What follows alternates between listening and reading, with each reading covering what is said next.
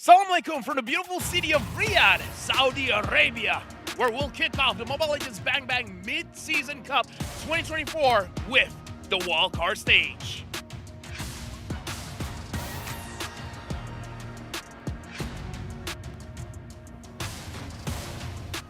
And hello everyone, welcome. My name is Good Boy LaFell, and I'm with Bad Boy Mergo, as you can tell from the hair. I don't know if my hair is considered bad boy. No, here, you just bad. I'm just bad. You just bad. Well, you just good then, bro. I'm good boy. Look at my hair. The hair is the crown for a dude. It is. It truly is the crown. And for you guys right now, we'll technically be able to crown the winners of Group A just today with 6 amazing best of ones. Yeah, honestly, this wildcard stage is going to be interesting. We got 2 groups where, again, we'll be showing you guys the format to really catch up, just in case if you guys have no idea what's going on for today, tomorrow, and the day after. Because after 3 days, we'll be looking at which team will actually be joining the top 16 teams in MSC. Well, you know what? Let's start with predictions here, LaFell, because we're going to be doing Group A, Oh, 6 simple, matches. simple, All right, simple. Group A, Group B is going to be Homeboys. Homeboys is not in Group A, bro. Homeboys is in Group B, I understand. But they're so good, they're going to Group A and then beat the rest. We've been passing for a long time now. I think you should know the pattern when we predict teams. You know, it usually doesn't go well. Oh. And you just kind of jinx Homeboys twice.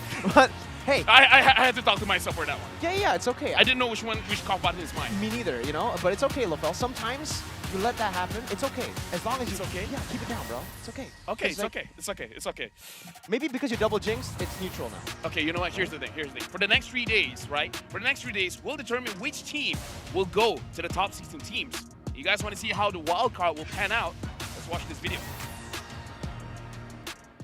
Welcome, Warriors, to the grandest stage of them all, the Esports World Cup in Riyadh. Here, legends are made and champions rise from the ashes of battle. Last year, we witnessed the meteoric rise of Fnatic Onyx from Indonesia as they claimed the MSC 2023 championship. Their impeccable strategy and relentless drive crowned them champions, but the story didn't end there. At the M5 Championship, Fnatic Onyx faced their toughest challenge yet, clashing with the mighty Falcons AP Bren from the Philippines. In an epic showdown, Falcons AP Bren emerged victorious with a nail-biting 4-3 victory, etching their name in history once again. Now, the question on everyone's mind, can Fnatic Onyx defend their MSC champion title? Or will the M5 champions, Falcons AP Bren, continue their reign of dominance? This year, the stakes are higher than ever as teams from around the world converge in Riyadh for a chance at glory. 3 weeks, 3 stages, 1 ultimate champion. Let's dive into the battlegrounds. First stage, the wildcard stage. 8 teams, 2 groups, 1 shot at glory. In this high-stakes round robin, every match is a best of 1, where victory and defeat hang by a thread. The top team from each group will face off in an epic best-of-5 decider match. The winner moves on, the loser goes home. Simple, brutal, legendary. Stage 2, the group stage. 16 teams, 4 groups, battle-hardened and ready for war. This is where champions are forged. Each team faces off in a series of 2 matches. It's a marathon, not a sprint, where every point counts. If a tie breaks out, a sudden death best of 1 will decide their fate. The top 2 teams of each group advance to the playoffs. Lastly, the knockout stage. 8 teams, single elimination, no second chances. The quarterfinals and semifinals are grueling best of 5 matches, testing every ounce of skill and strategy. And the grand finale, a legendary best of 7 showdown where only the strongest will claim the crown. As the dust settles and the final moments draw near, the stakes have never been higher. Teams from every corner of the globe will battle fiercely in Riyadh, each one driven by the dream of glory.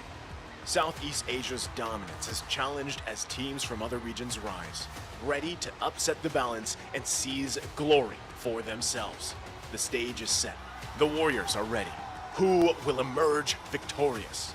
Welcome to the Mid-Season Cup 2024 of Esports World Cup in Riyadh, where legends are born and history is made.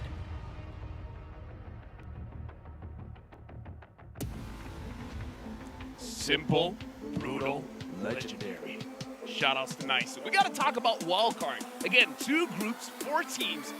Only one from Group A, one from Group B, and then afterwards they're going to be playing a best of 5, where again, only one team will make it through and join the MSC. That's the simple part, right? The format, very, very simple to keep up with. It's a round robin, straight into playoffs, and then we'll have the first team, or the only team, rather, that would qualify to the main stage. But, man, the brutal part comes into that best of 1. Technically, even the main stage format is brutal, LaFell. Yeah. It's going to be, in a knockout stage, a single elimination bracket. So here, best of 1. Later on, single elimination bracket. And even in the groups, we're going to see 2 teams get eliminated from each group. Dude, here's the thing, like, the mental of the team is going to get tested because For sure. I heard that KBG are not good with that. Like, the moment they lose, they start going on a downward spiral. I hope, and the one that is actually bringing them up is Tracy and Saksa. So we got to talk about Group A, Xeno Zenith, Keep Best Gaming, Entity 7, S2G Esports, and for Group B, it's going to be IHC Esports, Train to Kill, Homeboys, Group Force. Now let's ask a simple question. Which group is the tougher one, and why is it Group B? You know, I think the question, why is it Group B? It's one of the questions of all time here. One of the questions of all If time. you take a look at the group itself, IHC, Train to Kill, Homeboys, Brute Force, the 3 teams with IHC, Homeboys, and Brute Force, I would say they're the top 3 teams that a lot of people are coming in in their heads, you know, with their expectations. Train to Kill, though, a lot of people in the community as well have just been talking about how great they were at team fights, and especially considering now in the meta, it is favoring those team fighting teams, those damage output teams. TTK could be a solid dark horse, too. And now we got to talk about today's schedule. It's going to be starting with KBG going up against S2G. Afterwards, it's going to be Entity 7 going up against Zen, and S2G will be going up against Zen. But that's not all the matches that we have today. Those are only the first 3. Because afterwards, we will have 3 more matches. A total of 6 matches today, where we'll see everything from Group A. E7 going up against KBG, Zen going up against KBG, and then ending the day, it's going to be S2G going up against E7. And again, all these matches will be played with a best of 1. So it's going to be quite crazy. We're going to see the results of the group instantly on day number 1. And then later, day number 2, we'll get to see Group B unfold as well. And then the final day, it's done for the playoffs. Dude, with that kind of... I need energy. I need Rockstar, man. You know why? Yeah. Because you're a rock star. You're a rock star. Yeah, I need more energy. I need more energy. Chug, and man. I got that energy. We got to talk about the first team, right? Because I got to say, KBG, sweethearts. Because the last time I met them, it was during wildcard for the previous M series. And they say they apologized because they wanted to be in the top of groups. And they're actually apologizing like they couldn't reach their goal. And they're like, no, this time during the MSC wildcard, they'll bring it. But I gotta say, man, even Group A is gonna be tough for KBG. Yeah, for sure. I think it's going to be very, very tough for KBG. Group A, I think S2G and E7 are coming in as the tournament favorites, or as the Group A favorites. Meanwhile, we have Xeno Zenith, who improved their lineup as well, but I think we'll stick to KBG for a bit, because in their lineup, they have 2 players that played on the M5 wildcard, but everybody else, it's a bit different. Yeah, and now we gotta talk about Keep Best Gaming. We're coming in from China again. They have a lot, I don't know how to say it, but they have been traveling, they've been screaming outside of China, making sure that they have more experience going up against Southeast Asia teams. And we do have to see Keep Best Gaming. How have they developed after their own run in their own region? With improvements to the lineup, KBG, it almost looked like in the Chinese qualifiers that they might not even be able to make it to the playoff stage. Yeah. According to a lot of analysts there, you know, they were kind of shaky all the way from the start, but then with some solid reinforcements, especially Saksa joining them in the jungle, a team that actually was able to take that wildcard victory back in M5 for a different team. It was SMG back in the day. So he's going to bring that veterancy, that experience to KBG, and hopefully this time KBG can do it. I would say KBG have the right idea, because looking at how they draft, they're going to prioritize the goal later, and then after that, they're going to focus on how to strengthen their mid-trio, where we saw many different teams using the same formula, where making sure your mid-trio is as strong as possible so that you can contest for the turtles, and then ending up with a very good team fight. So we really have to see whether their strategy of strengthening the mid-trio is going to work out or not. Now we got to talk about S2G as well, where looking at the team, there's promise, right? But there's also, I would say, redemption for them because people are up and down on them based on their previous performances. So they got to perform in wildcard so that people are on their side again. I think for S2G, it's a bit harsh to say, but we're always going to have to, you know, refer to them as second place in their region. We're always going to have to try to compare where the difference them is to far Firefox, apart. and the difference is quite different, right? For Firefox, we have seen them be all-around solid from the early game to the late game. Before S2G, it's a bit different. They want to play towards the mid to late, especially to Sigibum. As long as Sigibum gets those, you know, hyper carry heroes, I think the best reference for me as an Indonesian will be Araki Hoshi. Yeah. They play pretty similarly to Araki Hoshi. They play with a 4-1 strategy where they have 4 members to protect that one member, and that member is Sigibum. So it's all about getting the hyper carry into the late stage. But honestly, in a best of 1, they might go and try to utilize that strategy, that one-dimensional strategy, to throw it over to the enemy team as a curveball. Because we have seen them go with assassins in the jungle as well. One thing we do got to say is that Lunar as well as Kazue, they've been to MSC before in Cambodia, where, again, not the best of runs with Firefly's impunity, but again, they had the experience. Perhaps it will help them out in this match going up against Keep Best Gaming, where I kind of feel like Keep Best Gaming, they have a lot to prove because they don't play the server that we're playing for quite a while, so they gotta adjust very, very fast. Yeah, especially now looking at the meta, right? It'll be definitely very, very interesting, especially with the new events. Yeah, honestly, looking at the new events, go to your game because the MSC event preview is already starting. Make sure you guys get as much coins as you can because I already got my Valentina skin, and Wait, I'm not kidding. Yeah, you can bro, get it just got out. No, just got released. Do you want to look at my phone? Do you want to look at my account? I got the Valentina skin. I believe you, but Okay. like, how many games did you play? Oh, and I just bought it. Oh. Well, you know, sometimes it do be like that. For everybody else, though, you guys can go and play, grind out that battle pass, and also the Battle Within, the Soul Vessel skin series cinematic trailer is out. You guys can go and check it out because, man, those skins look real, real good. Those effects, just clean. Yeah, and the reason why I got it early because there's a 20% discount. Only on the first draw? Okay, you know what? I'll show you my account because Okay. then it'll be easier to explain. But either ways, after this, one of the things that we do have to talk about is how the teams are going to differ in the way that they drop. Because before this, again, Keep Best Gaming, they like to pick out their gold laner early. In fact, looking back into the stats, that their gold laner as well as their mid has the least amount of hero pool. So they got to make sure that they got their heroes locked in first before it's taken away from the enemy. But here's the thing. The patch has changed. They have practiced with a lot in heroes. Maybe the priorities have shifted. That's the big problem here I see, right? A lot of gold laners have been prioritized, getting them hyper carries towards the end, especially for S2G, like we mentioned earlier. But, man, later on, I wonder how it's going to be. Yeah, again, so let's talk about the patch, Mirko, because I feel like for both of us, we have a rough, like, we agree that it's more on team fights now rather than playing the macro Lord Dance. It's like, not saying the Lord Dance is 100% dead, but it's definitely very, very risky where even if you get the Lord, you run the risk of being completely wiped out. But now we got to talk about the lineup coming in from Keep Best Gaming, CU, Saksa, LMU, Wah, as well as Tracy. All right, so it is CU and LMU, the two faces we are, we know based on the M5 wildcard, they were able to play there as well. But unfortunately, they weren't able to get a win in their first ever World Championship. And I think that's why the pressure now is a bit bigger. Expectations, there's going to be a lot more of that for KBG. First year for China, everybody's looking at them as a new region. They're like, all right, first year, they're not really going to be a threat. Most people counted them out instantly. And yeah, with their performances, that's what it looked like. But now, it's time for them to shine. Yeah, but again, the first match going up against SDG is going to be very difficult for them because they got to increase the tempo somehow. Either increase the tempo or slow it down. Because going up against S2G, where going up against Sigibum has the potential to carry the entire team. You got options. Either you want to shut him down early or shut down the mid-trio, but we got to introduce the team. It's Lunar, Kazue, Begin, Sigibum, as well as Karo.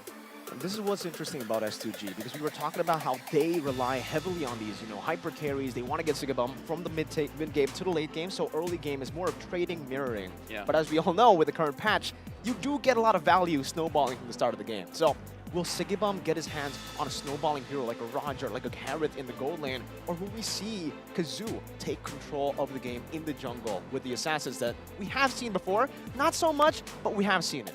Yeah, because again, Sky Piercer has been adjusted, but I personally believe that Sky Piercer is still a very strong item. The question is, do the teams want to put it on the gold laner or the jungler? Because again, if your jungler is a damage dealer, say a Link, say a Julian, say a Hayabusa, then might as well go for a Sky Piercer and just have your marksman to be the one handling the objectives. But if your marksman is going to be the one to carry the entire game, might as well get a tanky jungler. But we got to talk about a few things here. Zucian is a new hero, but will not be draftable in MSC 2024. So if you guys are wondering why neither teams are picking it up, it's not legal just yet. Sky Piercer as well.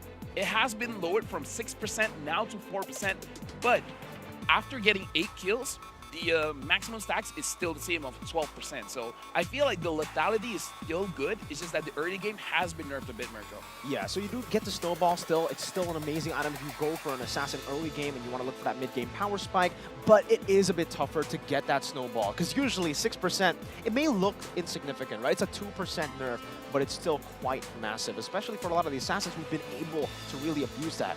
I call it the SPAs, the Sky Pierce abusers, bro. The spawns. Warcry is good as well. Oh, Warcry. unlike Temporal Rain. Okay, look, I feel like Temporal Rain has its place, but based on our experience, Warcry is amazing in the side lanes, like the gold lane, the EXP lane. It makes it so that you guys actually win the lane, and some heroes actually proc it very, very easily. By the way, you guys see on screen, Beacon of Spirits, Zucian is going to be available on the 20th of June. So make sure you guys grab it.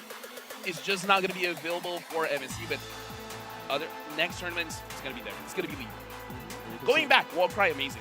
Yeah, Warcry is amazing. I think we've been able to see a lot of different heroes play utilizing the Warcry, right? Even in lane. If you're a lane bully, I think it actually helps. Roger Yuzong. I mean, even in the jungle, technically, for the Lings, you know, these assassins, maybe not the burst type of assassins, but heroes like the Ling definitely get a lot of value with it. As long as you want to go for the longer team fights, it's kind of like a mini in a different version from War Axe, you know? In case you guys don't know, Warcry, after getting 3 stacks for 6 seconds, your entire damage, everything else, is going to be enhanced by 8%. And when I mean everything, it's like Yuzong, the Shah residue, the one that you're pulling from the enemy, even that gets increased by 8%.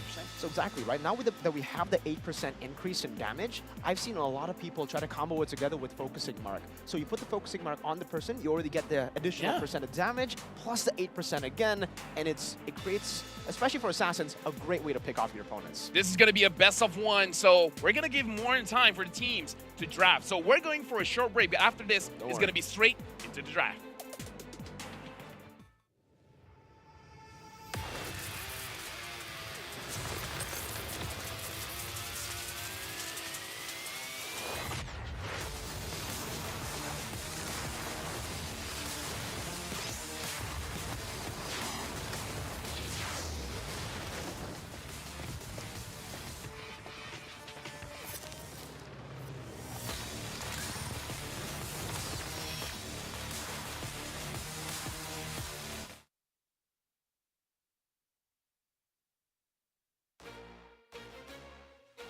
The drafting phase where KBG is going to be first pick, S2G will be second pick. Looks like KBG, very interesting here. They banned the chip, which is fine. We've seen that before, but they're banning out the Freya as well.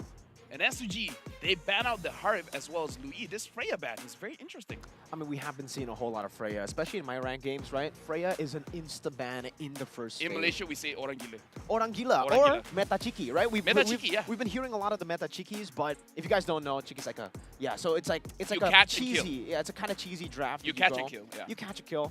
And for the Freya, it's really good in the gold lane now, especially with the changes in the items, the fact that you can go for different ways as well to play it with different emblem sets, but they will go for the Chimp and the Mathilda. I have a question though. Loyi, Chimp, we've been seeing kind of a decrease in popularity from these two heroes, especially the Loyi with the diversion nerf, but we're still seeing it here with the Roger still being the first pick prio. I think, by the way, whenever Roger's up for grabs, that is going to be first pick. I feel like Loyi is still respect because even though the diversion has been nerfed, but the fact that you have this surprise element where you can catch your opponents off guard and then you win a team fight. And as we talked about, team fights are crucial right now, right? So even though the difference is 1 minute, 1 minute, 1 minute, but it causes a lot of problems for the enemy where they just don't know where the engage is coming from. And now we got to go back into the draft where KBG picking up the Roger.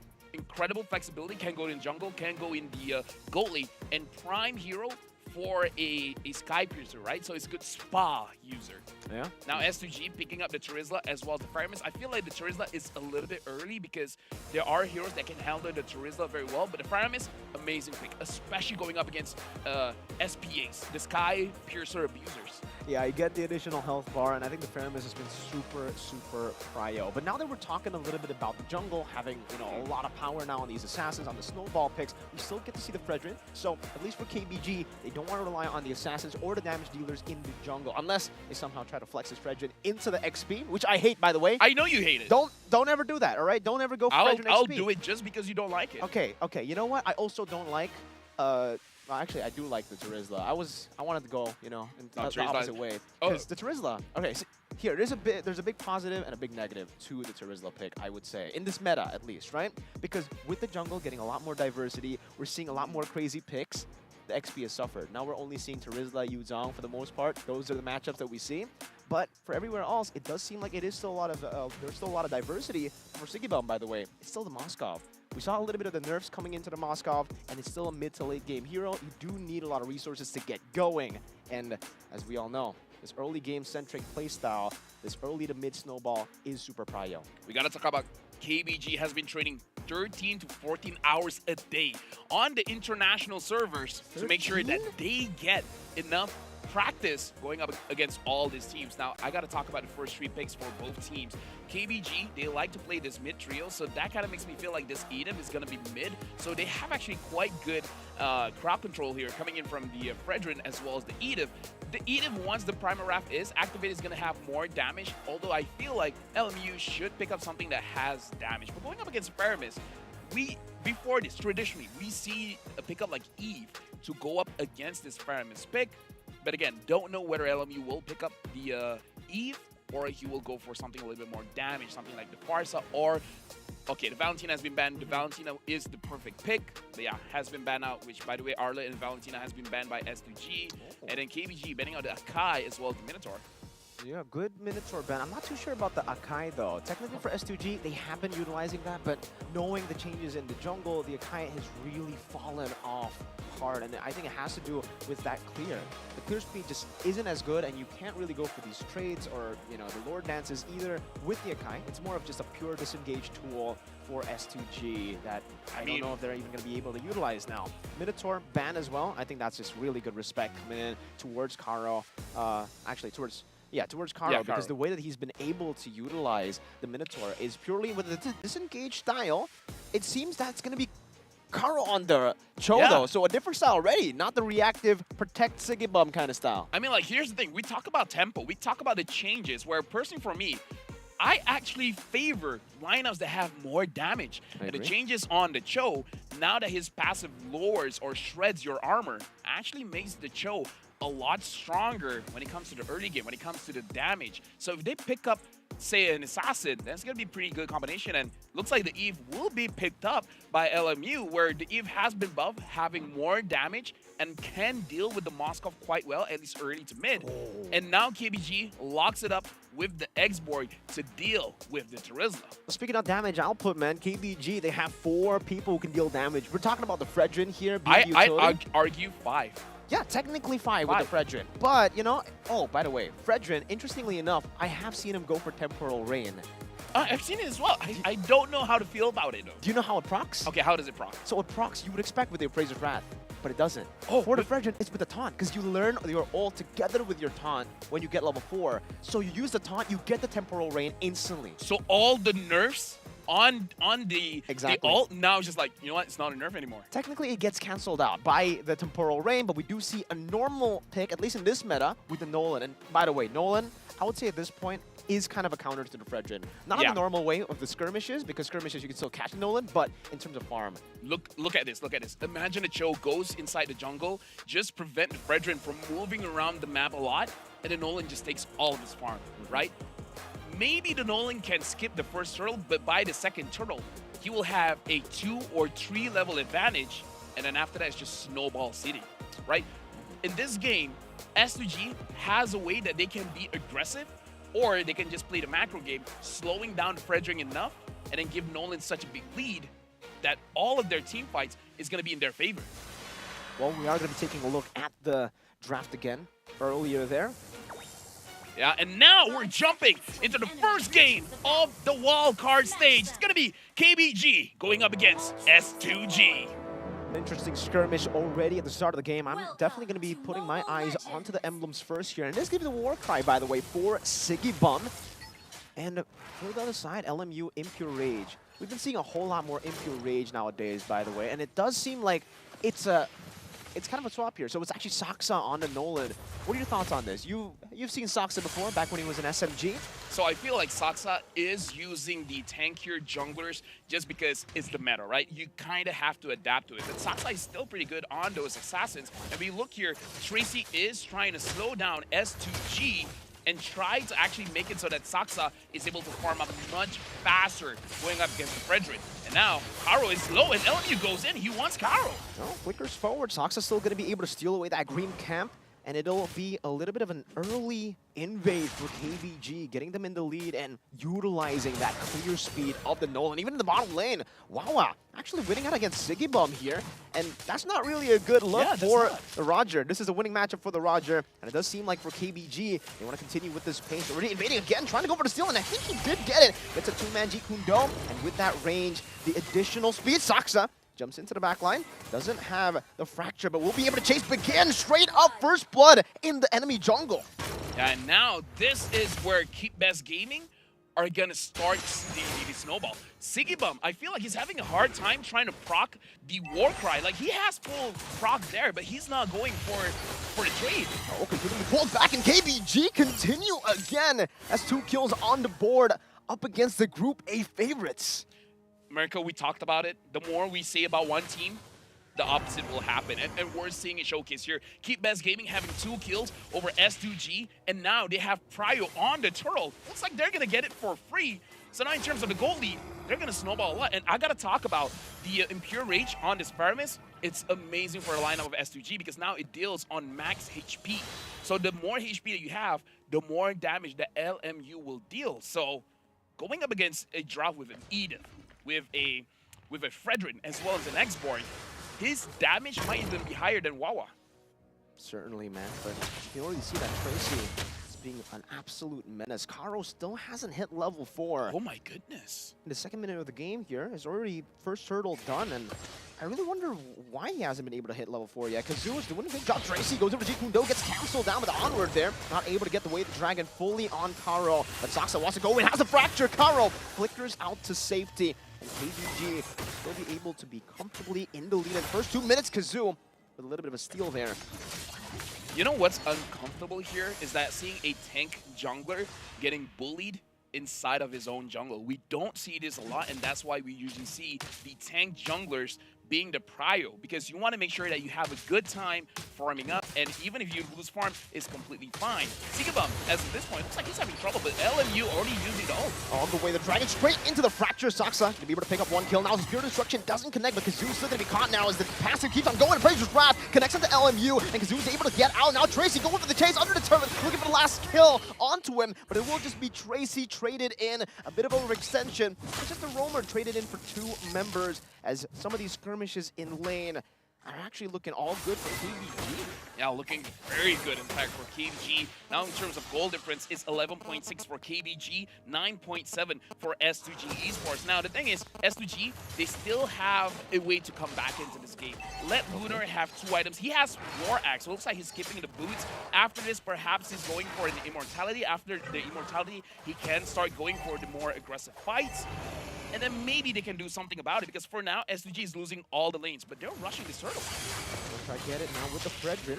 Traces goes to the Zukundo, gets out with the Shunfu as well. Now Karo has the primal wrap, but that's going to be penalty zone, locking him down with his way. The Dragon actually brings them back all the way to damage for destruction as well. And that's going to be the steal for Saksa. Begin getting knocked up, and now straight into the collapse of KBG. 7-1. That's a good Shadow Stampede to bring Kazoo out of the turret as KBG continue this straight into the mid lane, giving Wawa all of the hits as Tracy zones him in the back. I like the tempo that Keep Best Gaming is playing. They're picking on the pace, making sure that they're moving around the map very, very fast, and slowing down S2G at the same time. I gotta say, this strategy is working very well because of Tracy. The fact that Tracy slows down the mid-tree of S2G, giving so much space for Saksa as well as NMU to move around. Like, he might not be the overall MVP, but for setting all of this up, Tracy's the MVP, man. Sure, all the way from the start, setting up that steal on the green camp for Saksa, enabling him to be able to just farm and path up so well. He's 2 levels up on the Fredrin. Should just be down to 1 now as he picks up the green camp again. And Sigibum is really struggling to get that snowball. LMU now as well having the glowing wand, so the healing coming in from S2G is not really going to be there. Tracy at this point, he can go for the pickoffs because Saksa has a lot of damage and Saksa now has the Sky Piercer. So if we think that the early game is good, it's going to be much better. Thunder Strike, Sky Piercer, that's a lot of damage. It does seem like now the Purple Wolf is going to be invaded. Karo already down to a quarter of his HP. Wants to give it regen back to half. As KBG continue this, poking onto the purple buff, goes for the steal, but Kazoo will be able to time that red tree a bit better than Saksa to recover. But it's still a 5,000 gold lead almost for KBG as they continue to scale up. And that's what's scary here. The Moskov, he can get to that late point very, very soon. Here's the thing. I kind of feel like S2G, they need to move as a team very, very fast. If they can get a kill onto Saksa, Saksa is 5-0-2, so he has the shutdown goal. If you're able to shut down Saksa, your entire team, this goal difference of 5,000 can be lowered to 2,000, or, you know, worst case scenario, 3,000. And at that point, there's still a big fighting chance. So for this turtle, I feel like for S2G, instead of focusing on the turtle, try to get Saksa. If you get the shutdown goal, it's big. Keep S Gaming can get the turtle, doesn't matter. Kill Saksa. That's objective number 1. Okay, but in the bottom lane, we can definitely see already Wawa dealing a whole lot of damage for Aga Armor taken out, forcing the last Insanity before the team fight even starts. And Tracy finds a way to Dragon, brings Begin back to the team. See you doing a good job in zoning them. KBG, good destruction up top. It hits, and he goes for it. Now with the Spirit of Misery as well, forcing to purify out of Sigibum. Won't be able to go for the turret, and Wawa continues this chase. Has another Abyss Walker, but he decides not to overextend. A free turtle over to KBG, and Kazoo is going to be able to secure that now. Saksa puts on some damage. Karo as well in the mid lane, forced back, and that's going to be a free tier 1 to KBG. This is not good because S2G, the way that they draft, they have the X4 to go up against the Terizla. They got the Roger first pick. 100% they wanted to win the lanes. The fact that they did not win the lanes is very tough. Buff given. Begin still able to steal it away, but look at the damage just from the Ghost versus Lapel. Oh, Karo. Earth Shatter now gets knocked up. No. Oh, even Kazoo gets cancelled. Dash away from that onward, or rather from that Zukundo with the onward. And LMU continues this with the Stampede. That glowing wand, man. Let's talk a little bit about that, right? The new changes to the glowing wand, you kind of have that NOD effect as well. Now you got the life bane, so that the healing, the sustain coming in from S2G is going to get cut in half. The shields is going to get cut in half. And you still have the glowing wand passive where you're burning your opponents for their current HP. So even you're trying to recall, it's going to be very, very difficult. And now looking at the items here, 3 items for Saksa, a lot of on-hit damage. And looking at the Moskov, he's just a few hundred gold away from the Demon Hunter Sword. And now he's completed his Demon Hunter Sword. So in terms of power spike, yikes. Keep Best Gaming has hit it. So now they can do whatever they want because they are at an end game point. Okay, Tracy walks up again and trying to zone them away. Lunar's doing a lot of damage. By the way, Wawa, the fact that he hasn't hit the DHS before, and it kind of looked like he did already. Oh, yeah. Dealing so much damage. Lunar is so far behind the XP lane. Down, onward. Oh, no, not able to connect there. Not even able to go for the Earth Shadow. Gets pinned down to the wall by the Spear of Misery, and LMU just bursts him down with a Ghost Burster. Say goodbye to the Faraga armor. 2 Spear Destruction. I don't think he wants to take it, though. Just wants to go for the turret in the bottom lane. That's another tier 2 with Karo dead right as the Lord is going to spawn in the game. You know what's the difference maker here for Wawa? Is that he has the Inspire, man. Usually in tournament play, we see the Flickers, we see the Purifies. So Wawa understands that he has to go big or he's going to go home. So he goes for the Inspire. And I feel like the Inspire is the reason why he's been winning the lane. And in the team fights, even without the Demon Hunter sword, you see a lot of damage. And he's very generous at proccing the Inspire whenever a fight looks like it's going to break out. He will use it just to zone people away. I think now, for Sigiboom, the fact that, you know, he's down, he only has a Wind Talker and a Sky Piercer. Not even the Endless Battle just yet. Meanwhile, the scaling hero, Wawa, on that Moskov. Hold up, LMU walks up the Stampede. Tracy's doing a good job. He's getting out of these taunts, Earthshatter DCC with the Shun Fu. And you know, we've had a talk off stream, about how good the Cho is. Yeah. As XP or as damage dealer, but now as a roamer, it seems, is it Prio, Lapel? I feel like it's only Prio because Cho is one of those heroes you can't make a mistake on. So if you're really, like, if you have 300 games on a Cho, yeah, Prio, definitely. Okay, so these turrets, that splash gonna be they're gonna be able to get rid of it before the Lord even spawns in, by the way, or actually charges in. So KBG have a very, very good road. Wawa able to go for the Spear of Misery onto Sigiboom, forcing him back once again. They're gonna go for the siege now. That's gonna be a good Earth Shatter and an armor combo. LMU forcing pop into Netherrealm, but look at the base turret, taking very low in the back. Oh, it's a fracture for Saksa as the penalty zone knocks them down. A Spear of Destruction now pinning them down into the wall, but it's gonna be a good taunt there, and it will take Wawa down. Kazoo, that damage just chunking him down, but he's still able to survive. One tier 1 up top, taken down. They're gonna go for mid lane as well, but now Sigiboom wants to go for chase, has the Lycan Pounds, gets kicked back by Tracy. An amazing disengage as they pick a base turret off. Lord blasting Salmon into 1v3 with the Farago armor. Tracy's still able to Jikundo out of it. That additional range. Dude, the extra 20% range, it helped out a lot. Tracy was able to survive with the Jikundo, and I gotta say for Keep Best Gaming, good news, bad news. Bad news, yes, Wawa got taken down. The good news is that he did not have any kills. So even though he was taken down, he didn't transfer any shutdown gold. So now we see the goal difference. There is not much goal difference that S2G was able to get back, because now it's still around 8,000, 9,000 gold lead for Keep Best Gaming. So it's still them controlling the entire map. So if Wawa had 3 kills, perhaps they would have swung for S2G. But the fact that he had 0 kills, not much has changed. Interesting. Trying to walk up here, Kazoo doing a good job of slamming them and holding them off, but it's 10-3, a 9,000 gold lead in the first 11 minutes of the game as they just play it so disciplinedly at this point. They're just freezing up the waves. Looking at the items, Saksa is already full build. He even has a rose gold meter to make sure that he doesn't make a mistake. Perhaps he's going to sell it off for an immortality in case things go wrong. Looking at the items for Roger, he has 3 items as well. He has the Sky Piercer. The only thing is that he does not have any stacks, and this is where we see the Sky Piercer's nerf actually being a big factor. From 6% now to 4% is going to be more difficult for S2G to drop down Keep Best Gaming for the lethality to proc. So yeah, Sigiboom with 0 kills is going to be rough. And they can't even walk up, not here. KBG pick up a free Enhanced Lord in the 12th minute of the game. 0 turtles, 0 lords, 0 turrets, no objectives whatsoever for S2G. Let me just say, Mirko, your vlog asking every single caster what their opinion is, it's gonna do well. I feel like it's gonna do well. It's gonna be very, it's gonna be very commentated. I think so, you know, like, especially now considering Sigiboom in the 12th minute has finally gone the Malefic Roar.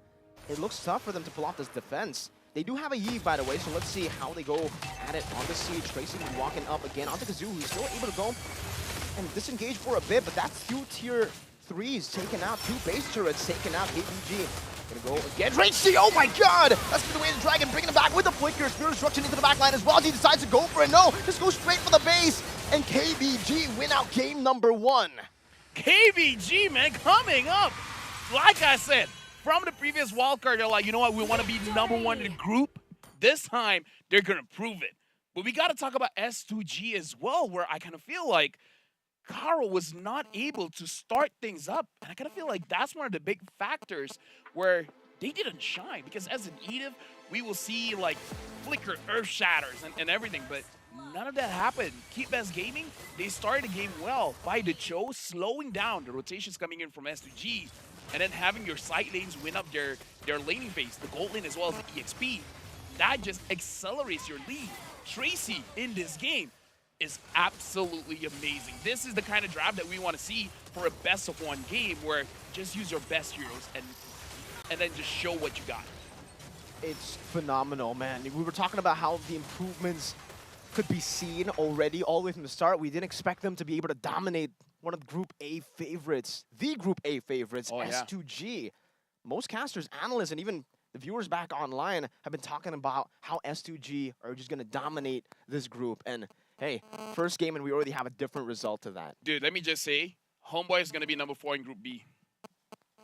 Yeah, you better change those predictions now, man, because whatever we say to be number 1, it just seems like there's a bit of caster curse going on. Not even just the Mir curse and the LaFell curse. I already told you. Like, if only this was already doing live, you guys, I so want to prove them what we've been talking about behind the scenes. We've been hyping up the teams. Don't worry. I mean, it'll be uploaded really, really soon, right? But with that game, LaFell, what can we take in for S2G and for KBG? Expect the unexpected. Expect the unexpected. Expect the unexpected. Got us a nice Trex. Did you expect that? Somehow I kind of did. You know what? But the viewers didn't, right? You guys did it. Because I'm already ready to expect the unexpected. They, only now they get the chance I was ready to see KBG won, and they did. Now they're my boys. That's a bit of a switch up, ladies and gentlemen. And he did not say that beforehand. I said that 100%. But it did feel There like is no proof that I did not say that. There will be proof, just not right now. You guys can't find it right now, but don't worry. Later on, you'll be able to find it. Anyways, LaFell, S2G, KBG. It also feels like KBG were playing in S2G's way that we were talking about, right? They want to go for a hyper carry hero that scales off in the mid to late for Sigiboom. But it turns out it wasn't him. It was Wawa, actually, who did that exactly. And who was able to snowball on the late game pick. So that mid to late game pick with the Moskov being nerfed, it didn't even feel like the Moskov was nerfed. It looked like he was buffed. Here's the thing. The Nolan last pick, though. The Nolan last pick. That Nolan last pick, though. Like, I feel like after the Nolan pick, they were like, great. Fantastic. We got to deal with the Joe and the Nolan. The double carry setup. And honestly, the Faramis counts as a carry as well in this game especially. With the Impure Rage, it doesn't... The more HP you have, well, boo-hoo for you, more damage. The Ghost Bursters with the Glowing Wand as well, the effects just stacking up over that DOT while you burst out. And the fact that for S2G, they kept on clumping up. We were talking about how S2G want to clump up, want to protect that one member, Sigiboom usually in these skirmishes, but against the Faramis, we were talking about how the Yve even could be a good pick to counter the Faramis. It looked like the Faramis was a counter to the Yve, how they were playing it. You know what, we got to talk about the upcoming match as well. It's going to be E7 going up against Zen, where I'm going to do both teams a favor. All right. Not going to say who's going to win. Are you going to do the same? I'm going to do the same. You know, after game number 1, I think everybody... Before this, I would say E7. Before this. Before this. I would say E7.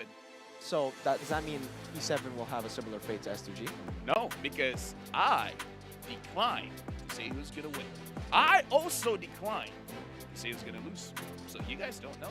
Expect the unexpected. Shout out to Nice. Shout out to Nisu and Trex. They were talking about that, and we were able to get that exactly in just game number 1. Dude, that was... Dude, our, scale of power. Dude, you know what? Of strength. Power skills doesn't mean anything. Right now on your screen, you're looking at Entity 7, where, again, we're jumping instantly to the next best of 1. Entity 7 going up against Zen. This is going to be, again, brutal, simple. Brutal and legendary. What we have... Best of 1s going straight. The teams got to be fast on their feet, man.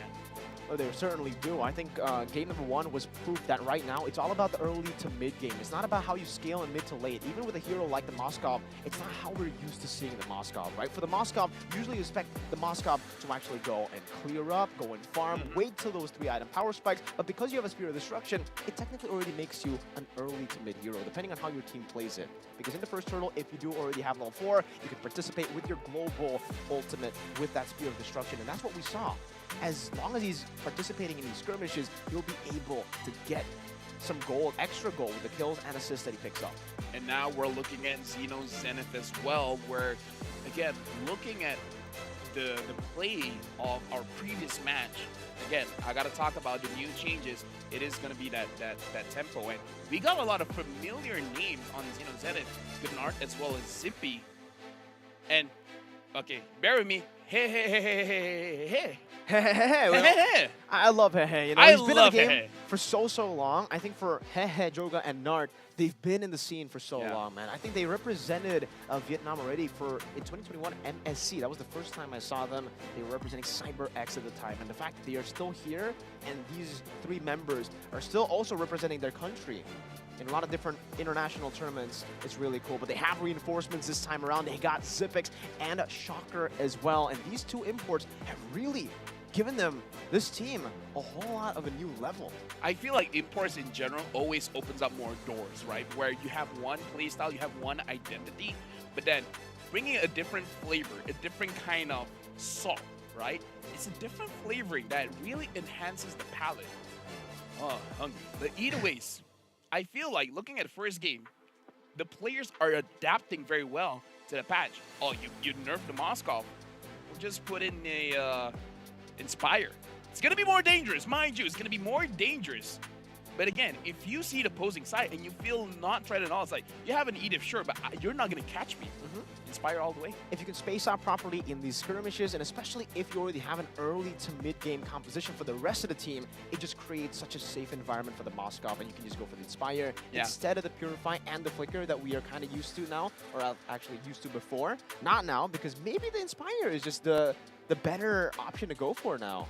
You want to hear an interesting fact? Sure. Okay, let's go for this. Looks like Shaka is the leader and Big Bro, even though he's the shortest in the team. He's also the motivator of the team. He's the one that tells the team, like, let's go! I actually met him at the hotel, Oh, right? you So did? yeah, for Shocker and Zipex. I met them, and yeah, they're really cool. For Shocker, it definitely seems like him and Zipex, they get that synergy going, man. And if they both get that synergy, both get that snowball as well from the start, it'll be very, very scary for Entity 7. Because even based on the track record for Entity 7, that's what they've been able to play for. The early to mid, going for these team fights, forcing these skirmishes out of their teams. But this time, they want to do it. Let's talk about Entity 7. We've got Marquejo, Hide on Bush, Chan, Fury, as well as Erwin, where, fun fact for Erwin, back then he had to beg permission from parents to travel to tournaments. But now, his parents acknowledge his passion. Look at the hard work that Erwin had to do as the roamer of the team for the parents to be like, you know what? Chase after your dreams. Chase your passion. Yeah, I think I remember, you know, for Erwin especially, the fact that he was able to perform at such a high level. I think it was M4, you know, back then.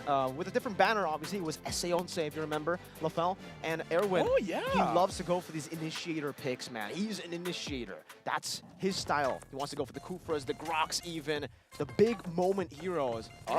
Here's the got thing. a lot of those heroes, I yeah. heard that he can use the Arlet very well as well. So the Arlet, like, again, we are more towards more damage. So if he brings that up, it's going to be pretty insane. But now we got to talk about Xeno Zenith.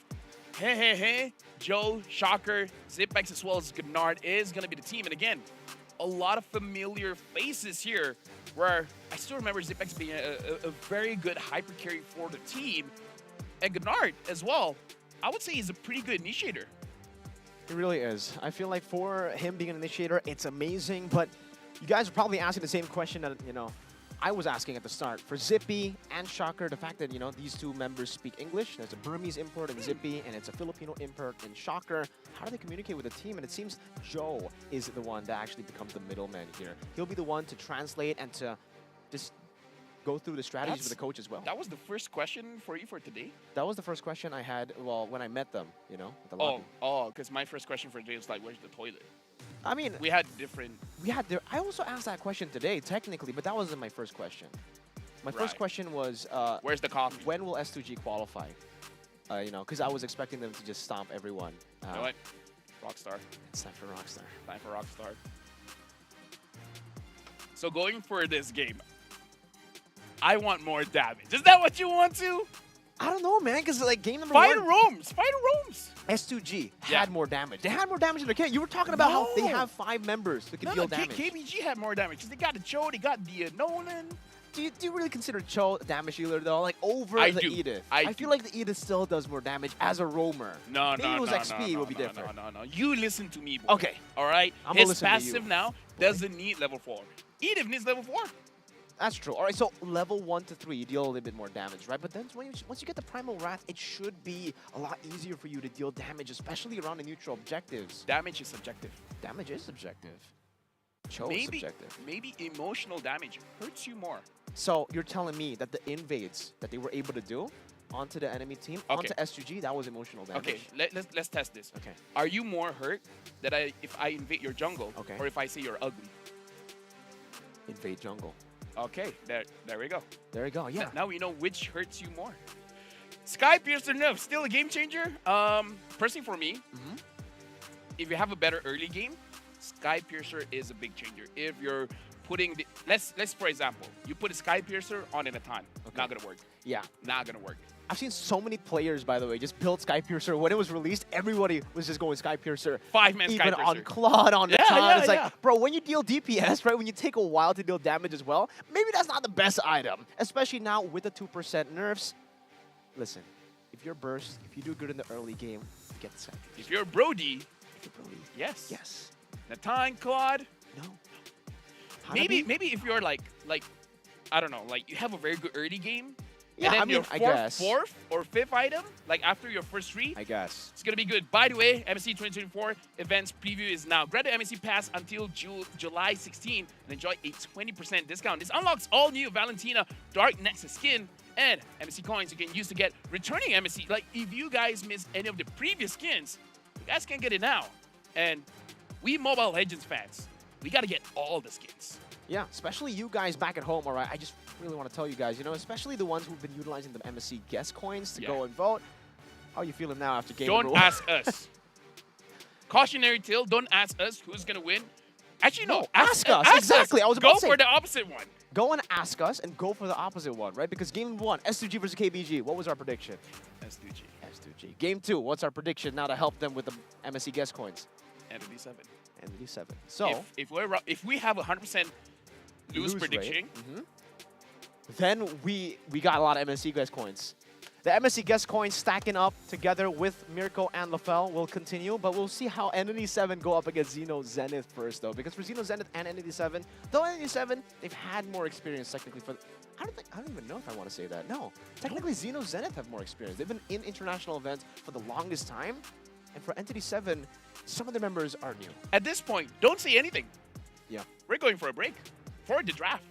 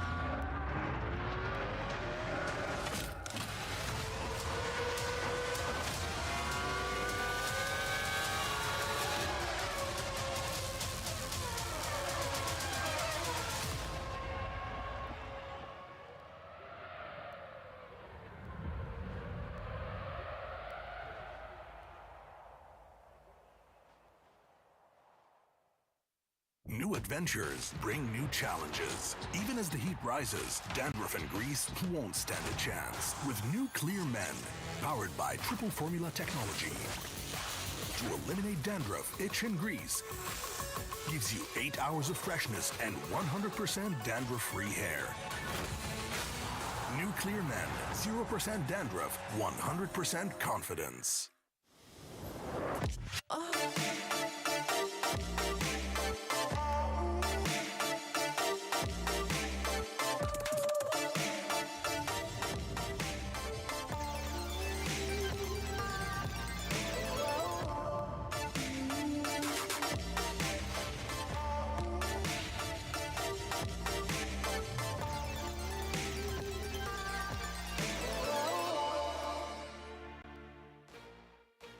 And we're back. And again, it's going to be the draft between E7 going up against Zen, where, again, quick reminder, this is going to be a best of ones. They gotta give their best draft and their very best gameplay. You guys can see on screen now.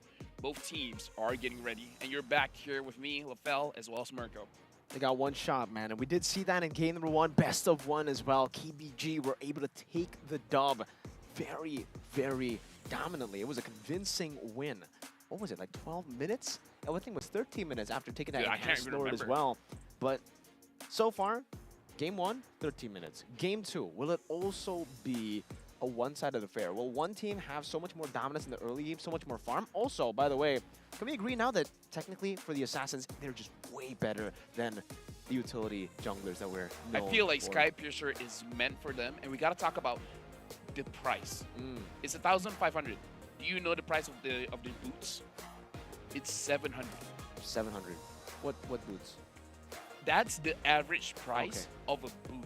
Like it depends. Yeah, it Warrior depends. boots is I believe like 720, and then the tough boots like 740 or something like that. But It's 700-ish, yeah. average is 700. Okay. You could actually buy 2 boots, or you could just buy straight up Skypiercer. It gives you adaptive damage and it gives you movement speed. So I feel like just to make it optimum, build the Skypiercer first item, have a very aggressive roamer that can set things up, give the kills over to your jungler, and then you can snowball. So to answer your question, we're going to see a quick game if an assassin is involved. If both are using utility junglers, then I feel like it's going to be a bit of a longer game, at most like 70 minutes. Okay, so at least here, when we take a look at Xeno Zenith, they are a team that actually are known to play it a little bit fast. But it's a bit different, though. When we're talking about how fast Xeno Zenith play, it's been fast, but through the gold lane, through the mid lane, rather than the jungle. Got it. I'm really wondering now if they still want to go for those assassin junglers, or do they stick with the plan that made them qualify to the wild card? Do they go for the utility junglers and bank on maybe a Harith or Roger? It didn't work too well in game number 1 for Siggy Boom, but that Roger also wasn't bullying the Moscow. Exactly. So I feel like if they get the Roger, play around the Roger, because the Roger is still a very strong threat. Even though it has been nerfed in terms of the damage to between his human form as well as his Lycan form, it has been nerfed. But again, if you get the Roger, play around your gold lane. Or they could just switch things up. Like, again, they had like a few weeks to practice. Maybe they just realized that if they want to go aggressive, maybe not a Roger, maybe something like a Brody, right? Maybe someone with a little bit more burst damage, so that the jungler just set things up, and then it'll be all good. Because I feel like we personally have not seen the full potential of every single draft for now. Like, I still remember Benny QD showed up on his Beatrix. Dude, it's amazing. Benny QD on that Beatrix, Skypiercer as well? No. No Skypiercer. Skypiercer, yes, but 4th item. So Fourth BOD item. first, Malefic Roar, Hunstrike. So it's all about understanding the situation, right? Yeah. If you get that snowball going from the start, even on heroes like the Beatrix, you want to go for the Skypiercer, but a bit late. Not the first item, unless technically you want to try to risk it all the way from the start, get that snowball. If you have a great matchup, maybe you could do that. But I agree, even for the Brody, you know, right as the Skypiercer dropped, I instantly went into the Brody. I played the Brody, spammed it, and it was great. But in pro play, the fact is, I think the big problem for a lot of these pro players and why they're not going for the Beatrix as much, the Brody as well, is because at this point in the gold lane, you want to go for marksmen who can actually flex their battle spells. If you're forced onto one, like the Beatrix Brody on just Flicker, it's kind of hard to go for that lane because there's going to be a lot of ganks into that lane. Yeah, so I really feel like you should pre-plan your draft to know what kind of gold laner that you're going to pick up, and then you decide your jungler. For example, we had a rule. It's not a clear rule, but basically it's like, if you're going to play a Claude, don't pick up the Assassin jungler. Like, for example, you don't pick a Ling and a Claude at the same time. Yeah. Because the Ling needs farm, the Claude needs farm. Is going to be very confusing for your roamer as well as your mid laner to figure out, do we funnel the jungler or we funnel the gold laner, right? So you usually be like, okay, one scaling jungler, one marksman that can save himself, right? But technically, that's what we saw for KBG. They went for the Moskov, needs farm, needs resources, Nolan as well. So I think it also really depends on how you want to go. I personally say Nolan doesn't need a farm. Nolan doesn't need farm? He doesn't. Just want to go for skirmishes? No, I feel like what Nolan has to do is to out-farm you. Meaning, like, he goes for the farm, but not, like, hyper-farming, you know? Not in the lane, just in the jungle. He just needs level 6 when you're level 4. That's Nolan's win condition.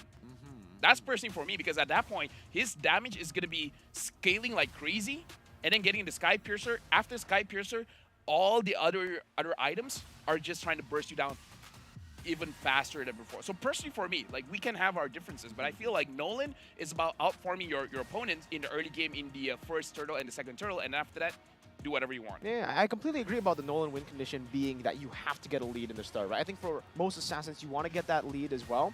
But honestly, it feels like in that game, especially in the early phase, you know, the Nolan, I agree. He goes for the invade rather than going for his own farm a lot of times, and he's able to get the space because of that roamer. So you have to go for a weak side in the gold lane a bit more. But sometimes, right, especially in the early game, you want to get, not the Claude, I think, you know, because the Moskov, he can get gold in different ways. We also mentioned that with the Spear of Destruction, not just purely on farm, you can go and participate in the team fights. So the Claude, the Natan, those hyper carries that are relatively more, you know, stationed in that one lane, yeah, it does feel like it's a bit tough. It's a good weak side still. Definitely. You can still do damage, and if you do get to the late game, maybe you can be the secondary carry. But it's all about the trio mid, I feel now, yeah? Yeah, I feel like the roamer as well, because here's the thing. Wishing Lantern is a good item going up against tank junglers, but I haven't seen a lot of pro teams using the Wishing Lantern. Like, we hear from players saying, oh, it's a good item.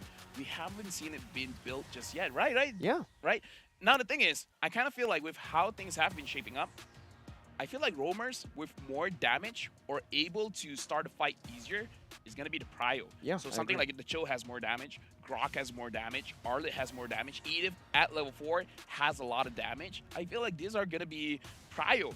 If you're good on picks like, say, a Kufra, where you can set things up, then perhaps that could be prio as well. Yeah, I think it definitely favors the proactive roamers over the reactive roamers. Like, even the Minotaurs now, you can still make it work, don't get me wrong, but it's just a bit harder to make work. It's almost like they have to start first and then you do the second. Exactly, especially because usually when we see the Minotaurs, all this, you know, for the reactive roamers, they're really good because you're already on the neutral objective. You want to play with the Lord Dance and you want to force them to jump into you. Not the Lord Dance, it's a bit harder to do.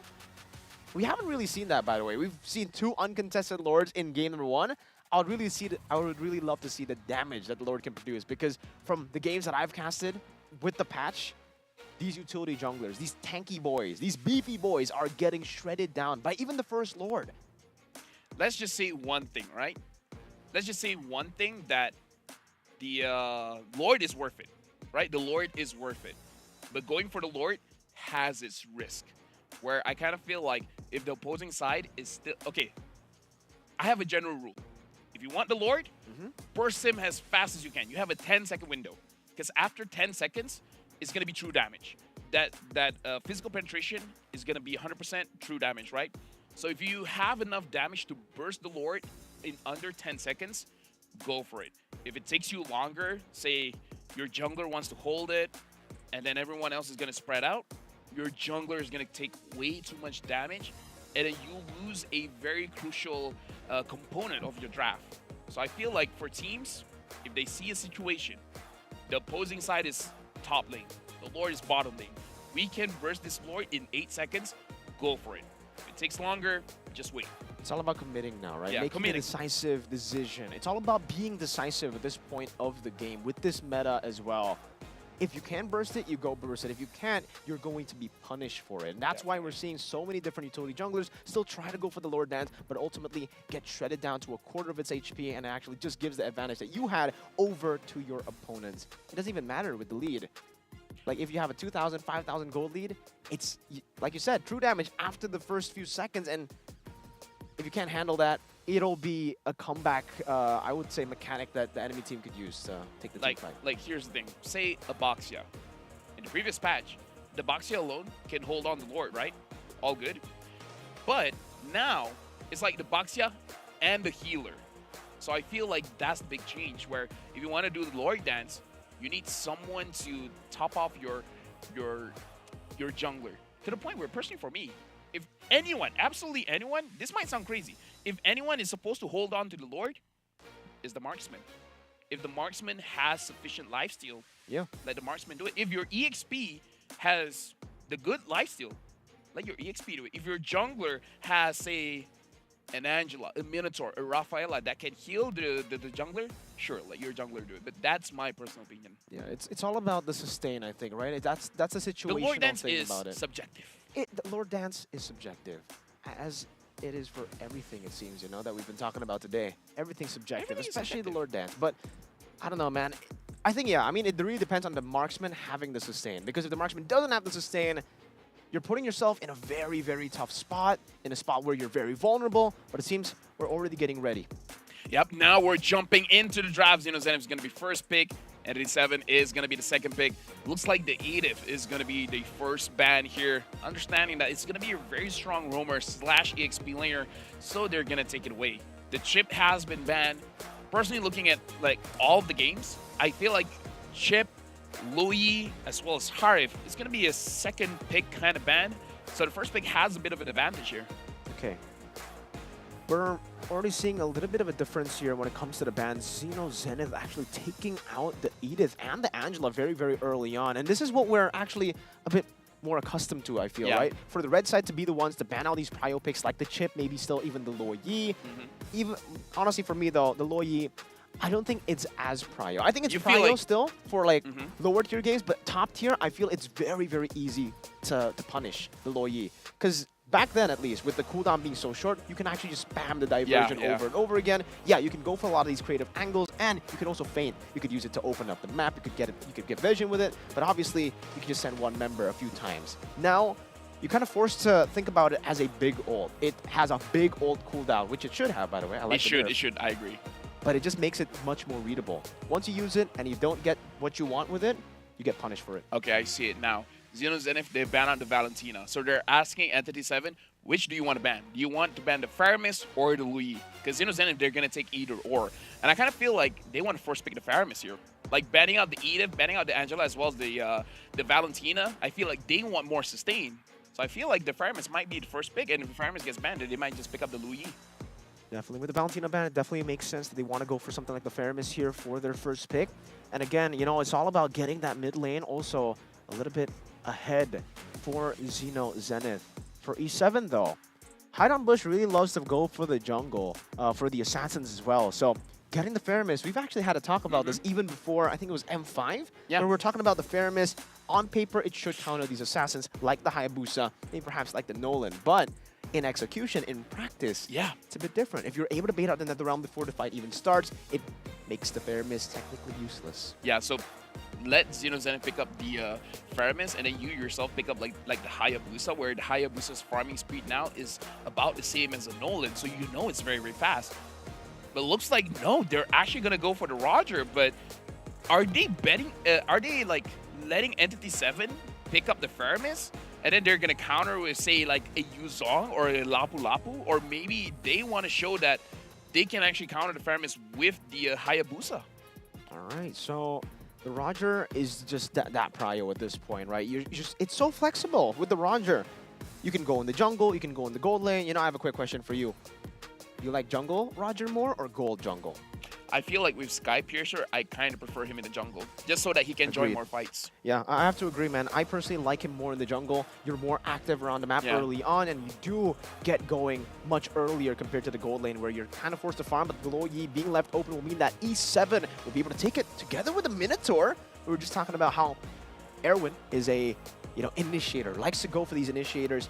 Technically, with the Luo Yi, does that make him an initiator with the flanks? If he does get a creative angle, he could be an initiator with this Minotaur. Honestly, with these first two pickups here, it identifies to me that they want to go for a tankier jungler, perhaps something like a Baxia. Because, again, with a healer, you can actually do the Lord Dance. Again, it's not as good as previous patches, but it's definitely doable. And Zenith, they pick up the Ling as well as the Terizla. Without the Angela, this Ling is going to be a little bit riskier. But again, still going to be pretty good. But looks like NT7, they're going to lock down the Moscow. So we will be seeing a Roger against Moscow again. Another Roger versus Moskov in lane. Theoretically, it should be a win for the Roger, man. Early game, especially considering, you know, early on we did see the Warcry. All right, another question, Lafel. Do you like the Warcry on gold lane Roger, on jungle Roger, or both? I feel like both, because I feel like Roger has a lot of ways to actually stack up the War Axe, because even with basic attacks, he can trigger the War Axe, and then afterwards change into the Wolf form, having extra 8% more damage, and then you just do a big burst just that way. Okay, it's going to be the Tigreal ban here coming in from E7, respecting Xeno Zenith and how they can actually lock some of these members down. So far with the Terizla, together with the Ling and the Roger, it's all about trying to dive, force them into the skirmish, and pin them down in the skirmish for the Assassin to deal damage, for that Roger to deal damage, and already you need to get rid of the Masha. When you have a Roger, Masha is automatically one of the biggest threats to you, because unlike, you know, usual marksman, you can't go for the Wind of Nature. Well, you can, but, you know, the duration isn't as long, and you do get punished a lot easier by the Masha. So I think that's a very, very good ban coming out. Good Grok ban as well here. Yeah. Together with the Tigs, we're talking about those picks. After I saw the Grok ban, I'm like, you know what? That's a very good ban, because having that pickup with the Ling, with the Roger, he can influence so much of the game, so that's a very good ban. The Barat's ban as well. Looks like Xeno Zenith, they're thinking this is going to be a tankier jungler. The Fredrin is still up. The Boxia is still up. If they do want to go for an assassin, I guess it's fine. But what is it going to be if it's an assassin? Hayabusa? Hayabusa. All right, the Hayabusa. Because Hayabusa with Sky Piercer, say he has a 3-kill advantage, even the Terizla is going to feel a lot of pain. Yeah, and like we were talking about off stream as well, now that the Hayabusa has gotten a few of those changes, you can now use the Shadow Kill on neutral objectives. Oh, yeah. You're untargetable, but you can still retry.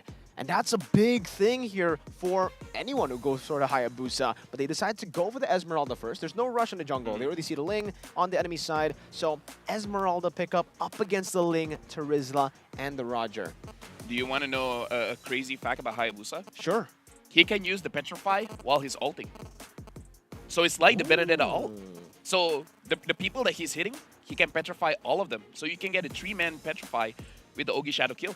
That's an interesting fact, right? You know, crazy fun facts with Lafel and Mirko. Crazy fun facts for you guys, ladies and gentlemen, back at home. Maybe you might want to go to play, you know, some of these heroes like the Hayabusa in the gold lane, because back in the day, it was actually playing in the gold lane. Chiku is a pioneer. He was just too early for his time. It was too early. It was too early. He just had to wait for those changes on the Shadow Kill, and maybe now he would have made it to MSC, right? But okay, let's go back to the Ruby pick and the Vixana. Xeno Zenith with the Ruby and the Vixana pick. Now, I think it's all about overloading E7 with CC. Again, this is the same strategy. A lot of damage, a lot of CC to lock them down and pin them down for the Ling and the Roger to execute. My only fear is that this Esmeralda could be a potential problem for Xeno Zenith. I'm just worried that the damage coming in from them is... Because even though Esmeralda has been nerfed, it's like a has been nerfed. It's a proactive nerf, because with the Thunderbelt changes, with the new Clock of Destiny, the Esmeralda actually pops off, and now the Dire off. So again, we're looking at lineups where both teams, they're just asking the question, who has more damage?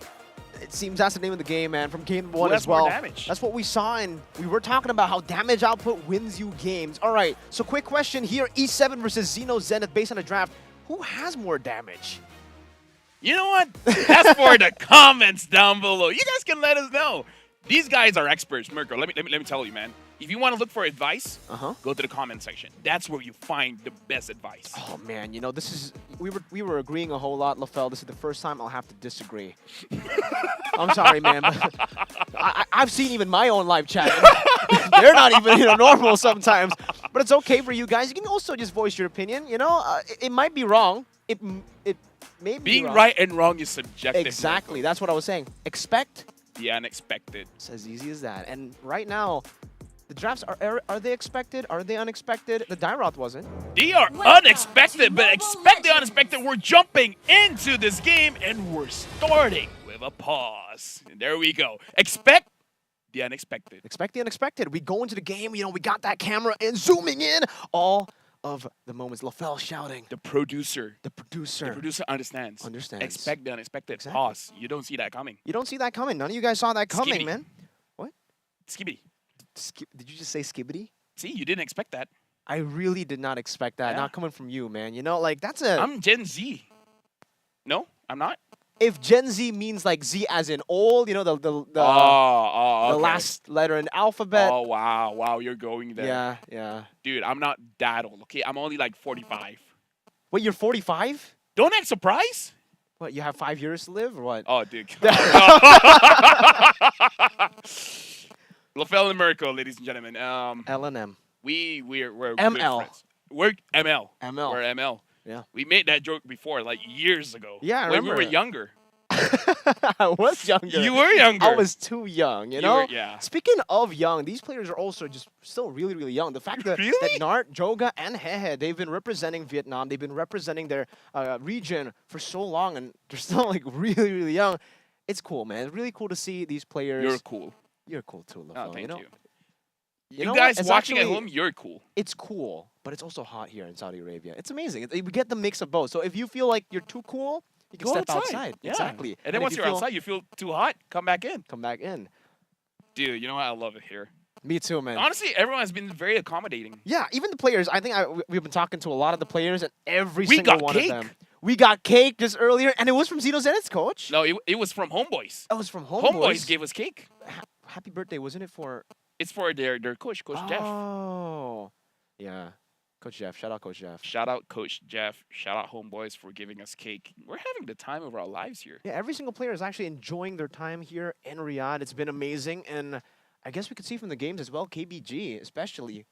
It doesn't seem like they've been enjoying a lot of the food. I haven't seen them not because it's not good. Yeah, it's but because good. they've been practicing 13 to 14 hours, and we definitely got to see that, bro. Like, what the Dude. different level entirely that Hard they were. work pays off. Not always. Dude, don't be like that. I mean, You like, gotta be a motivator. You gotta be a positive person. all right. Okay. Hard work is relative. It's subjective, LaFell. That's true. yeah. That's true. I've seen people working for 10 hours and they get nothing done. That's what I expected from the 13 hours of KBG. I'm not gonna lie. Dude. Like when that popped up, I was like, oh man, they're up against S2G, but maybe I helped them in a way. No, you did not. I counted No, them you off. did not. No. No, we can't take credit for this. No, we No. legit can't. I want to. Believe me, I want You to. did. You were like, oh yeah, KBG. I've always been supporting No, them. listen you know? to what I've been saying. All right. I know we want to, but Okay. you can't. So now the we is not usable. Only I. Only you. Only I. Not you, me. Sometimes it's great to have 2 L's in your name, you know, because 2 L's make a W. Oh, yeah. Yeah. I have two And L's an in my M name. can also make a W, you know, if you just Yeah, flip just turn it around. around. Yeah, turn it around. Oh, that's why. Anything can be a W. Not anything. An O can be a W if you're creative. If you say you can't, then you're not creative. Shots fired. I'm trying to figure out how creative I can be to turn an O to a W. Easy, man. Just grab some scissors and some paper and some string, but more importantly, a pen. So you just grab the paper and then just write a W, and then that's it. That's, yeah. I don't know how that changes the O to a W, just with the pen. Just tell people it's an O, and then when they say that's not an O, and then you're like, it's subjective. That's perfect right there. The alphabet is subjective. The world can be whatever LaFell thinks. The world can be your oyster, but if you're allergic to seafood, it can be your popcorn. Expect the unexpected. Look, guys, okay, listen. getting overwhelmed by the when unexpected we're having right a now. pause, the conversation goes a lot of different directions. Yeah, it's okay? an English podcast at this point, right? With the pause, we're just podcast. waiting for the game. But I think we can go back to the Entity 7 and, you know, Yeah, we can Zeno talk about Zenit draft. topics. When it comes to the draft and also when it comes to their play style here, I'm really interested to see how, well, it does seem like we're actually going to have to, like, We remake? might have to redraft here, but either ways, here's the thing. I got a question for you because even I'm not sure, right? For Ling, is it a good first item for a Sky Piercer, right? Think about it because the Ling kind of needs the Berserker Fury. If you want, you can go for. I've seen some people go for the Endless Battle first, which I kind of feel like may not be optimal. I've seen people go Haas Claws first, even. Yeah, Haasclaw for it, which I kind of don't feel. I feel like Yeah. you just need more damage. Just build Berserker Fury, so it becomes the question, I agree with that. right? Sky Piercer or Berserker Fury or even Houseclaw as the first item for a Ling? I feel like that's a big question that I feel like asking different Ling players, they'll give you different answers. Yeah, definitely, right? Because if you ask Annabelle, he even goes for a different one. If you ask Kyrie too, because Kyrie wants to... I've seen it first item Immortality on the Ling. I feel like it's incorrect. Yeah, I think it is incorrect, At right? that Like, point, I don't think it's objective. maybe it is subjective. Maybe he thinks the Ling is an export. Like you said, the world can be whatever you want it to be. It could be an oyster, popcorn, whatever you said earlier. The Ling can spit out fire. Okay, that's... If you make your own game, if you're a developer, you make your own game, yes, maybe you can make the Ling spit fire, but not in our... Unless they get a skin, which makes the Ling spit out blades fire. are on fire. Oh, that's cool. The blades are on fire. Yeah, at this point, right? There's a lot of different items, that you can go for first, the template First for item, the yeah. Ling. But I think I can agree with you where I personally go for the Berserker's Fury and then maybe the Sky Piercer there. So you already have a little bit of damage, a little bit of crit as well in your itemization. But I've seen most Lings, I think this is something that most Lings can agree with as well, is the fact that they don't go for boots first item. They actually go just for the boots to get the retreat. Yeah. And then they go for their full build, or maybe just 3 items or 2 items first before they complete the boots. Yeah, because Ling doesn't walk. He flies. Unless Jumps. he jumps unless you don't get your purple buff. Then, even then, you can with the changes to the energy. No, you don't. You don't You're have not as bad as you were before. to. You just have to be patient. You just have to be patient. Just sit on the wall. Think about everything that life has ever done to you, and then, like how a Ling should be, move forward. You just move forward. Don't think about the past. Just keep moving. Just keep strutting. Just keep jumping. And speaking of jumping, we can see the phone of the players. They're starting to redraft. So it's either The Esmeralda pick. no, it's either the hero picks or like emblems. Like they want to set something right. different. But either ways, we want to make sure that the players have the best experience because again, it's a best of one. One mistake is fatal. So if everyone's good, then we're jumping into the game. All of our marshals are going to make sure that the players are having a good time. Again, we just don't know. It's going to be exactly the same draft, or we'll be seeing some changes here. Absolutely. And for you guys, just like LaFell said, you guys have to be patient, just like a Ling without a purple buff. Be And a Fanny. patient. And a Fanny. Fanny. A Fanny, a Ling, most of the assassins, without the purple buff. Just be patient, wait for the time, because obviously we want to give these players all the time in the world to troubleshoot their problems. And, fair play is our #1 priority here. So we're going to give them the time to do so with the pause and with the changes here. But it does seem like, at least I feel the drafts will be still the same. I think it might be an emblem issue because I'm not a big fan of the Esmeralda pick, though, I'll be honest with you. I feel like it takes a while. Okay, here's It the takes thing. a while, and you don't technically counter anyone. Usually we see an Angela Mathilda maybe, or Harith Angela, and you pick the Esmeralda because you get a lot of value. No, you know the crazy thing? To be fair, this is the previous patch, not the current one. I tried Esmeralda going up against Harith, did not have a good time. Like, no matter what, the Harith will out-damage me. So it makes to the point where I tried defense build going up against Harith, I do not win. I try a full damage build going up against the Harith, I do not win. Maybe the Harith I went up against is an insane Harith where no matter what I do, I'll just lose. But who knows? Because I'm not the best Esmeralda player. I can admit to that. I'm a roamer. I'm not an EXP laner. Yeah, I don't think that was a skill issue. I think for the most part, that's been the case. Even in Indonesia, MPLID, I think Ultra Ego tried to go for the Esmeralda to beat the Harith in lane. Obviously, this was before the whole I feel Esmeralda laning change. is fine, but team fights, yeah, it's a big difference. Yeah, but that's why we've been seeing Esmeralda, I think, pop up more in the jungle in some regions. And in the jungle, you do get level 4 really, really quick. Your farm is actually deceivingly very fast. So you expect Esmeralda to not clear as fast. I've seen the Esmeralda actually clear even faster than Nolan sometimes. Oh, wow. I Now think that's a big deal. Yeah, exactly. That's a big deal. And once you get that level 4, you go into these lanes, you get that snowball. And especially for the Esmeralda, it's kind of weird where in the early game, you're really, really strong. But you fall off in the mid game, and then you pick yourself back up in the late game. That's It's true. one of those heroes where usually we see a snowball, and it's early, mid, late, all the way. Or mid to late, depending on, your power spikes. But Esmeralda, she has a bit of that dip. Because that dip comes in usually with the anti-regen items. And that's why now I really don't like the Esmeralda because it's so easy for you to go for that anti-regen item. The glowing wand for most mages now is a prio item. You usually True. get that first. If you don't go for that, maybe you can go for a defensive one like with blood wings. Blood But wings, yeah. the fact that you can get that so early, it already helps your team, to deal with the Esmeralda. And now we're jumping straight into the second game of the day. It's going to be E7 going up against Zen. Where again, this is going to be a best of one. We'll see which team is going to win it out. And we're going for another pause. Expect the unexpected. Expect the unexpected. You guys thought it's just one pause? Nah, fam. Nah. Expect the unexpected. Welcome. Is this welcome to the English podcast again? Welcome to ML podcast. Welcome to the ML podcast. Yeah, for both Mobile Legends and Miracle LaFell. And now we're going to talk about Thunderbelt, where in theory is good. Stacking up your defense and then increasing your damage. That's the same thing, bro. Like, we were talking about the SPA, the Sky Piercer abusers. We saw so many of that at the start of the game. I saw so many Thunderbelt abusers as well. And at some point, it's like, bro, it doesn't work on every tank hero. No, okay, here's the thing. I feel like on certain EXPs, it could do well. Like, say, Esmeralda, you can basically attack a lot going up against anyone. But the question is, do you actually scale up enough? Because we see contents where the stack is like 9999, and it's like, of course it's gonna look good, but that's against a bot.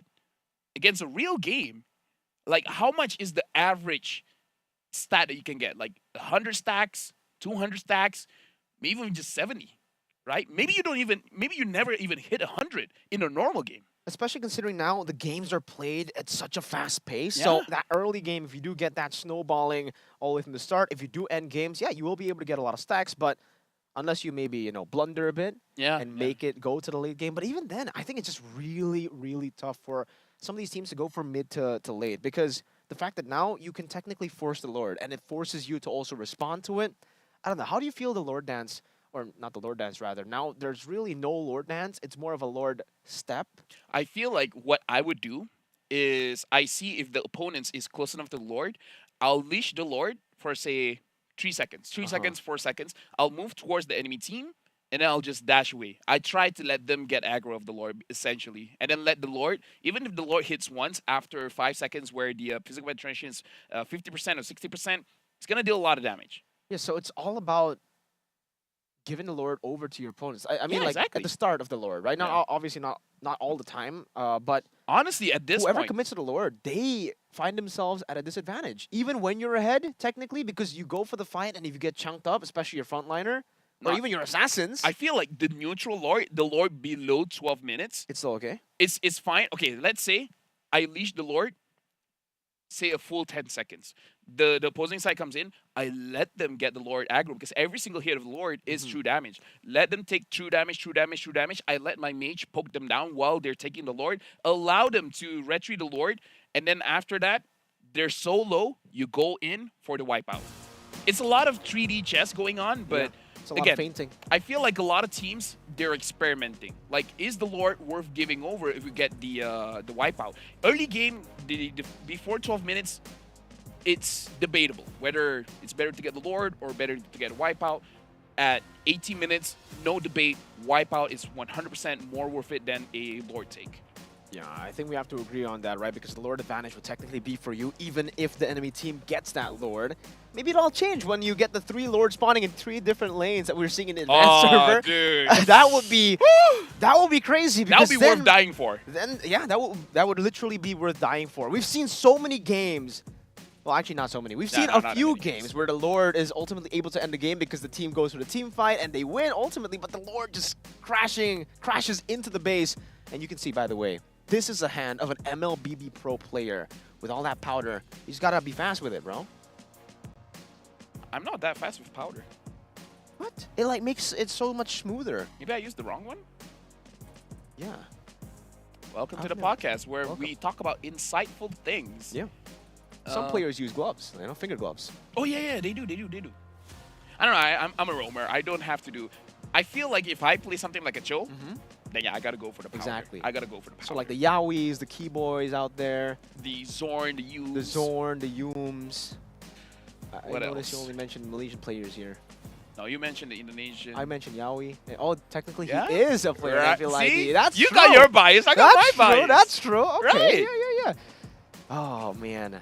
All right. So nowadays, every player is an Indonesian player.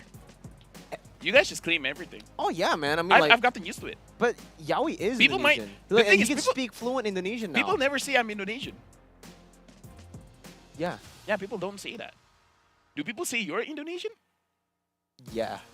People do say that. Yeah, because I come from Indonesia, right? So. I think Are that- you sure though? Coming from Indonesia is subjective. I get that. Yeah. You got to check your papers. All my papers it says I'm Indonesian. Oh, your papers say you're Yeah, yeah. Indonesian? I'm Then not maybe you are. Then assuming. maybe you are. Maybe I am Indonesian, right? I mean, we're figuring out so many things during the pause, right? We're figuring out the problems. We're figuring out where we're coming from. You know what? Here's the thing. Let me say one thing, Mirko. If I ever had to go through a long pause, I'm happy that I got through it with you. Say, man, it would be really tough, you know, if we were just talking about like theories all the time, and we're like, Yeah, oh yeah, well, this item. But I mean, like, we've spoken enough of the items, right?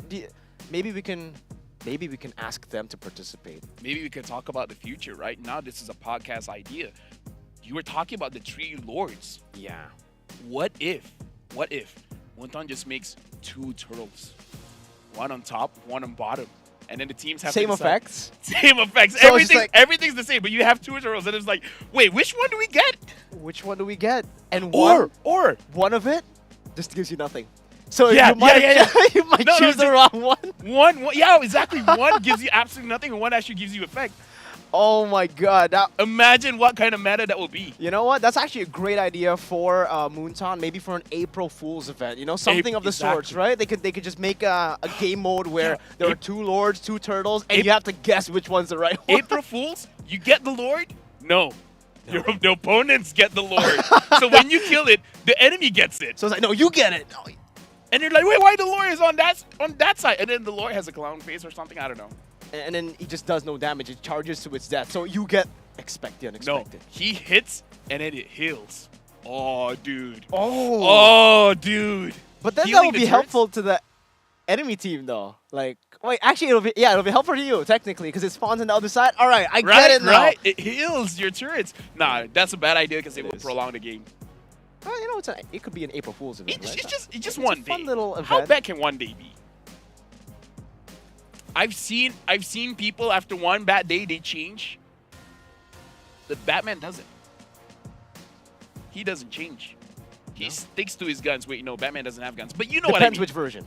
Oh yeah, depends which version. Uh-huh. The dad version, he has it. Yeah, Mr. Thomas. Mr. Thomas Wayne. Mr. Thomas Wayne. All right, let's get back into the game now because it seems like more of the players, they've at least gotten back into the draft. I'm very, very sorry, ladies and gentlemen, to everybody watching. Please be patient. Just like a Ling, Fanny, all the assassins without purple buff, be patient because Be like a Natan. good things come to those who wait. That's what I Waiting. always tell my assassin jungler when he doesn't get purple buff, but he just tilts and surrenders. And that's why I don't play with him anymore. Shoutouts to Farhan. Nah, No, I'm joking. I still play with him. You know, Farhan's great. Yeah, I just tell him to go gold. I go jungle. You know. so he doesn't talk. He's nice to his parents, probably. Yeah. Wait, how do you know? Do you know the guy? Of course, it's Farhan, man. I mean, to be fair, Who right? doesn't know Farhan? I can't throw him under the bus. I can't just say no, he doesn't. I don't know. So I just gotta agree with whatever you say. All the compliments here. Let's just compliment everyone. Yeah, let's You have guys are great. Rockstar. Everybody watching at home, you guys are amazing. Thank you so much for being patient with us. We are still trying to troubleshoot the problem now for this game to start again. But yes, we are trying our best to start the match. You guys are amazing, by the way. And I saw the players' phones. They're going for a redraft again. But again, it's completely fine. It's the best of 1. What do you expect? If this is a best of 3, maybe they're like, it's fine. Let's just go with it. Oh, looking at the draft, it's the same. It's the same. Okay, so I believe it Even might the be order an is the same. emblem issue then, yeah? Yeah. So Maybe this- they wanted the Warcry, but it became Temporal Rain. Oh, that would really be bad, man. Like if I go for Warcry and I get Temporal Rain, is it just am I a Temporal Rain hater, bro? I'm You a are. TRH. I'm a Temporal Rain hater. I feel like we Maybe on the just Angela, haven't. We just like- haven't figured. Don't think about the Angela. Think about, let's say Hanzo? a Cho. A Cho. He Jeet Kundo's in, Then you get Shunpo's, kicks, and then he gets out, or he gets in. Yeah, but it's still really good if you go concussive, right? You get so much value out of the concussive. You get that wave clear, and I think Yeah. that's, by the way, why the Cho is so meta, right? Right now. At least, well, when it comes to the damage, the range that you get with the Jeet Kune Do, and also the kick, that's still the same, it's really good. But the fact that you have so much prio in your mid lane, it's kind of like the same thing with Grok. Why Grok and Cho, they do so well is because you get mid prio almost instantly. Right as you get to lane, you clear it out, and then you get so many ways to actually enter the enemy jungle. I feel like it's just because there's so many good options now. I would argue Impure Rage is quite premium. And we're jumping into the game. Oh? Match 2 between Entity 7 and Zenith. It's confirmed, I think. It's confirmed! There you go, ladies and gentlemen. We're into match number 2 in the Land of Dawn. Okay, hide on bush. So it seems, all right, yeah, everything's the same. No changes whatsoever. It's Marquinhos on the Esmeralda, but it's a quantum charge. Everyone goes into the front, can doing some damage now with the dispersion and the rotation, forcing Shocker to flicker out to safety. An early win for Entity 7. That's a very big early win. Now all they need is for a hide on bush to gank absolutely anyone, even get a kill onto Gennard. It's going to be huge. I feel like legit, with the start that they have winning the mid lane, hide on bush just needs 1 kill, and it will turn things around for them to put more pressure onto Zenith. Joe also here just walking up, and maybe this is why they picked up the Esmeralda, to get a little bit more prio in lane, but he is going to have to sacrifice that lane because it seems for he has frozen that lane. Here's the thing, even as an analyst, I am unsure about the real power spike of an Esmeralda. Like you just said, that early is strong, mid dips a bit, the late is strong. XP is weird as well. Yeah, XP in general is weird. Like I feel like with the new items, I don't know. Perhaps things have changed. If things are the same, then okay, fine, sure. The early he should be winning. But again, look at this. Marquinhos is losing against Hehe, but again, legit in side lanes, losing is subjective. Like, just not dying could be a big win. And it does seem like, you know, at least for us, ladies and gentlemen, you have to understand that in the best of 1 round robin where they only meet once, 1 loss could be really bad for you, because then you'll technically be forced to wait for the results, because even if you win all your other games, you have to wait for a possible 3-way tie, 2-1, 2-1, 2-1. But it already seems that in the bottom lane, Shocker unable to get level 4. Chan will be, though. Yeah, hide on bush is straight on a turtle. Penalty zone, locking hide on bush down. Wants to go for the red tree, but it's a bit too early. Nart is the one who picks it up now, and that's going to be hide on bush taken down. Marquinhos trying to look for the trade with the falling star moon. That's going to be Joe with the Tempest Blaze onto the back line. Chen able to flicker out of the lockup, but now the Eternal Guard catches him, and it's going to be Marquinhos gets taken very, very low, but is still able to walk away. Gets that Purify out. I would say, which I feel like you will agree, that's a big mistake coming in from hide on bush. He used his retribution way too early, and Gennard was able to take it. So Zenith getting the turtle and a kill. Yeah, Fury a bit too early with that Purify as well. It seems for Entity 7, that's been the pattern. Hide on bush with an early retry. That was an early Purify from Fury. And it might be the jitters playing on stage, LaFell. This seemed like for Entity 7, aside from Erwin and Chan, I think Erwin and Chan have been great in the early game as well, pushing the tempo. We gotta look at the replay here. Hide on bush, use the retribution early, and the fact that the revenge strike coming in from Hehehe was able to hit him made it so that he cannot deal enough damage. Now I'm looking at Joe. He had maximum stacks on the war cry. It looks like it still wasn't enough. No, diversion up top. They spot Joe. They go straight onto him, and they burst him down before he can even go for the Tempest of Blades. Nart and Zippy safe up top. Okay, so now I'm really looking at a team. The kill is insane. 1-to-1, hide on bush, gets off Shocker. Oh, Miss Strike goes through it, even the Flicker Shocker. Flickers just doesn't go for the different angle. He walks straight into it, or blinks straight into it rather than the purple buff. This Ling might have to be a very patient Ling in the second minute of the game. Hide on bush already on it. Now Nart able to get Dime Offenders. That's going to be the Luminous Fury knocking him up as well. Retribution battle is going to be Joel. Completely decimated. The HP very, very low, but he's still able to get the purple buff. Like compounds by Zippy as Hehe rotates as well. Doesn't have the flicker. Goes for the penalty zone. Onto the Natalia. I'm guessing Hehe will be taken down. A bit of overextension from him. So we saw Entity 7 starting the game with a mistake. They quickly woke up after that and started to play a bit macroly, but in a way that you really enforce your own mechanics. Using the diversion onto the top lane, getting the kill onto the jungler, onto Joe, and after that starts snowballing everywhere. It's like Gennard finds Erwin as well as Marquinhos. So far, they're feeling fine. Joe is trying to find for an opportunity to go for the turtle. This time, hide on bush. He needs to make the call. If he's not confident with his retribution, might as well go for a fight. and Bush will be starting off with that turtle. This is turtle number 2 of the game, the 4th minute. Still has retribution. Hehe will be able to take the aggro away from him. Both teams are setting up for it. Marquinhos Bush will reveal himself. Goes on to Joe. Takes a bit of damage. Nart walking up. Unoffended. Not be able to connect right now. The Eternal Guard will be able to actually lock him down. Nart very low. Joe goes in. Retro battle. And it's going to be Joe. Steals it with a 10 of the Blaze now. Looking for the assassination of some of these members. But they are beefy boys. And it looks like for the Roger Zippy with pinned down into the wall. Goes for the Lycan Pounce out. Chasing down. But Chan in the back line was able to find 3. Looking for that Maniac on the Zippy. The dispersion and the rotation. He needs to land a Zippy. Gets out with the Lycan form. Gets brought back though. Very low again. Is giving the chase down. Zippy still able to escape with just 1 HP. And Entity 7, they turn the tide of the game. Dude, Chan is nothing short of amazing with the Lu Yi, having almost 100% kill participation, 8 kills in total. Chan is able to participate in 7 of them. Oh! Good, I'm offended, getting him out of the diversion, but no follow-up, no pure damage here. Only just the Curse Blast and a Terrify. And for Xeno, Zenith, they'll have to make the game or force it to be a bit slower. Lycan Pounds over to the gold buff, and he will be able to claim that gold crab. I saw the first the item on Hide on Bush, and it looks like he's going for a tankier Dire here, where his first item is the Blade Armor. So he's really thinking that he has enough damage from the hit of a Dire, so he's going for full defense to make sure that he doesn't go down to Zippy, he doesn't go down to Joe, even able to survive the damage from Hehehe. And now we're going to look at the replay here, where we got to figure out how did Joe manage to go in. It looks like he was able to just instantly burst it down. It looks like using the retribution at the same time, Zippy was so low, and we know that Chan wants to go for that Maniac. But again, Chan, I feel like, is in danger at this point because he has 4 kills. So the moment he gets taken down, and I feel like Joe will go after Chan, that is going to be a big swing in terms of gold. Okay, 3-man diversion at the bottom lane again as Gibby Hehe gets targeted down with the Abyssum Strike 2.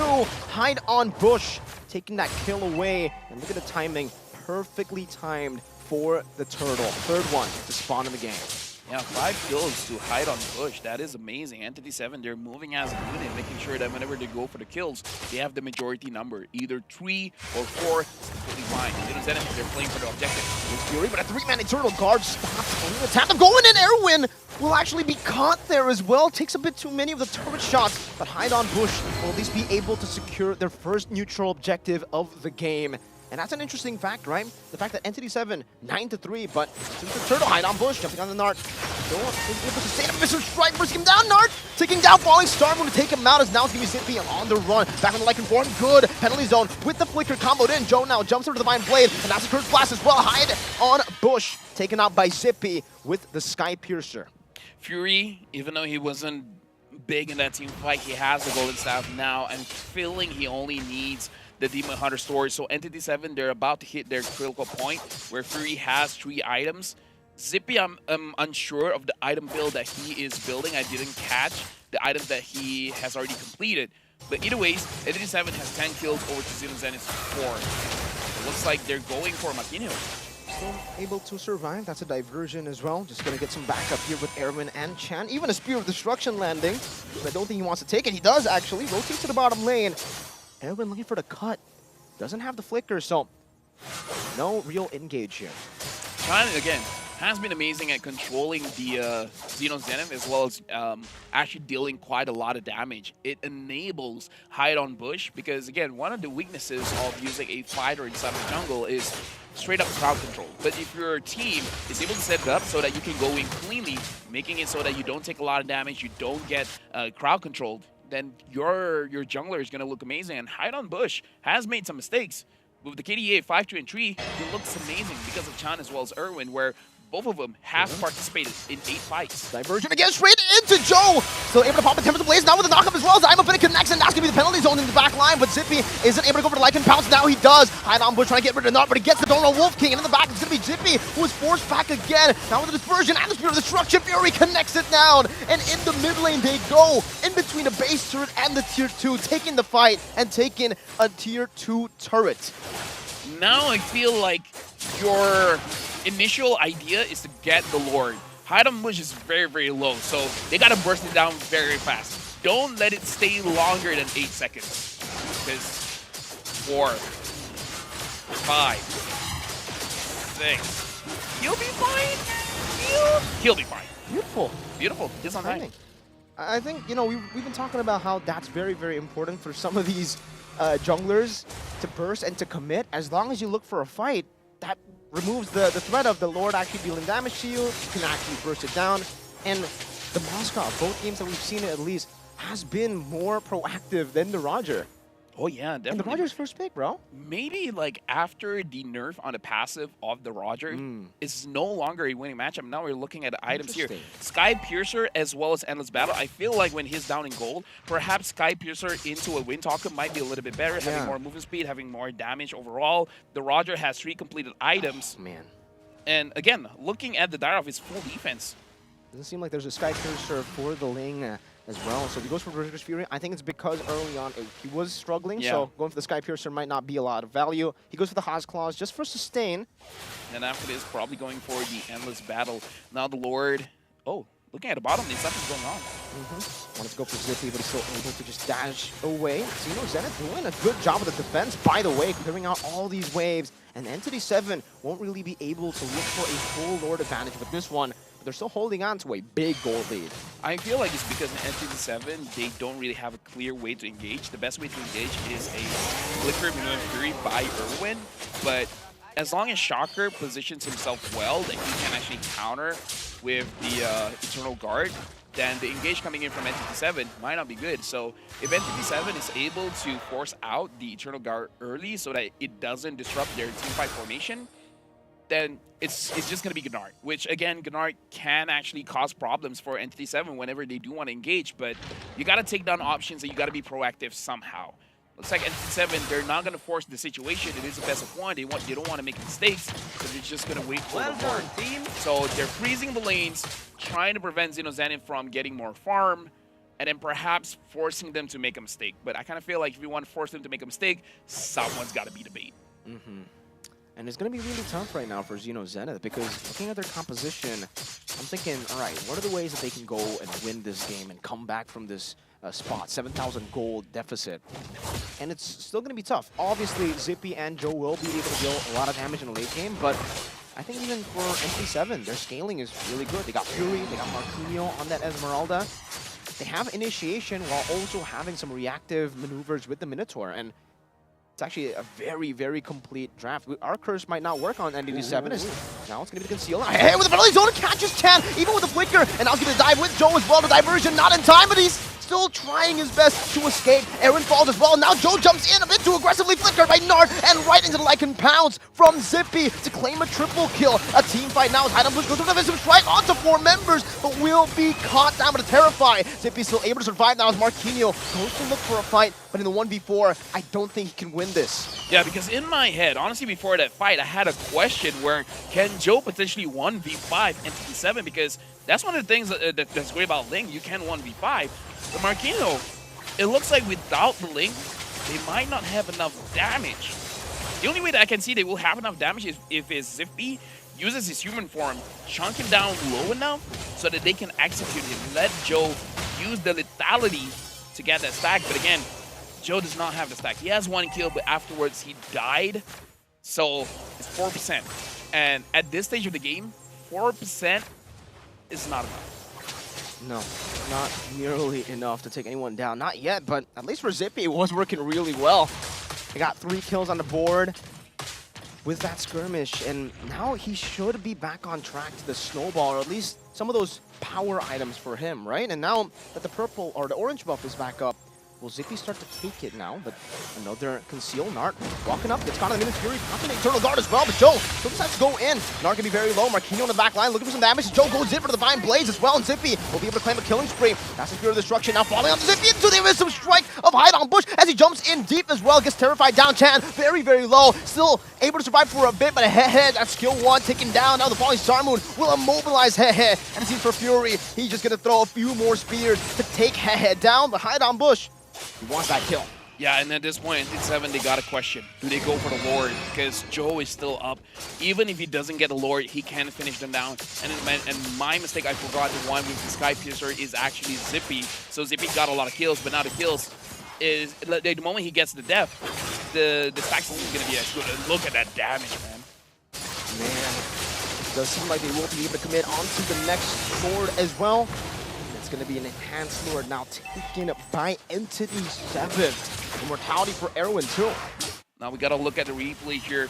The fact that Erwin was able to start things off and able to get the Eternal Guard quite early, which is pretty good. Zippy, this is where it's very crucial. He was able to get the kill, but he was immediately get onto by Hide on Bush. The Hide on Bush able to get a kill onto Zippy. That turns things around, because if Zippy was staying in the fight with the lethality proc, he could have potentially wiped out Entity 7. So Hide on Bush, very good targeting.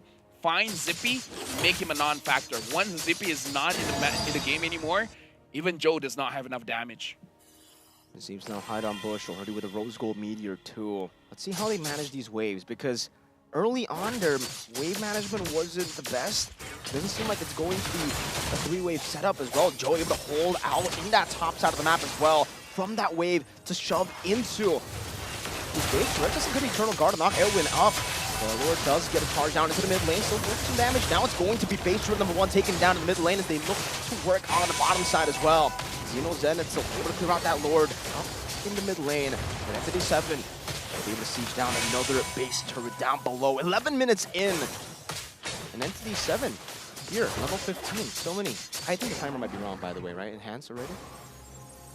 Either ways, Mirko, you know what? This is not a podcast. I do have to say, Marquino has been showing up with this Esmeralda. We had our doubts, but the Esmeralda is working very, very well as someone that goes to the back line. It's more of a disruptor. As a front line, as a disruptor, making it so that Xeno Zenith, their teamfight formation is not clean. Again, finding Zippy! Out of all members having to play, Zippy still able to flicker out with the volley. Someone catches him in the back into the knockup. Fury kills with Joe, and Narc won't really be able to go for time. Offender tries to go for it onto Erwin. Now with Joe down. In the mid lane, like a counter going clear out the waves. Entity 7 can they actually go for the end here? The waves are still quite far away. Bottom lane will crash first, but Xeno Zenith can constantly go back and forth from the fountain and get the resources back. Hide on Bush with the jump again. You can see that damage. Shaping with DHS, now following Starmu as well. We'll put the Purify out of that Terrify. No big resources. Ain't up just yet, but look at Fury staying objective up top, taking this base turret down. That's another massive advantage for Entity 7 as they look for it again. Marquinhos just in front, already going for some damage. Eternal Guard as well. That's going to be Zippy finding the shot down. Fury very low as well. Now giving Zippy with the Lycan bounce again, but Fury gets the Flask of the Oasis from the Motivation Roar. Trying to run away, goes and throws out the Spirit of Destruction, dodges from another, but Joe continues the chase to find a Defiant Blade. 2 for 1 in favor of Xeno Zenith. That was a very good defense coming in from Xeno Zenith, and again, it is all because of Zippy able to get that lethality. The last one, Joe was able to get a kill for himself. Now the orange buff is available, but looks like Hide on Bush has something to say about that, but he is 1 against 3. Does he want to go for it? Narc takes a lot of damage. Good sidestep into the knockup, and now it's going to be Minus Fury from Erwin. Oh my god, able to completely turn the tide of the team fight. Hide on Bush with the chase, picks up the double. Shocker secures a purple buff, and right at the chat he goes! Dispersion rotation, one last shot to Shocker. He gets a Terrified down with a passive. Now Chan able to walk away from that penalty zone of Hehe. Chan still very low, looking to go for these waves though. These are super mini waves pumping together. Erwin taking that knockup down the Hehe. The dispersion and the rotation doing a whole lot of damage, and Chan might be able to get rid of Hehe now, as that's the final rotation to take him down. Shocker, one man versus the world. It's Erwin who's recalling in front of him. 2 tanks, 1 mage, and now it seems for Shocker, he won't be able to go for the defense. All the mini waves stacked up together. Entity 7 take down Xeno Zenith. You know what? We had the conversation whether the Luyi was still worth a ban. And again, even with the nerf for the diversion, the yin-yang reaction is still a big threat. A lot of damage, a lot of crowd control. So again, one of the mid lanes that you gotta respect. And we gotta look at the highlights here where Entity 7 actually didn't have a very good start. A lot of blunders in terms of using the spells prematurely. It looks like Xeno Zenith, they were a little bit too lax. Entity 7 was able to find weaknesses in their formation, and Hide on Bush was able to get a lot of free kills in this game. So many free kills, and it was all because of diversion, but I think for Entity 7, right, they used the diversion in the way we expected before the draft. Now, with the Luyi, you can't just send 1 member. You have to commit onto that diversion, utilize it properly, and that was what they were able to do, constantly finding ambushes.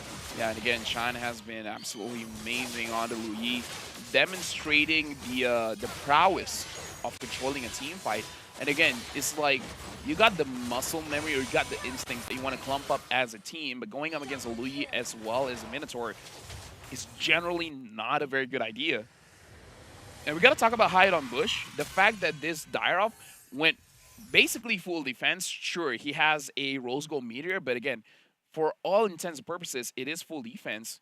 And the burst damage was still a lot. You would thought the Dyrov had like a Blade of Heptases. For sure. You would definitely think that, man. You would definitely think maybe even more than the Blade of Heptases. Maybe even a Malefic Roar. Yeah. But I guess for that game, we can definitely see the value of utilizing the Dyroth here in the meta with someone like Moskov as well. So early game where you are going to be capped just with Moskov in the early game not doing so much damage, you can enhance that with the physical defense shred of the Dyroth. And even the Abyssum Strikes, man. Some of these Abyssum Strikes are timed so well and angled so well too, that it kind of was an insta-kill as well. So many different ways to utilize the Dyroth. I think the only blunder for him was, that early retry with the first turtle. That's it. And he played it very well after that. Yeah, because I kind of feel like, sure, he had a few deaths, but I feel like it's all about trading, right? If you die, but you're able to get 2 or 3, like you don't have to directly get the kill yourself. You could just set it up for Chan. You could have set it up for your Moskov. So if you die, 1 death, and then you're able to get 3 kills, overall, that's a net positive. So again, the Dyrov was an amazing pick by Hide on Bush. But again, I really feel like Luigi is the big impact winner, my personal MVP for the game. I have to agree, man. With the diversions, those creative angles just was a no-brainer, and they were always able to do so. So I think for Entity 7 especially, not only have they been able to make the Luigi work, but they've adapted in a way where now with the big cooldown, they can still make it have a big impact. Usually it becomes super readable, and I think it's because they went for a full skirmish composition.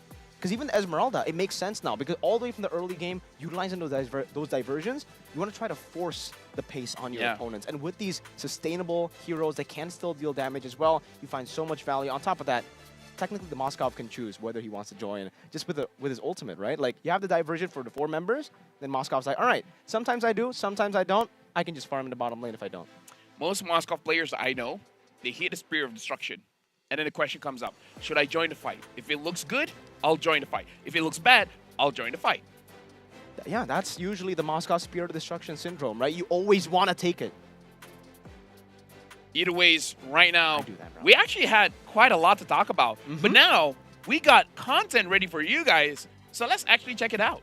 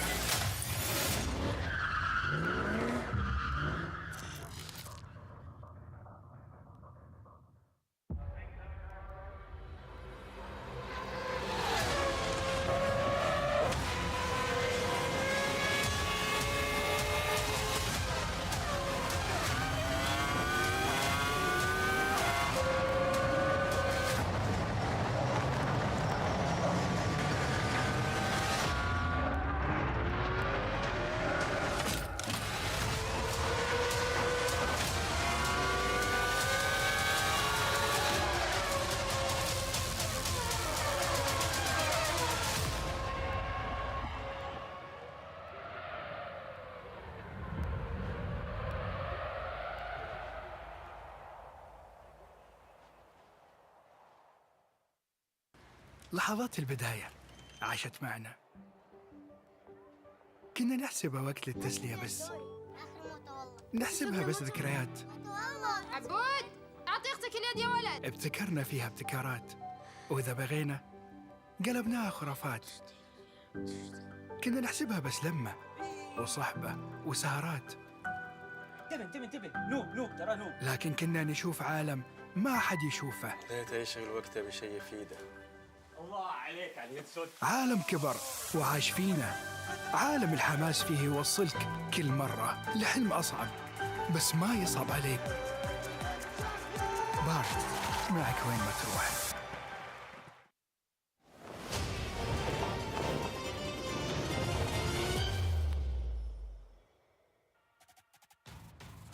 And now we're back, and we're instantly going to jump on to the third game. My name is Ophel, and this is Miracle. You guys are watching the Wildcard English broadcast. We'll be looking at all the Group A stages for today. And again, this is going to be the match between S2G going up against Xeno Zenith, where they just played a game, and now they got to do it again. They got to do it, man. At this point, right, for game number 3, we were talking about this already yesterday, just after seeing the schedule. And for Xeno Zenith, the fact that we were talking about how it could be a double-edged sword, playing back-to-back, it could be great if they win earlier, but they lost. So will it be a negative impact for them? Well, now we got an interview ready with S2G, so let's check it out. Hi, I'm Begin. I play mid lane for S2G Esports, and my name is Emir.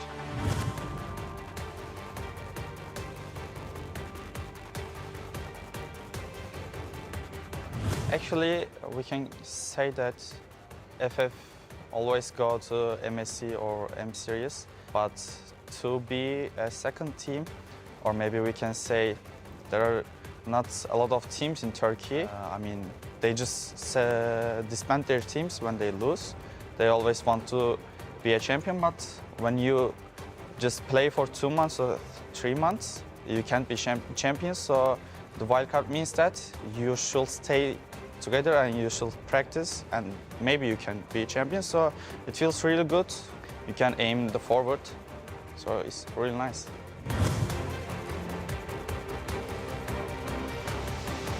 Maybe I can say it can be the easiest group during all the MLBB history. So we are hoping to get to be the first from our group, and we will see if we can do the wildcards.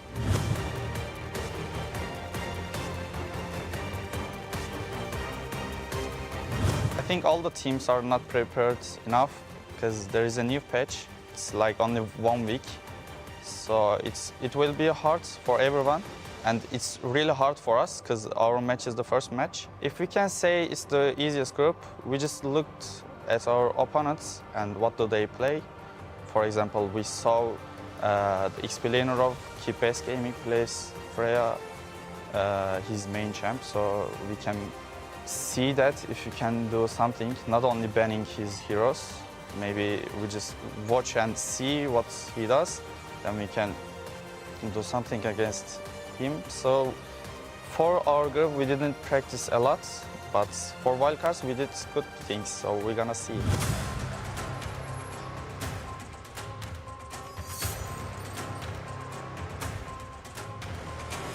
In Turkey, people think that the good things is always being the first team. So if you're second, they can like bully you or trash talk. So when we consider the Turkey, it doesn't feel real good. But when we consider the global, it feels really good because we have been to Russia before.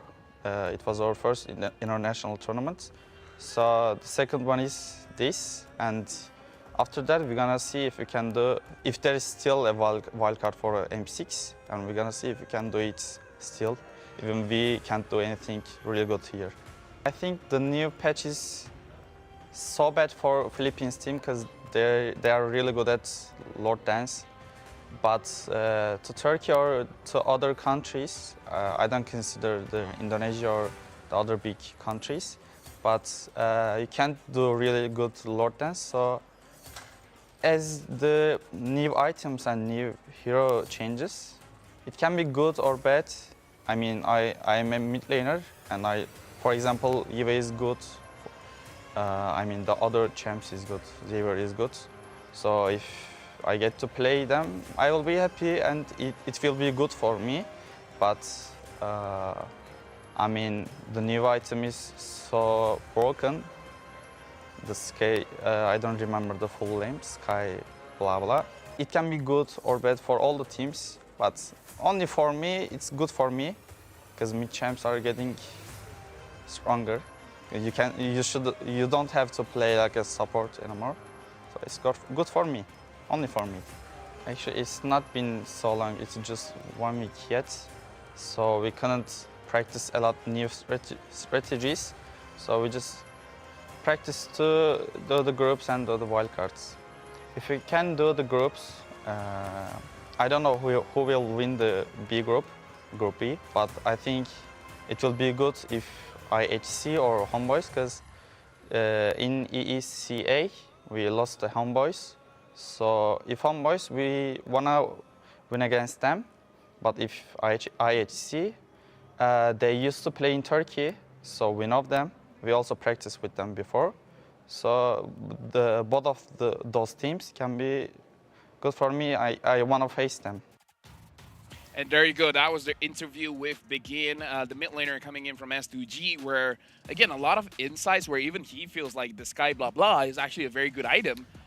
And going up against Homeboys, they want to win against them, but Homeboys was able to beat them before, but they want to go up against IHC because IHC played in Turkey before. Well, if they want to do that, right, at this point, they're going to have to kind of bank that it'll be a 2-1, 2-1, 2-1, three-way tie, and they're also going to have to win their games fast, because in game 1, that was a fast game for KBG. Exactly. 12 minutes. 13 minutes. Yeah.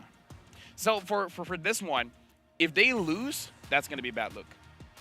Right. I mean, if you got to prepare for everything. If they lose this one, then it's like, okay. Now it's like, how does it look like? Because at that point, I feel like you just don't qualify anymore. And again, a reminder, it's going to be S2G going against Xeno Zenith, where Xeno Zenith already played just now.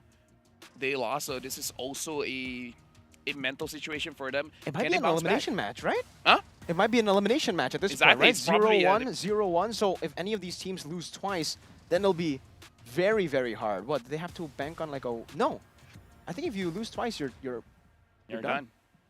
Elimination match already super early on. We didn't expect it to happen this early, but technically, yeah, we can see it already in Group A. We will get the results of Group A just with the 6 matches that we have today. The first 3 matches, we expected to just, be a reader, the start of maybe seeing all these teams show their gameplay, and we technically did. At least now, S2G and Xeno Zenith, maybe for their game number 1, it was more of a, like they were still trying to read things out, trying to get rid of the jitters. Speaking of reading, we actually got a report coming up. So let's actually look at the team report video.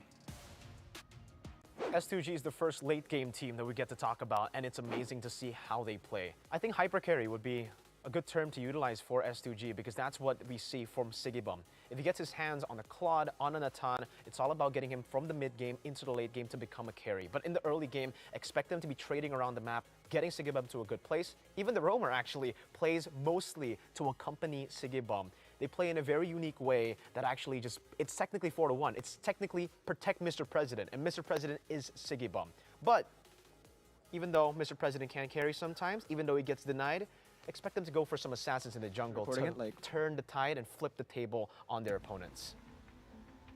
And now we got to look at the lineup. It is going to be Lunar and Kazue, Begin, Sigiboom, as well as Karo, where again, personally for me, I feel like they need to be a little bit more proactive in the mid trio. Begin didn't have a very good game just because we saw Tracy constantly getting that weighted dragon onto him. Looking at it, man, for Sigiboom, that guy earlier, the content guy, he was talking about how Sigiboom needs to get the hyper carries, but in game number 1, we didn't see that. He was kind of forced on a pick like the Roger, went for the early to mid, tried to adjust, and it didn't really do too well. Before you bully our report guy, okay, I'm gonna back him up. What is he saying, man? Okay, the thing is, the report guy, he reported things before it happened, right? He doesn't know what's gonna happen. He had his predictions. Was it based on like S2G's performances in Turkey? It's based on his what you said. Okay, so now that we're seeing it, maybe that's why they tried to adjust, right? They're like, all right, maybe we're good in late game, but what if we try early to mid? That didn't really work out for them. You know what? I'm gonna stop you right there because I want to hear what that guy has to say for the other team. Let's hear their report video. Xeno Zenith, they have 3 veteran Vietnamese players here with Nart, Joga, and Hehe, who've already been representing the region since MSC 2021 when they held the banner of Cyber X. But it just seems like they were missing something. And it seems Xeno Zenith, they were able to find what they were missing. They were missing someone in the gold lane that could carry the game, and someone in the mid lane also who could build that stability all the way from the start. Shocker and Zipix, both great additions to this team, but still, it's unfortunate we get to see such a high potential lineup play super safe. We did see in the regular season, for them at least, that they were trying to go for these crazy picks. They're trying to, improve in that weakness point of theirs, which is their flexibility and their versatility. But in the playoffs, they went back to their safe style. If they stay safe here with their team fights, with only going for prio picks, it's not really going to be good for them. So I'm expecting that versatility from the regular season to play into the wildcards. So now we're looking at a lineup: Hehe, Joe, Shocker, Zippy, as well as Gnart. Now, Mirko, you saw what the report guy said. Do you agree with what he said? I think I have to agree there. You like what he said? I like what he said for Xeno Zenith, yeah. Not so much for S2G, because it didn't play out, right? They didn't go for the late game picks. I don't know what he was talking about for S2G, but Xeno Zenith, I think got it spot on. They tried to go for the normal prio picks, and that's kind of what hurt them. They played super into the prio, super into the meta. Maybe they're not comfortable on that, and maybe we'll have to see that change for both, technically. For Xeno Zenith, it's about utilizing that regular season, how they've been able to find these new picks, creative picks, to become a bit more versatile. At this point, you've got nothing to lose, so go at it. And S2G, you've also got nothing to lose. You have to, well, you have a lot to lose, actually. Both of them are fighting for elimination. You have a lot to lose. At this point, it's an elimination match. Go all out is what I'm trying to say. Exactly. I understand what you're trying to say. S2G is going to be first pick. Xeno Zenith is going to be second pick. Looks like the Matilda as well as Louis getting banned out. So what is going to be the priority pick coming in from S2G?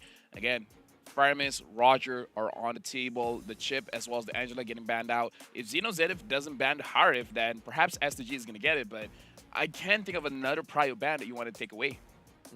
For S2G, looking at the way that things have been... Ban Moskov and then pick up the Roger. That's the thing, right? Do they want to ban the Moskov and then pick up the Roger, or is the Roger still prio? Was it them that, ban Roger and pick up Moskov. They banned the Roger. They did. They banned the Roger. Maybe it's because they don't want to pick the Roger up, right? So maybe at this point they just want to go, I'm not even too sure about the Moskov. I don't know if Sigiboom wants to go for that, or does he want to just go back to what was working for him in the Turkey Championship, Natan, Claude, and then go for utility jungle. Expect the unexpected. Expect the unexpected. You expect him not to pick up the Moskov.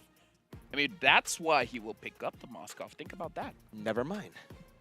Moskov gets banned, but the Harif is open. The Harith is up for grabs, but it's not what S2G are usually known for, right? Yeah, that early to mid again. So what are they going to go for at this point? But you can't let the Harif go, because the Harif with the war cry. I get it. I will cry. Yeah, the Warcry Harith makes people cry for sure, even grown men like LaFell, but I can cry like a baby. They're already hovering over it, so it should be the Harith pick, right? But they're also hovering over the Minotaur now, so a few different picks being talked about for sure by S2G. They decide to go for the Harith, and it should be the Harith into the hands of Sigiboom in the gold lane. So now Xeno Zenith, how do they respond here? They still have prio picks like the Faramis, and going up against a Harif, it becomes the question that, do you want to go for a fight or gold lane? Because traditional gold lanes don't do well going up against the Harif. You will always get bullied out. So you can pick up something like the Claude where you're okay to get bullied out as long as you get your farm, but I don't know. I feel like that's a very big risk in a best of one. They're going to pick up the Terizla as well as the Fredrid. So you got your tanky, beefy boys in the front. All you need now is damage. Yeah, I'm not too sure though, man. Terizla, at least in the first, I would say he missed a lot of ults. Exactly. He missed so many ults, and at least for S2G, they learned from their mistakes now. They got the Harith, and they added the Nolan too, and that was one of the ways that KBG were able to shut down the Fredrid. And the Grok. Was the out level, and now the Grok as well. I believe in game number 1, was it banned out? No, it was game number 2 that was banned out. Grok. I think it was banned out by Entity 7, actually, but the Tigreal gets left open, and this was a pick that was banned out as well. The Tigreal by Entity7 for Xeno Zenith. Can I say I like S2G's draft because we talked about how damage is so good. All the picks coming in from S2G has a lot of damage. Picks. Xeno Zenith, it's not damage. It's all about control. It's all about sustain. It's all about map pressure, which they can get. But again, without any damage, it makes it so that when they're trying to get priority anywhere across the map, they might get punished heavily. And now that the Faramis has been banned as well, they want to make sure that Xeno Zenith doesn't have an extreme sustained comp. Now, whoever their gold laner is has to be a hyper carry, so they might pick up the Claude. The Claude. Or the Natan, either or. Yeah, but again though, like the Claude and the Natan up against the Harith, right? It's like, not good. Sure, Sigiboom, he's not known to play for the early to mid, but if you give him a lane that's as free as like a Claude Natan into a Harith in the first few minutes, especially considering, you know, S2G, they have played with Kazoo on the Assassins before, so it's not really that crazy to see Kazoo on the Assassins looking for that snowball, looking for the early invades too, with so much mid-prio. The Grok against the Tigreal, that mid-prio is instant, and S2G can build on that. Now with the Faramis ban, I'm thinking maybe just go for another Mage ban, right? Because I think they should be comfortable with whatever matchup the Harith gets in lane. You know what's crazy? STG can have this very good pick. Pick up the Aurora, because there's a lot of people in the front line. You can freeze all of them. So it's potentially going to be good. And we talked about the Claude. I feel like the CC ban kind of showcased that they want to pick up a Claude, someone with attack speed. So banning out a Claude, forcing Xenozen if they want a Ultra. Oh wait, we're missing one other marksman. But again, it's difficult going up against Nolan, which is the Beatrix. The Beatrix can carry a very late game, ultra late game, but you gotta get there, right? And how do you get there? Going up against a Harith, against a Grok, against a Nolan. At this point, any kind of hero you put in the gold lane, it's not going to have a good time. Yeah, and we were talking about it already before, I think, game number 2 even, right? With the Moskov, the Claude, the Roger, even the carries sometimes. Why they get picked up more often than the Beatrix, the Brody, and even the Clint is because you are very flexible when it comes to the battle spell. You can go for multiple different ones, but usually it's Purify, Flicker, those two, which grants you, you know, a defensive maneuver. But now with the Claude, Roger, Moskov all banned out, and the carry really not finding a lot of value here against damage dealers. Usually you would want to pick it up against tanks here, but with all these damage dealers, they go for the Valentina. They can't go for a big wild charge ultimate. They can take it away. Now with the Gourd and the Ruby, though, there we go. Even more damage to stack up against it. And the last pick coming in for the side of Xeno Zenith. What's it going to be? Gold lane. Place your predictions. I feel like below. because they take away the Ruby, because there's a chance that they could pick up the Ruby, but if they do, they don't have enough damage. I feel like it's Natan, Beatrix, because otherwise, I guess a carry could work, but going up against a Gourd, going up against, like, either way, I don't see a gold laner. I might be missing something here. I gotta be frank. I might be missing something. No, they pick up the Natan. I don't know. I'm a fan of S2G's draft. It feels like it's easier to pilot. For sure. I feel like, especially considering, you know, the meta has shifted to a way where the early to mid is super prio. I don't know about Xeno Zenith here. They're basically going to be forced to funnel over. This was, by the way, for Xeno Zenith, basically they're playing S2G's old style in Turkey Championships. They're playing to funnel for Zippy into gold lane and maybe expect him to carry later on, having the Valentina as cover. Technically, all 4 members, it's cover picks. These are all 4 heroes picked up to peel for the Natan. It's protect Mr. President. I'm just worried about one thing. What? We like S2G's draft. Maybe Xeno Zenith has a chance. Maybe they do. NTD7 proved us wrong, though. So for the people who tried to, you know, pick the opposite of what we predict, we're very sorry. We thought, you know, just after stop game listening 1, to us. Just stop listening to us. You know, make your own decisions. But even then, it might be wrong too. And now we're jumping straight into game. It's going to be STG going up against Xeno Zenith, where again, we're looking at a comp that has a lot of damage. Going up against a comp that's trying to protect the president. I gotta say, this president is going to be hard to protect. Very hard, man. There's so many ways, so many angles of attack as well coming in from S2G. Even in lane, I don't think Zippy will have a good time, but at least for Sigiboom, we do have data for game number 1. It did feel like Sigiboom was struggling to find the ways to basic attack and to bully the Moskov game 1. 2 things I want to shout out. First of all, Shocker is using the MSC skin. Very cool. Grab the MSC skin, guys. And Zippy is using the Purify. So this is very good for Nolan. This is very good for the Grok as well as Sigibum on the Harif, making it so that your HP is low. What are you gonna do? Flicker? Nice joke. That's pretty That's true. heh heh heh. That's heh heh heh. And we have seen that for a lot of times. Sigibum doing a bit of damage there over to Zippy, punishing him for walking up to go for the gold cannon minion there.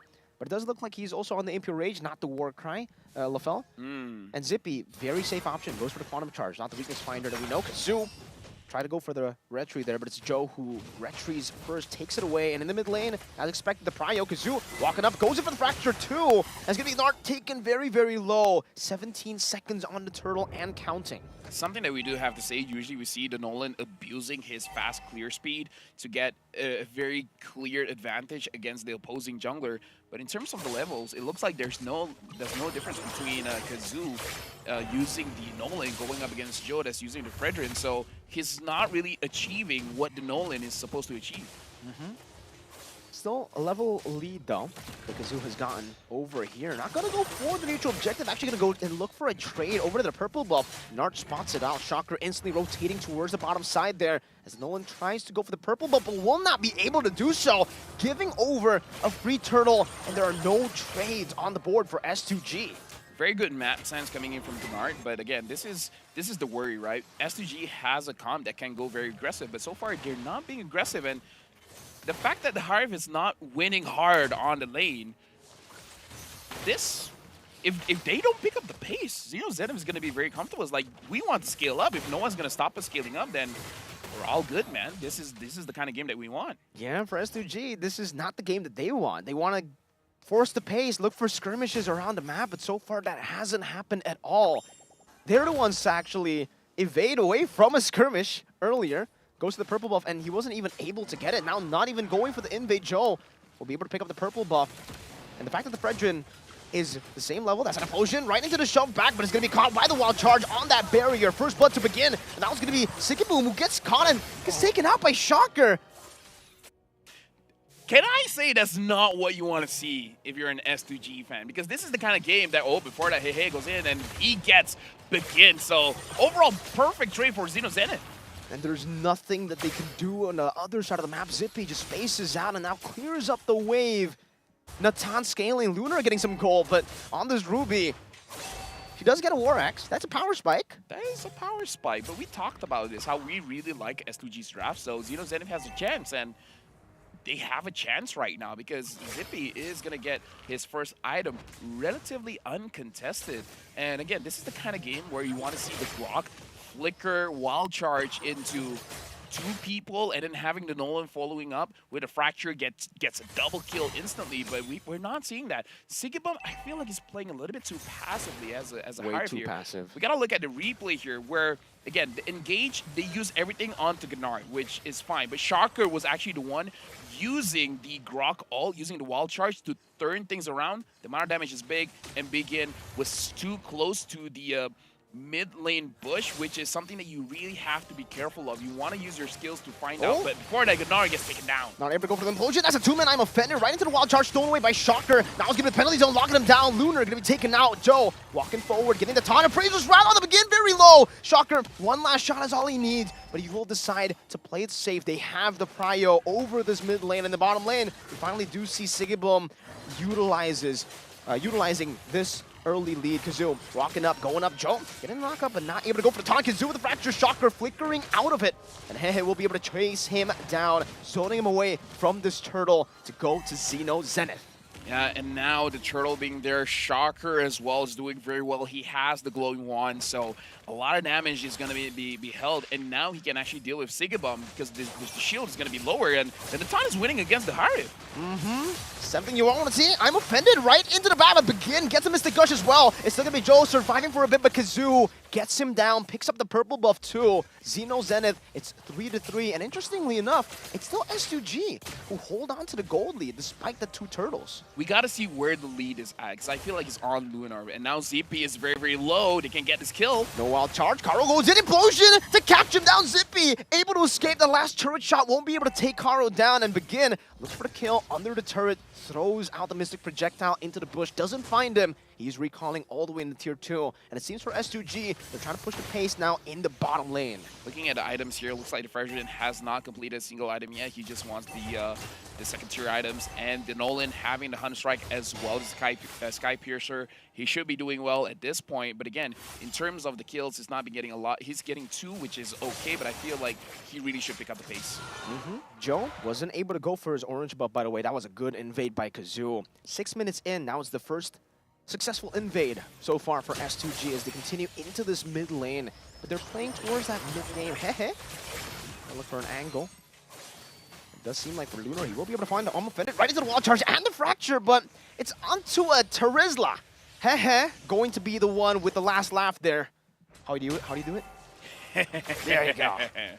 It's unfortunate they use their engage tools to disengage. So S2G, they're utilizing this draft not the way that we thought it would be utilized, where you would use your tools to initiate a fight and then grabbing the kills, giving it over to your carries, the Nolan as well, the Harris, especially because you have the Sky Piercer now on the Nolan, but it looks like they have a different idea. They want some kind of power spike before they go in.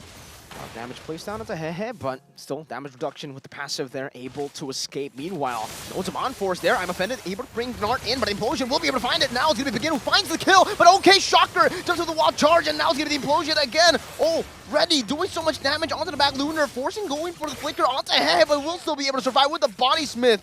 And that's another win for Xeno Zenith around the turtle. That makes it 3 neutral objectives. 3 neutral objectives, and now ZP has 2 items.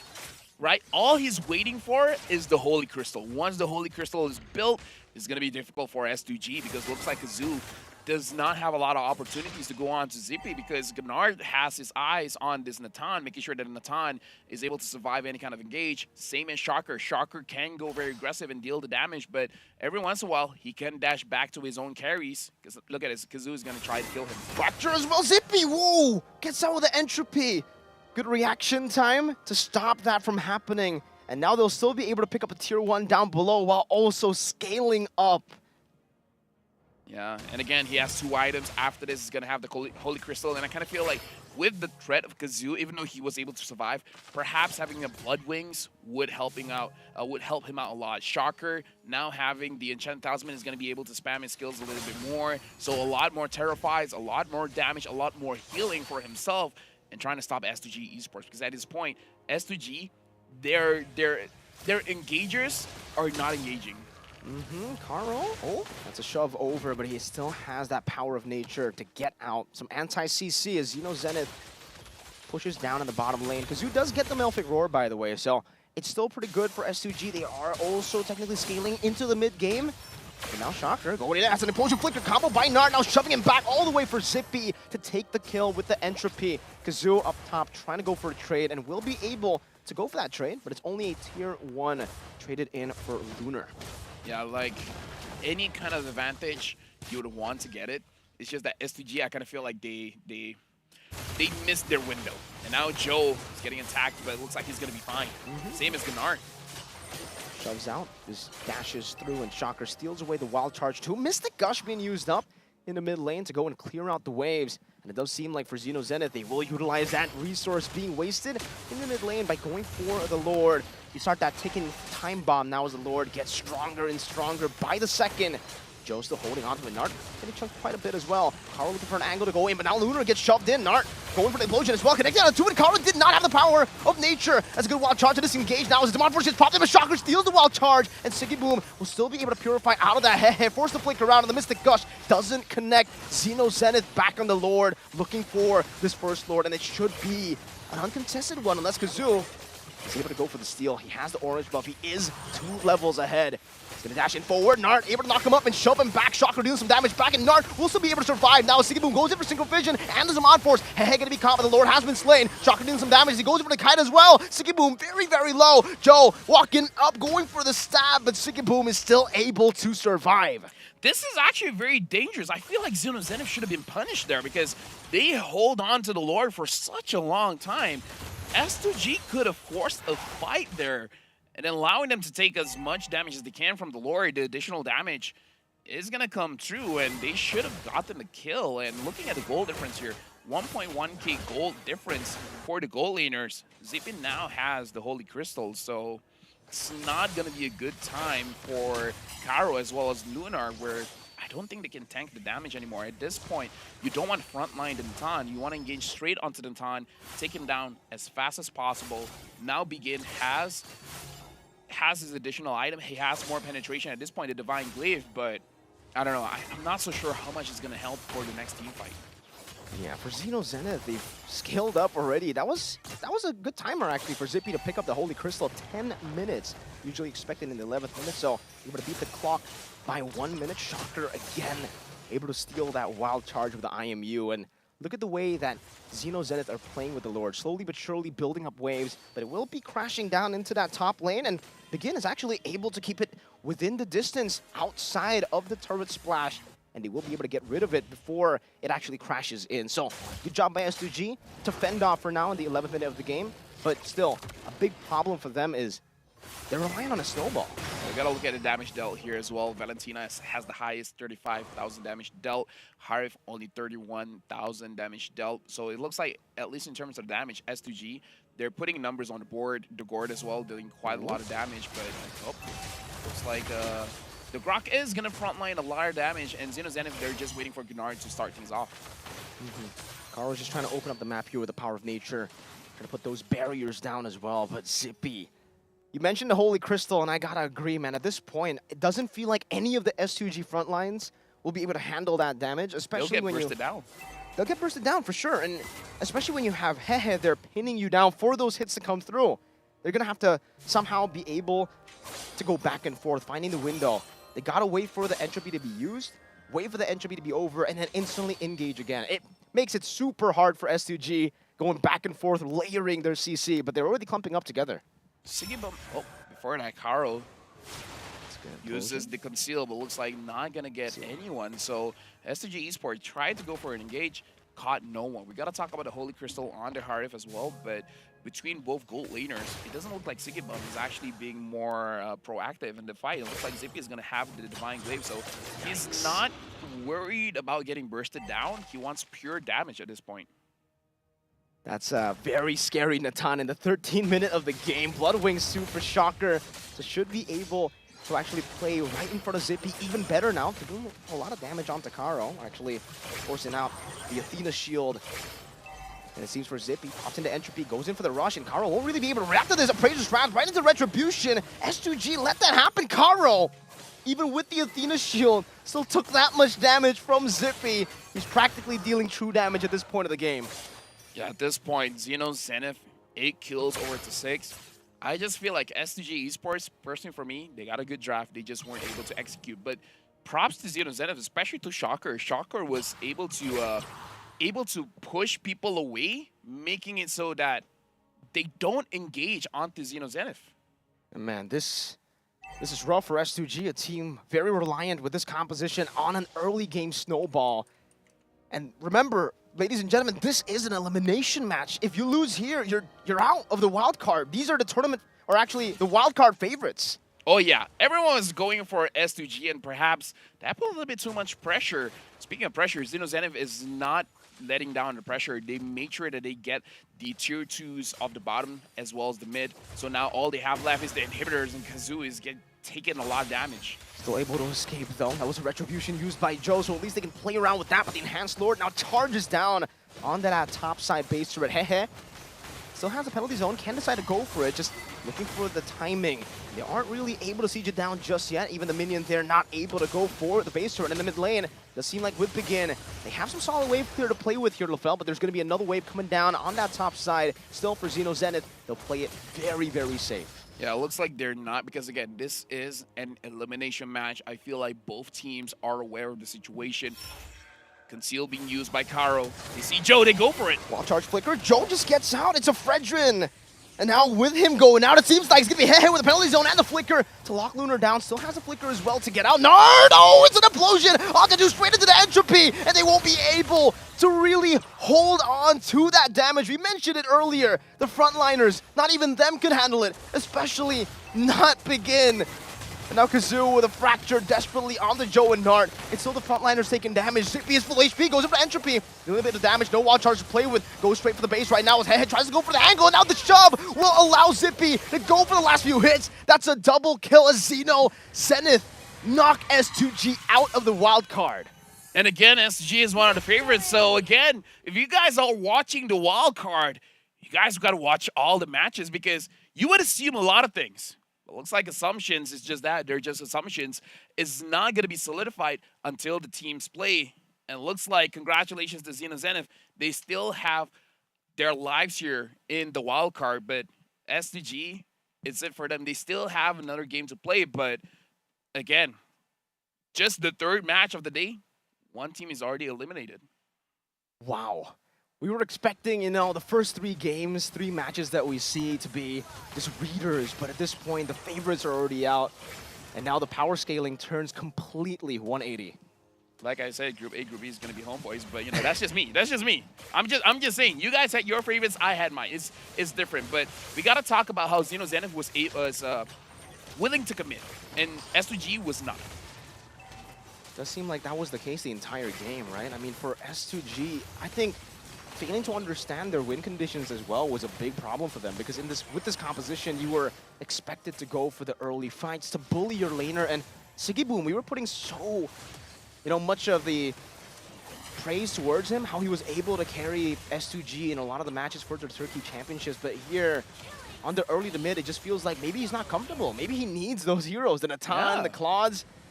And like you said, the Hive is not his kind of hero, and perhaps we gotta admit that even in scrims, Hive is constantly banned. So when it's open, maybe he's just not accustomed to using it. Because again, he used the Roger, he used the Harif, not able to do much with it. But either ways, that's the nature of a best of one. You can't regret anything. Once you've used something, once it's done, it's done. And with that being said, we gotta give Xeno Zenith again congratulations, but it's not gonna be easy because more is coming. Speaking of more is coming, the MSC 2024 events preview is on now, so make sure that you guys actually participate because, again, up until the 16th of July, you guys can enjoy 20% the discount. This unlocks the new Valentina Dark Nexus skin, which you guys saw in the game just now. And if you guys get the MSC tokens, you guys can actually purchase the previous MSC skins that you guys missed out on. It's so easy for you guys. LaFell has actually already bought the skin, so he went for the other way. You guys can play, access the skin later on, or you could buy it if you're as rich as LaFell, Here's the thing. I have something to confess. Okay. I'm not rich. I didn't buy it. Mirko bought it for me. Yeah, I have to confess. He lost his luggage, but he's like, you know what? It's fine. I can still buy you a skin. You know what? I really wish I was, in that kind of mood, after losing my luggage. But unfortunately, you guys can decide if I was lying or if he was lying or if he was telling the truth. Expect the unexpected, though, when you're listening to whatever LaFell says. Right. It could be a lie. It could be the truth. That's the coin flip.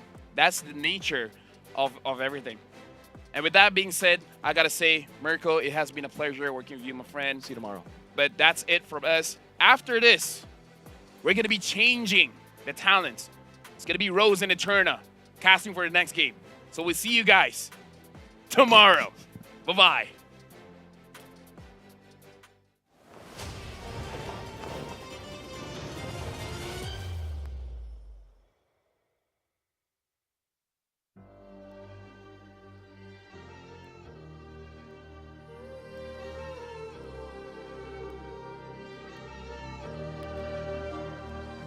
From shadows they emerge, unknown and unseen, forging their path from where they've been. From weakness to strength, they'll rise anew, transforming their fate, destined to pursue. See the world, their journey unfolds through trials and triumphs, their story is told. As the dark night falls, they'll defy. For in the depths of darkness, heroes will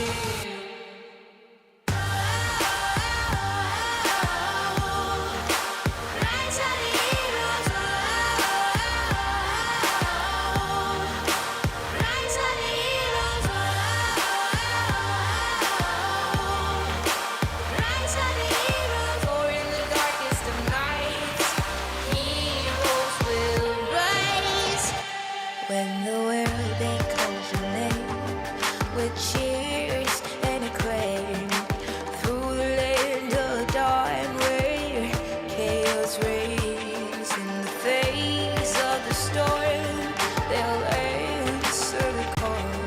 Through fire, they'll roar. They're never gonna fall.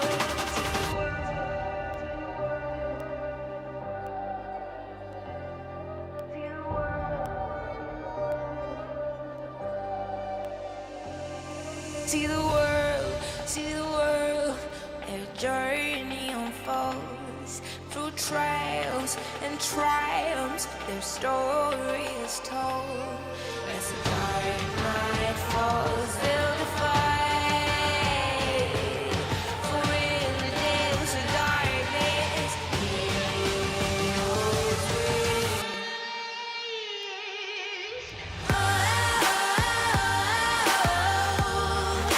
Rise of the heroes, rise of the heroes,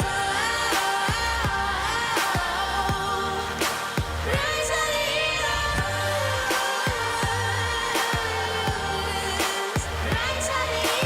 For in the darkest of nights, heroes will rise. Heroes will rise. Heroes will fight. Heroes will rise. Heroes will fight like this in the night. Heroes will rise. Heroes will fight. Heroes will rise like this in the night. Heroes will rise in the heat of the fight. Heroes will rise, shining fears in the night. Heroes will rise with fire in their eyes, breaking through barriers, reaching for the skies.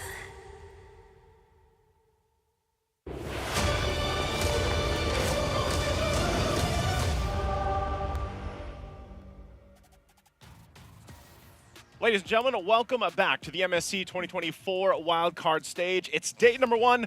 It's me, Eterna, and it's Rose. Rose here. How you doing, Rose? I'm feeling great. You know, it was a great flight. It's a little bit hot outside, but it's messing with my skin, but we're doing great today. Well, again, I'm Nice, and this is Trex, and we're happy to bring you guys the second half of the matches from Group A for us. I would say, man, you know, I'm pretty surprised with how things kind of started. I don't know if you are, because I know you've had your own predictions out there. But what do you think? What do you think so far? I'm liking it so far. Like I said, some of these calls I was able to make. KBG doing real well, looking much better than I think a lot of people thought they were going to look out there. That's true. And now with S2G losing that last match, they're out. We still have a big match, E7 versus KBG. We have some deciders coming up. We have possible tiebreakers. We got a lot of things coming up in these last 3 games.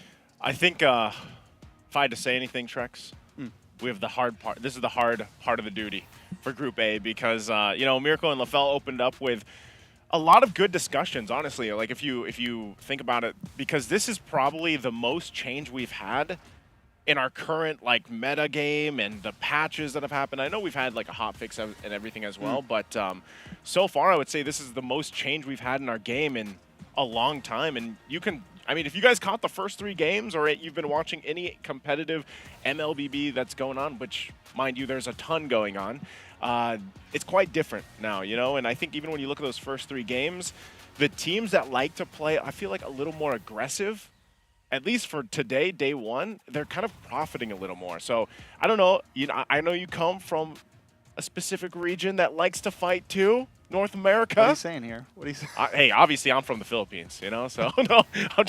What do you think? What do you think of the meta currently right now, Trex? Well, I think after playoffs with all the MPLs in our region, we started to see this rise of, you know, more damage, right? Damage can equal wins. And now with this recent patch and with the recent hot fix and everything, we're seeing it once again. And even though I think a lot of us were surprised with the hot fix and with such a big patch coming right before MSC, I'm kind of hype about it because what better place to decide on a meta? What better place to decide on what is worth picking and what is not worth picking than MSC? It's a good point. But also, before we dive more, let's go ahead and take a look at video here to see how we're going to prep up for this matchup. Let's take a look at this. Entity 7.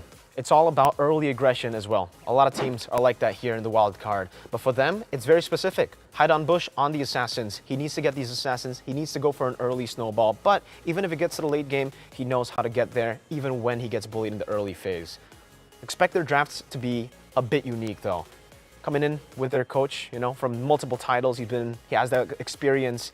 He tends to draft in a very unique way, where he goes for one frontliner, but he overloads the opponent with more sustain, more CC all across the board. And Chan would be their secondary carry. Getting him on a hero like a Lunox, like a Xavier as well, though we don't see him a lot in this meta, I think we're still going to be seeing it from Chan. A lot of aggression, a lot of team fighting, and a lot of that damage output sustain CC combination for Entity 7. That was a whole lot of just adjectives being thrown out there from Mirko, but I didn't know he knew that many words. Yeah, I know. We're going to take a look, though, at this lineup Entity 7, specifically in the XP lane. We have Marquino, Hide on Bush, Chan, Fury, Irwin. And like I said, you guys have been watching them play already today, and they're off to a pretty good start because right now this is a very important match against their opponents. And I think one thing we also have to keep an eye on, like Mirko mentioned in the video too, and just watching the first 3 games was the effective of Chan, you know, how effective can Chan be in this mid lane because of the dynamics of mid lane also have changed with the patch. But let's also take a look at the video here to get another look again at their opponents, KBG. KBG is relatively still a very new team to the MLBB scene, and it'll be very interesting to see how they adapt later on in the wildcard stage, because for them, it's all about adapting, even in the Chinese qualifiers. They were struggling real hard until Saksa and KillVJ joined in the lineup, and with those two, they were able to just amplify their game, level up and multiply some of their aggression, but mostly they played in a very formulaic way. They played for neutral objectives, front-to-back compositions. It's really all about understanding the fundamentals, and I think for you guys can expect the drafts to also be very, very similar. They're a team that want to go for the same strategy, and if they lose, they will fix it little by little. All right, and after that we have KBG, Keep Best Gaming coming out of China. We have CU in the XP lane, Saksa in the jungle, Limu in the mid lane, Wah in the gold lane, and Tracy as the roamer. Now, I think a lot of people had doubts about them coming into this series, and they performed amazingly, and they knew exactly what the objective was. You come into game 1, you get aggressive, you look for that snowball, because there's only one game to do this in, and Saksa performed amazing. The rest of the team performed amazing, and right now they're going up against a team that is also up a game, and this is going to be kind of a decider of who could probably end up standing on top of this group. Yeah, I think it's a good point. And also, you know, for some of you guys that might have missed what happened even way back, well, it's not that far back, but M5 wildcards, you know, we had this where Marquino defeated KBG. So there's also some history here amongst the players, obviously, as well. But that was when he was under Imperio, and that was kind of the first time that a lot of people got to see some of these players from these regions that, of course, are rising up in ranks, I would say, because this is it right here. This is basically teams fighting for avoiding the elimination and trying to lock in that top spot to go to the possible chance to get that last chance to enter the group stage here. So we know exactly what's on the line. You guys have seen some of the performances so far today, like we mentioned. And I think you really have to see, I guess, one of the biggest questions that we've had as casters, and I know Lefel and Mirko talked about this too, is where does the meta set in? And if there's anything like we had in M5 Trex, I think we talked about this earlier. The meta changed from like wild cards, group stage was a little bit different, and then by the time we got to knockouts, it was also different, you know? So it's like a evolution, if you will. Yeah, I mean, coin picks start happening. A player uses something and everyone else figures out what that means and how to use that as well. And out of nowhere, this is the new hero getting banned. I think right now we're in a place where, you know, it's, do you test out that strat, right? Do you pull everything out here in this best of 1? How confident do you feel? How ready are you feel? And, you know, something to point out is which evolved item has the biggest impact right now, and I think it's definitely, you know, the Sky Piercer, you right? think it is? It's been monstrous, even after the nerf on it and everything. Yeah? I think because you have the opportunity to just not buy boots if you want, if you're on certain heroes, if you're on the Roger or something. I mean, it's just huge, I think, for every team, and I think it's going to continue to be huge. Can't wait to see how huge it's going to be, you know, for us. But of course, we have to go ahead and take a short break before we get ready for the draft for this matchup. So sit tight, guys. We'll be back after the short break.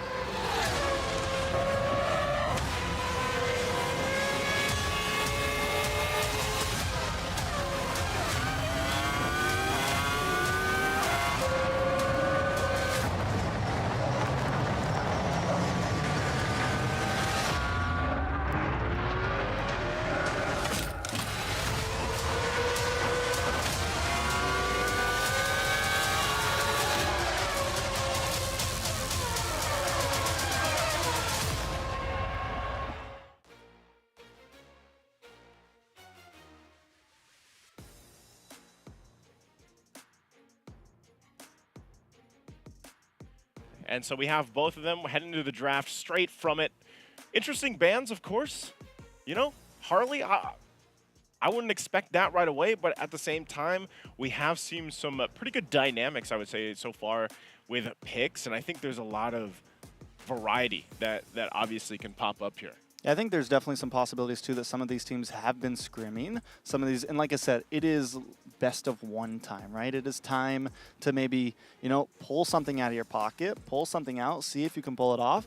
And if there's a team that could catch any team off guard here, it could definitely be KBG. Not a lot of info on their team, right? It's we don't get to watch their league exactly. We don't get to see some of those things. We don't get to see some of those coin picks. So you're only really going to get to see that when we're scrimming against them. So E7, maybe they got something up their sleeve here with that ban.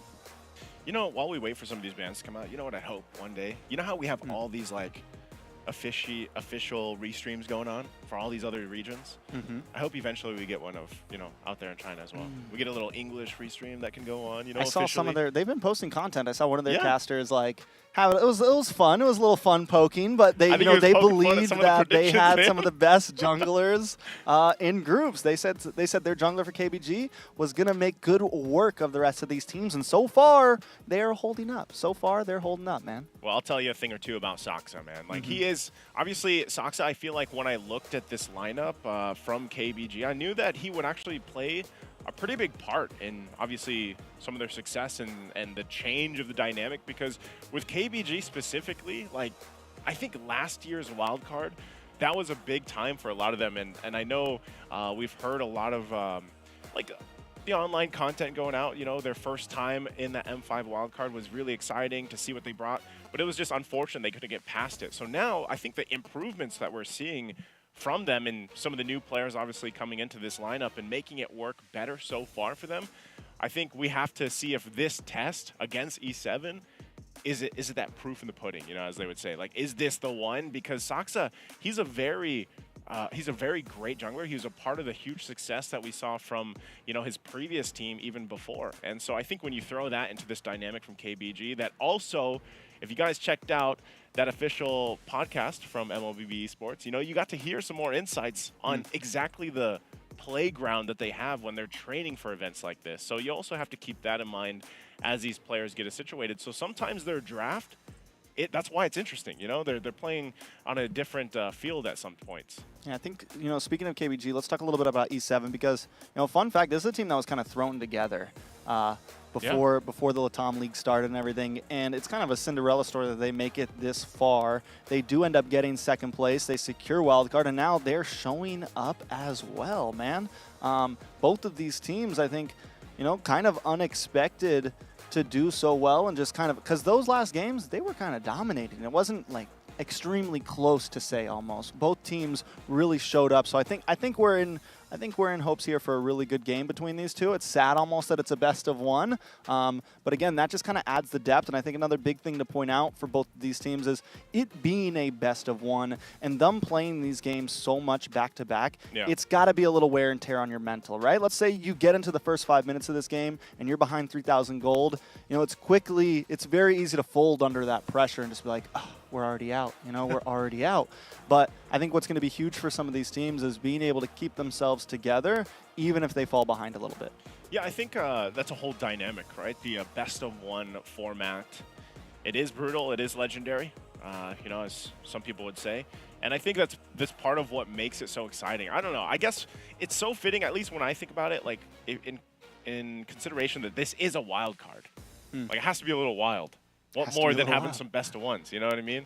And coming down to the line here, I guess we're getting a glimpse at through the cameras here what they're going through, because we can't see all the picks just yet, but you know, that'll probably get us situated for the teams. And I think really when you talk about Entity 7, like you said, this is a team that I feel like when they're at their best, it's really when their jungler is able to pop off and get the farm they needs. And I think any of these junglers that can shine in this new jungle meta, where, you know, it's not all utility anymore, you know, and the utility it still works. I feel like Fredrin's, Barrett's, Martez, you know, all those are still a possible choice, but I think a lot of the teams are just happy and refreshed that if they really wanted to, I know we saw the Harley ban earlier, but if you really want to, you can throw in the Lings, you can throw in the Nolans, you can throw in these Roger jungles, these more hyper-focused junglers if you want.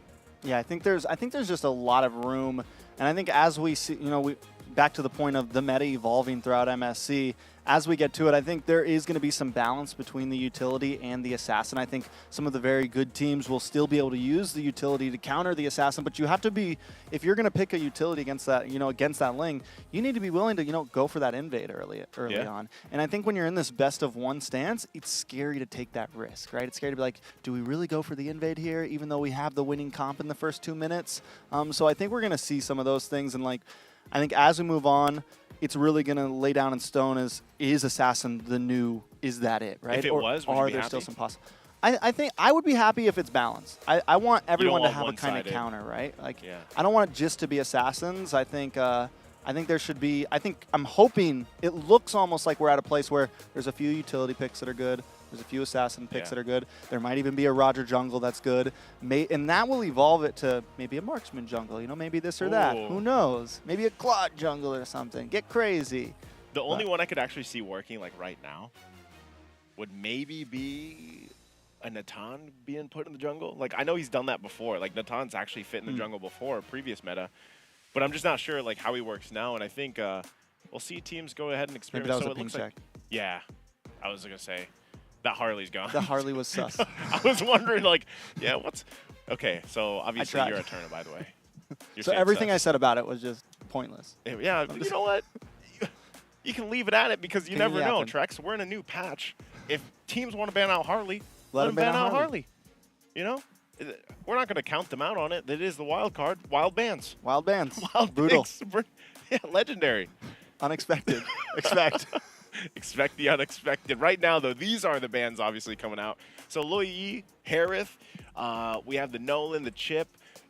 Luyi and Chip, I would say, I don't want to rejoice in anybody's downfall, but I'm glad they're being picked less, right? Because Luyi and Chip, man, they changed the course of games so much that's why, just months ago when all the finals and everything else were going on to qualify here, to MSC and also the wild card, you saw them picked up so much. So interesting too, the Valentino is going to be the last ban for this first phase for KBG.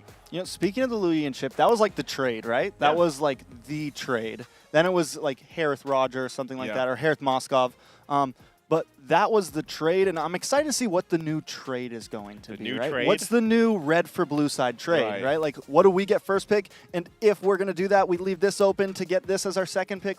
What's going to be the new trades? And that's something that always, it's what makes the draft interesting for me, this first 3 bans and the first 3 picks, because it's so huge to set the pace of the rest of the draft. Do you still pick up something flexible? We know that Edith has been a little bit possible in some other events and everything, but there we go. We're getting a little bit of sustain here, a little something. A little bit of Heart Garden. A little Angela. Little waves of love right now. Waves of first love. pick. So I'm surprised, man, that this was actually picked first. Angela is actually pretty good. Angeling. They could be building for that. So it's if they wanted to force E7 and picking up the Ling, otherwise it's not going to be picked up and then traded. We'll have to see if that ends up actually happening here.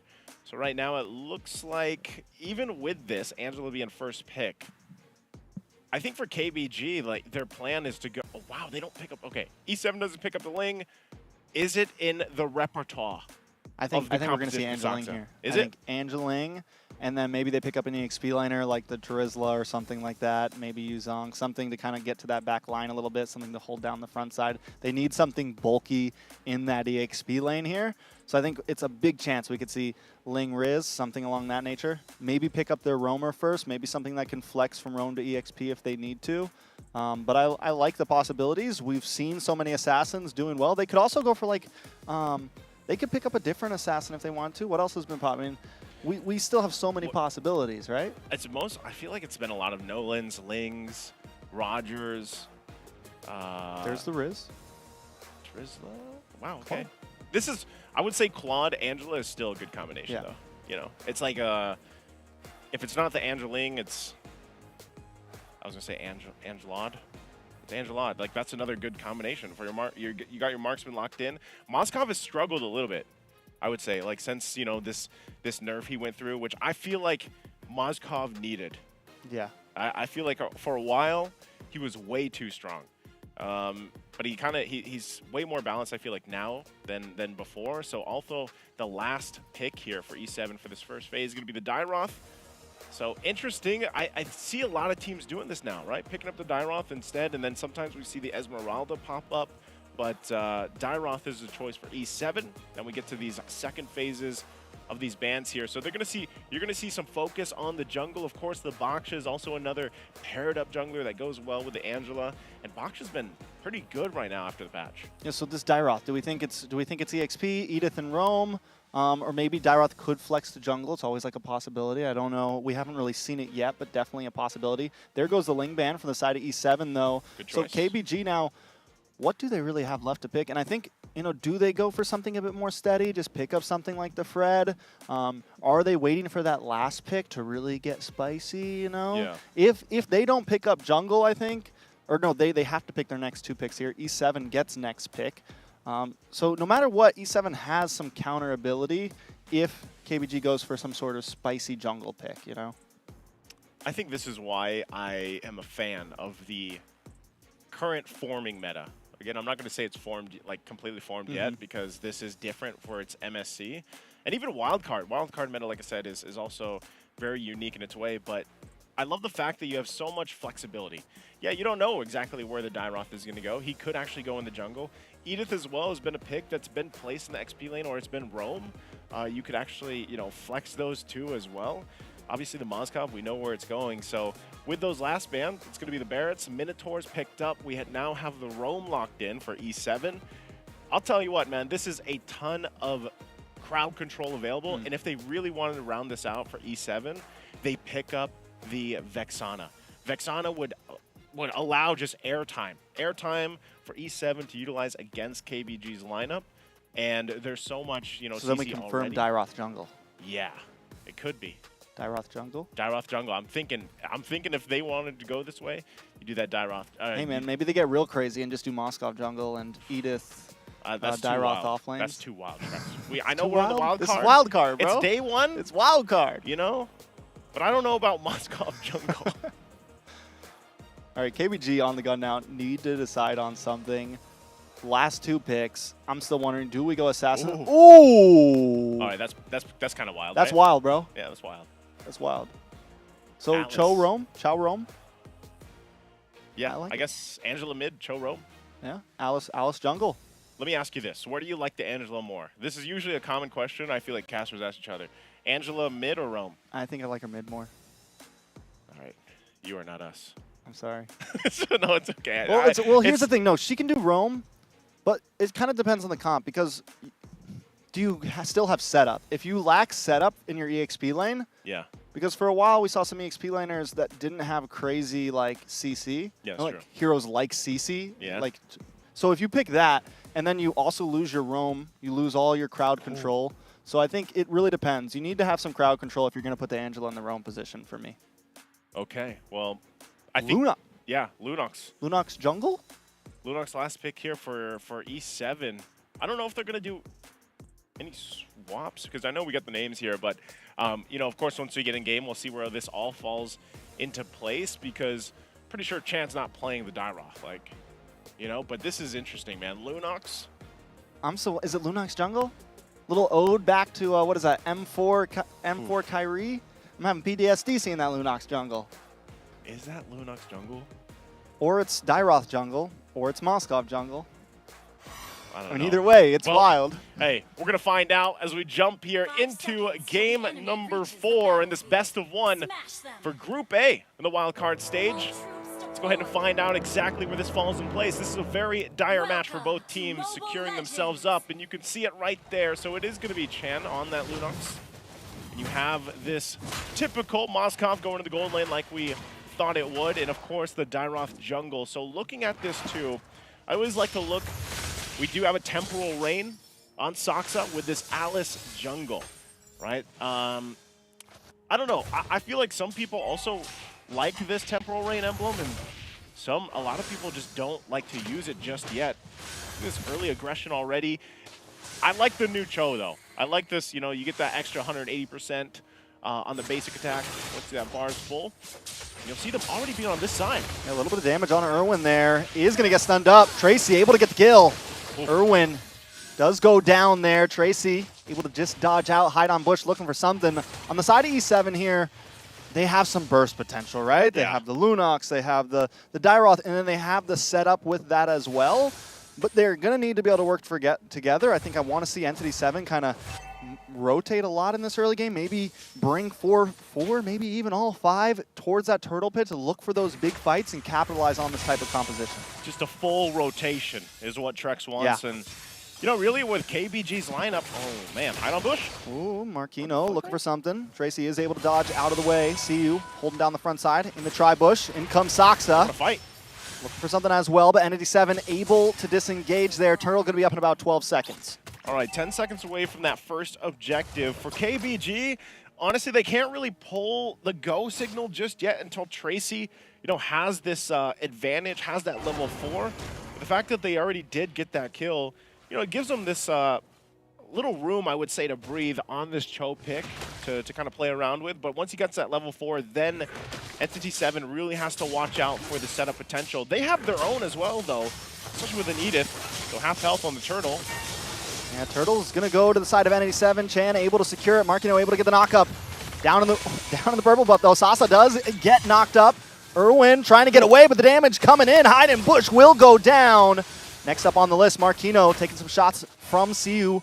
He's going to have to get out of town, though. 3 members trying to collapse onto him. Picks up a heal from LMU, and both teams disengage, but keep Best Gaming walking away 2-0. Entity 7 gets the Turtle. I'll tell you what the biggest difference I see in KBG this time around for the wild card. They're much more disciplined. In the rotations that they have, Tracy able to get away the Dragon onto Chan here. Chan able to use the Brilliance. Going to be safe, should be safe, will be safe. Okay, going back to the point, KBG is much more disciplined this time around, I feel like, than what we saw in the M5 wildcard. You can definitely see kind of the impact that I mean, even bringing Saksa has had for them, and some of this shot calling as well. Tracy doing an amazing job on this Cho pick, very aggressive. Just hope that, you know, he's able to kind of manage that and not get it too aggressive that it punishes him. But as we look at these items kind of fall into place, no first items locked in just yet, but well on the way here. Saksa now on this side of the jungle. Might want to put some pressure here. Nice way the Dragon onto Irwin, though. Fury going to come in. Saksa. Oh, Tracy. Able to dash away there. Here comes Fury. Gets a couple shots off onto Tracy. E7 trying to collapse onto 1. Oh. They find 1. Saksa able to go down. Chan picks up the kill. That's 1-2, but the gold still at a standstill, Naisu. It's 10K, 10K. NE7 looking for more, though, in the purple buff. LMU trying to defend along with Tracy. The knockup comes in. The Minotan's Fury. Tracy goes down. CU trying to help out, but unable to connect onto anybody there. LMU now just defending the mid side. CU needs to try to get out of here. Marquino locks in, knocks him up, and takes him out. NE7 going to walk away with a lead there. Oh, I don't know how much different that would have unfolded if CU was actually able to get the penalty zone in the right area, but he kind of did it a little bit too early, so wasn't able to join the fight and then just gets closed off from it entirely. So with that, Entity 7 really on this upswing will be able to get those kills. Now the objective, they got 2 turtles under their hands, and they're furthering this gold lead at this point. It was kind of a stalemate for a while, but now with everything falling into place, you can see it happening. Even looking at the gold difference here, gold lanes, you know, gold lanes are doing okay, of course. You know, Fury's farming up. Spirit Destruction has been landing. Wow, he actually follows up with it, but he's just going to go back to lane after that. I'm not sure if they were going to get the call. Irwin was there. They could have possibly set things up, but he doesn't have the Minoan Fury just yet. So now as we take a look at the items, first items are falling into place. You got the Clock of Destiny already on Saksa, and we know that changed now. It just, those stacks are there. Then you have the Enchanted Talisman here, of course, for Chan. So, you know, kind of, I think one of the big power spikes for this, while we take a little breather here between the teams, when we talk about power spikes, Trex, who's got the better mid-game power spike from these two lineups? Like, who do you think? Mid-game, I think Entity 7. I think they kind of have it early, and as long as they have the lead, they will have a nice mid-game power spike. They have the Dairoth. He's gonna pack more and more of a punch as this goes forward. And then the Lunox as well. whether you like it or not, Lunox is late game, but also has a decent aggression in early and mid. She can still shred down. Also has the escapability with the Brilliance, can kind of work around some of these big skirmishes during these neutral objectives. I think when we take a look at KBG, they're kind of waiting, right? Yeah. They kind of want to get to that late game, but the problem is NE7 also has some late game possibilities with the Moskov, with the Lunox and everything. So it's kind of a toss-up. I do kind of feel like if it gets to very late game, KBG may have the advantage. What are your thoughts? Oh, you know what? It's been so long since I've seen also an Alice utilized in the jungle that I'm just kind of wondering on how good this will play out later on as we jump back into the game here. Scaling-wise, obviously, for the lineup for KBG can be good, but it really relies on just letting Claude get to where you need to be. You know, you need those 3-4 items to really be able to shine on that Blazing Duet for Wah Wah Wah. And that's something that can happen here. We're on the other side. You already know. Hold on, bottom. A little bit of damage on a Wah Wah Wah. But the Heart Guard comes in. Fury now taking the damage himself. May go down here. LMU able to take that kill. Would have been better in Wah Wah Wah's hands. But it's okay. KBG just needs some pressure on the board. Yeah, they at least get that kill down, you know, and they're going to actually put some pressure on the tier 1 possibly here, unless it can be defended by Irwin. But that's what I was saying. You know, Claude really has to be able to farm up, get those multiple items that he needs, and then you can really shine. But even with that, like we already just saw, with a Heart Guard enough, if he's able to outplay or outmaneuver with the BMI, then you can make it. Oh, hold on. Ooh, Tracy. The damage from Chan right now is just bonkers. And this is what I mean. Like, the Lunox is expected to be late game, but the mid-game damage right now coming from ND7 is definitely vicious. It's, I mean, he's not even hiding on Bush. Like, he's just there, you know? And this Dyroth, the damage threat is really good paired up with this Moskov, and that's kind of what we're seeing here. And we haven't even talked that much about Marquino. You know, Marquino's damage with the Primal Wrath, the setup potential is all great, and that's why Edith has really risen in stock in a lot of these teams' lineups.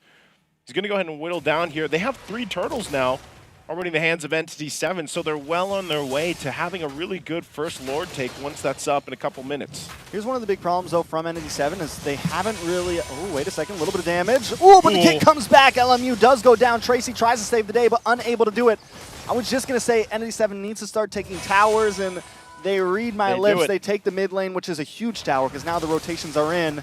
Marquino able to get the knock up onto CU. Oh, they're going to just want that purple buff, but ND7 might not give it to him.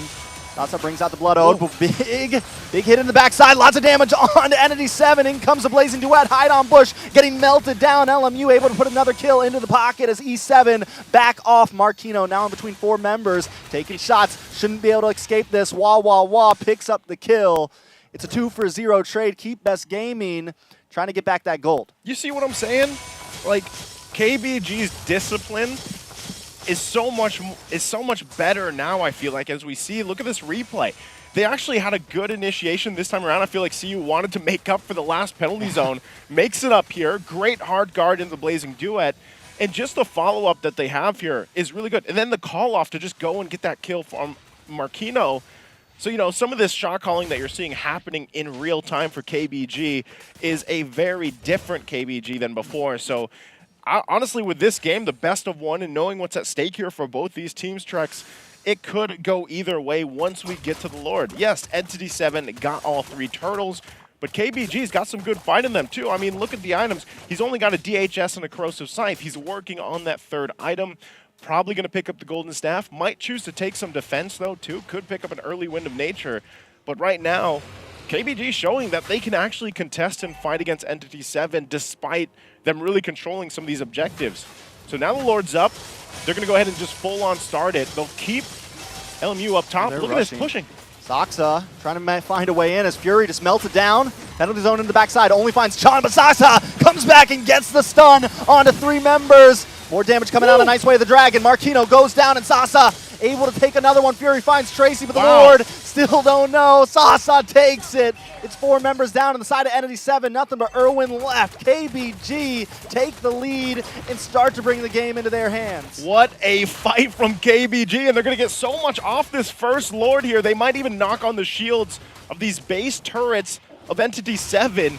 And as I was calling it, you know, it really depended. Where were they going to be able to fight on that first Lord? It looked like Entity 7 wanted to rush it, and they did. They brought it to a fourth of the health, and then they lost the fight.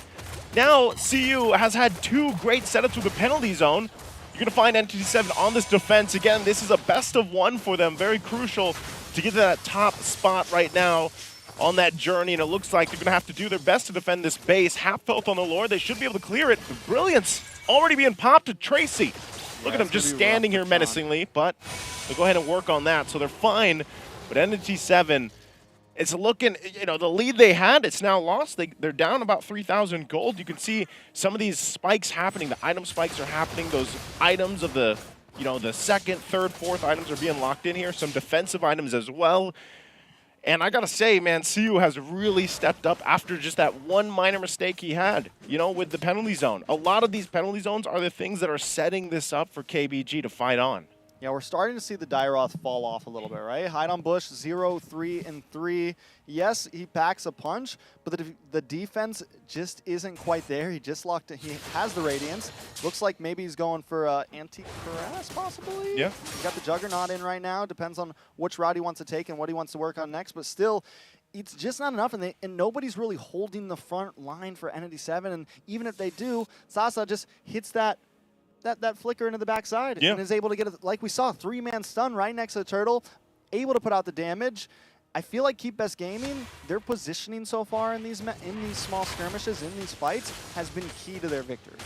And looking at this, even the damage dealt, Chan has been doing a ton of damage. It's great that he does that, but still, it kind of falls off from there. So this is where Fury has to step up and land a lot of these fights for himself and get the positioning down on Pat. I mean, even Irwin, man. Irwin is a good key component to be able to win some of this fight. If they have to disengage using the Minoan Fury, if they can set up for it better, especially with the flicker.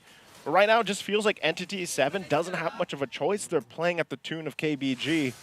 And sometimes it's even just Tracy, the threat, I could say. Like, this is something that, there was a time we didn't see Cho pop up too much.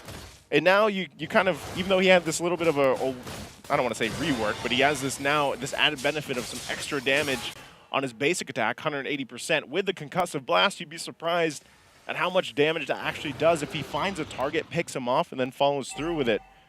And so right now, I think ND7, part of the struggle for them is utilizing Chan to get that damage off that we've seen him do, but then have a good follow-up from Fury based off, hide on Bush. Dairoth, like you said, might be falling off a little bit at this point in the game, but it's more so he's got to be very careful in the way he approaches these fights because, Saksa on the Alice, she's finicky. She's kind of hard to catch, and you don't really know where she's going, and that's part of the tough part about it. She's unexpected. She's unexpected. She is. You gotta expect the unexpected. It's a tongue twister at this point, man. It is. It's getting hard. But I will say this, and the big thing about Saksa 2 on this pick is it is only going to continue to get stronger. Have you seen his farm? And stronger and stronger. And like I said, ND7, I think this was a time in the game when they were really supposed to kind of continue that power spike. And now that they've fallen behind, it feels tough for them. They do have the set potential with Irwin, but he's getting melted down. The stun comes in. Does get the Minoan Spirit. No, it gets stopped, and he's unable to pop the penalty zone into the backside. And CU with the blazing duet finds John, and 3 members of ND7 are taken out. Saksa up against Fury. It's a 2v1 because Tracy jumps in. Nothing but Marquino left, all for the price of wah, wah, wah. Keep Best Game and looking to possibly end this. They're going to try to take this tower. They got a wave coming down the mid side. Tracy, CU, LMU, moving on to Marquino.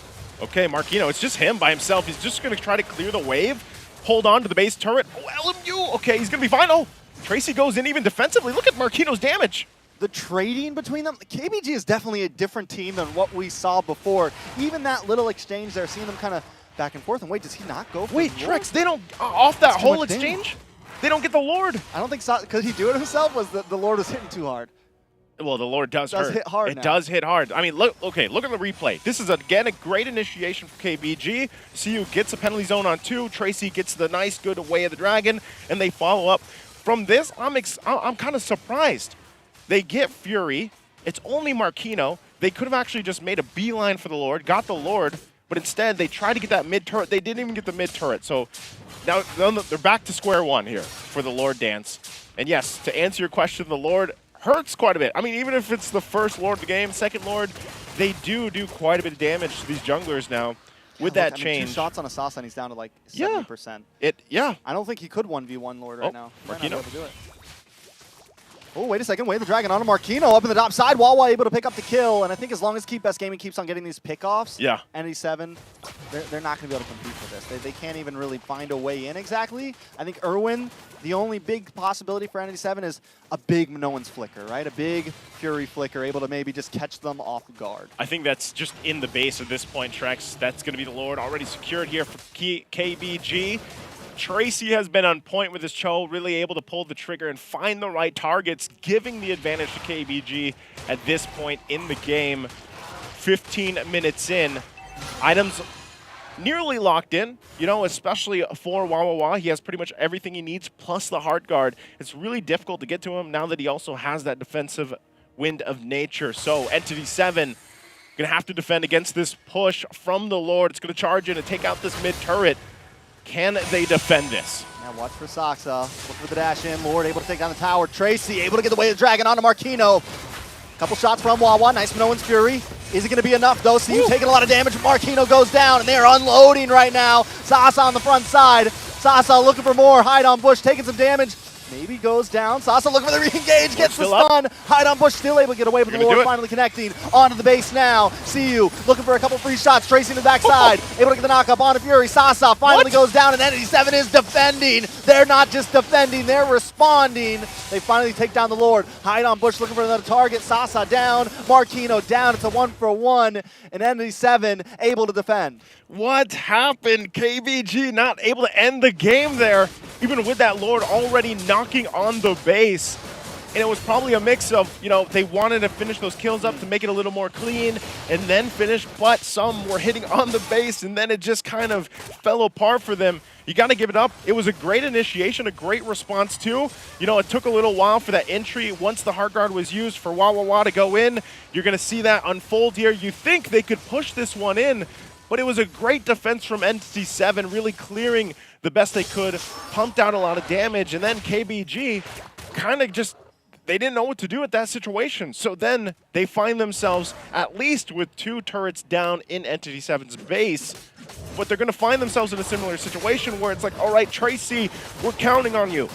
Go get a pickoff, and this is where, as you know, at this point in the game, 17 minutes in, it's been working great. Tracy's been on point, but it also could be an instance where it's one bad initiation from a Cho. That's always the gamble, if you will, in sense of how do we use this Way of the Dragon to find our pickoff, but what if it doesn't work? Because you also got Purifies. There it is. There's one, a lot of damage on Irwin. Spear Destruction comes out. He decides not to pull the trigger on that one.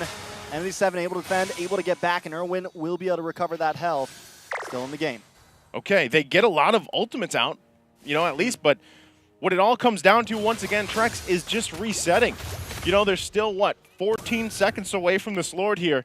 And the further that they wait, that Entity 7 waits for this, the better chance I do feel like that they have contesting a Lord. But the biggest thing they have to kind of counterplay into is what I just said with Tracy, if he gets the Way of the Dragon off. And that's why you have those Purifies. You have some of these defensive items now. You have the Crown picked up as well here to play around with to try to stall something out, because this is a crucial one. This could be a game-changing Lord here as both teams kind of get it situated. They got the information. Irwin's there. But notice, you know, nowadays, in this current meta, you don't just go and pull out the Lord and let it hit you. You know, you kind of got to approach this in a different manner.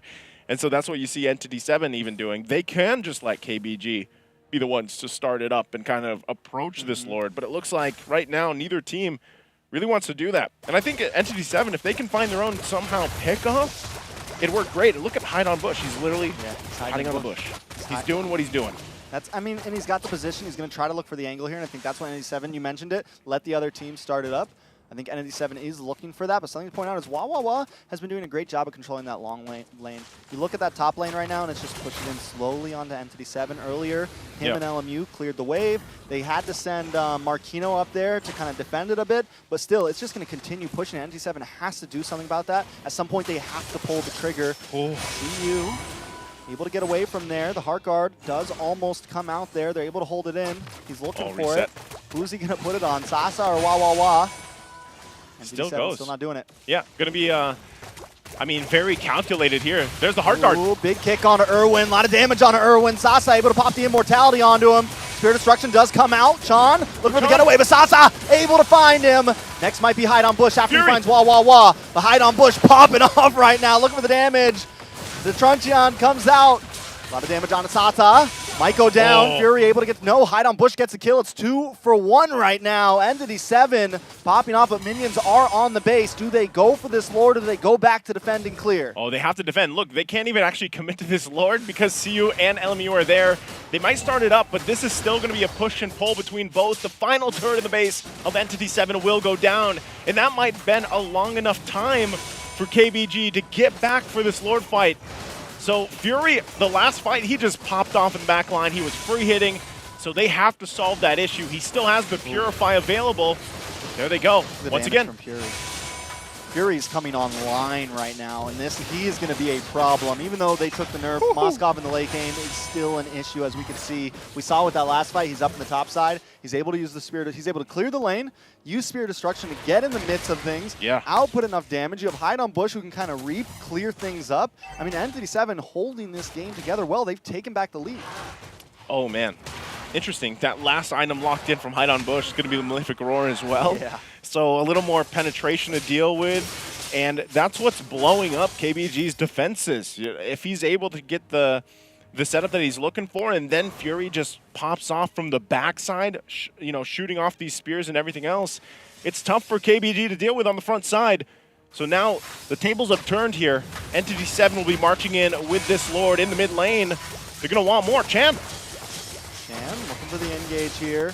Lord down about half health. CU also looking for something, but taking a little bit too much. Sasa into the backside, though. Way the Dragon does connect onto Hide on Bush. Hide on Bush takes a heap of damage, but Tracy takes more, taken out from Marquino. Saxa, though, still holding down the backside, looking for LMU, looking for something. Wah Wah Wah goes down. Saxa goes down. Entity 7, all 5 up against Keep Best Gaming.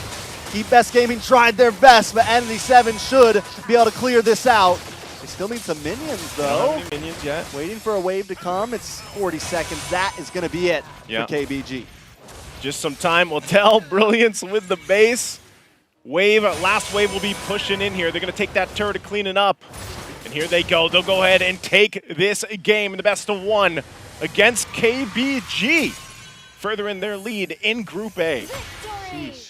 That's all I got to say. That was a good game. I mean, all the way down, we went to 22, 23 minutes there. Yeah. 22 minutes on that one.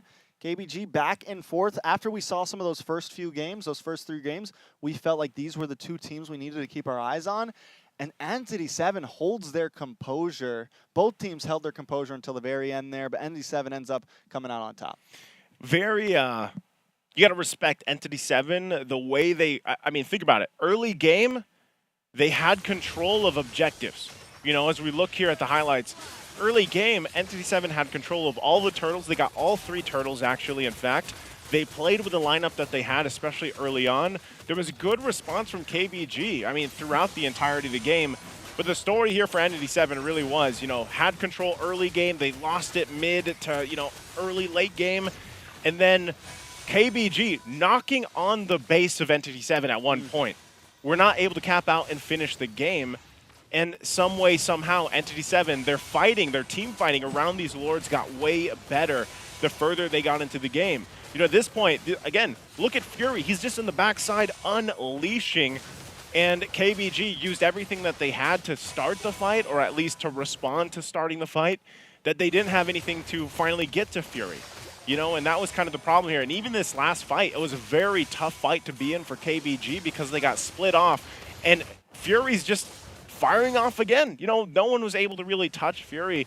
And that is one of the strengths of a Moskov. But I feel like the same can be said when you have a Claude, especially with an Angela providing you that support. So really this was just, both lineups were working really well. But Entity 7 at the end of it was able to just kind of have that fortitude to turn things around. And then when they got that lore and they pushed in, they knew they had it. Yeah, I think something huge we saw was KBG during the mid game. They were playing as a unit. They were playing very well as a unit.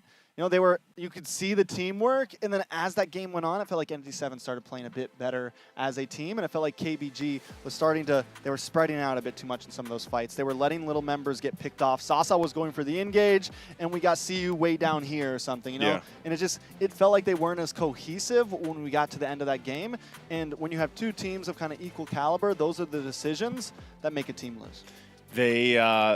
That's a good way to put it, because really it's those minor decisions, especially towards the late game. And honestly, this is, I would say, you know, a game that goes a little bit later than some that we've seen, but, you know, that's where you have to have that fortitude to be able to turn things around even when you're down and then cap out the game there. So great best of one that we just saw, and Entity 7 pulling through, but leading us into the next matchup. Let's go ahead and take a look at this quick video. My name is Joe. I'm the jungler for Xeno Zenith. I am Shocker. I'm a mid laner in Xeno Zenith. Hello guys, it's me, Masaraf.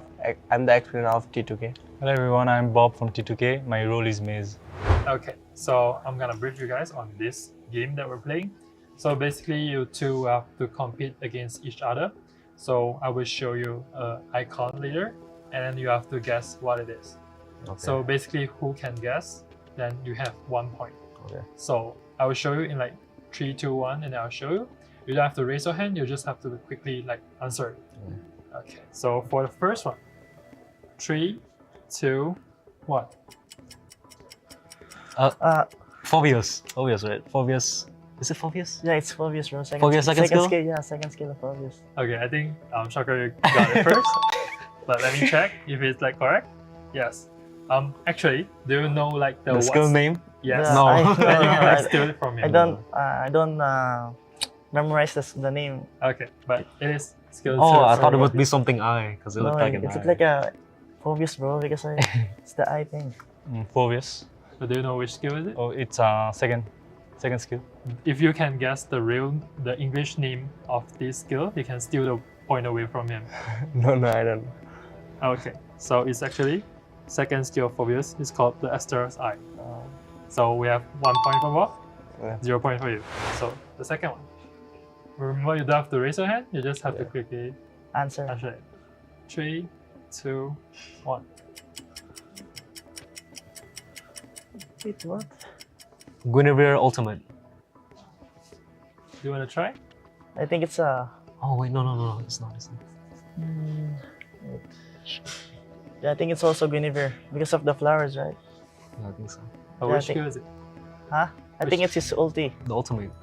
Yeah. Okay. But no, let me check. we don't know the name. Yeah. It's actually not. Wait, it's Carmilla? Carmilla's skills too. Okay, so no one got the correct, so it's still 1 to 0. I think it's Carmilla's second skill. Do you have any idea? I think Farsa. Farsa? Which skill? Farsa? Farsa first, I think. Okay, I'll show you in 3, 2, 1. It's actually Carmilla's second skill. You're correct. So it's like 2 to 0 now. So we'll move on to the third prompt. 3, 2, 1. Marty's ult. Do you want to try? Yeah, Marty's ult, I think. Okay. It's Marty's ult, but if you know the name, you can steal the win. It's something execution. I'm not sure. Okay. It seems like it's a passive. Passive. Okay, so no one got this correct, so it's still 2 to 0. Hey, Marty's, Marty's. Do you happen to know the name of the skill? The name of the skill? No. Okay, so it's divide and conquer. Oh no. Azura's Wrath. It's passive. So it's 2 to 0. Yeah. You still have a chance. We still have 2 more questions. 2 more questions. So for the fourth one. 3, 2, 1. Hey, Bruno. First skill. Bruno's first skill. Hey, he said it first, bro. What skill is it, bro? It's the first skill. So, do you know the name of this skill? Then you can steal the point away. Soccer ball. It's so unique, bro. No, I don't know the name. Okay, so you're correct. It's a skill 1 from Bruno. And it's called Volley shot. Okay, now it's like 2-1. It's Bruno's ult. Bruno's ult. Any? Yeah, Bruno. It's actually Bruno's first skill. Okay. Okay. So move on to the last one. Last question. 3, 2, 1. Link Ultimate. Link Ultimate. Link Hey, Ultimate. I said No, first. no. Check the cameras. Check the cameras. Okay. Ling Alt. Okay. Link Salt. Do you know the name? No, I don't. Okay. It's actually called Tempest of Blades. So it's 2-1 now. Whoever can get the name will be the one win. Hey, Well, I played this hero. I should know it. You but played no, that hero, no, bro. I don't know it. It's called Blade. No, Yeah, I don't know. I don't know the name of the. I think the something skill. like that. The name is like a Blade, something like that. Tempest of Tempest of Blade. Blade. Yeah. Tempest of Blade. So He got it. it's 3-1. Okay, Yes, it's so 3-1. now you won. So you can say anything, and then Joe will have to follow it. So basically, you have a punishment for Joe.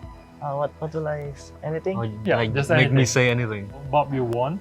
So you can basically order Mashrab to any punishment here. So he cannot deny anything. So let's start. Say that in Tagalog. You can speak Tagalog, right?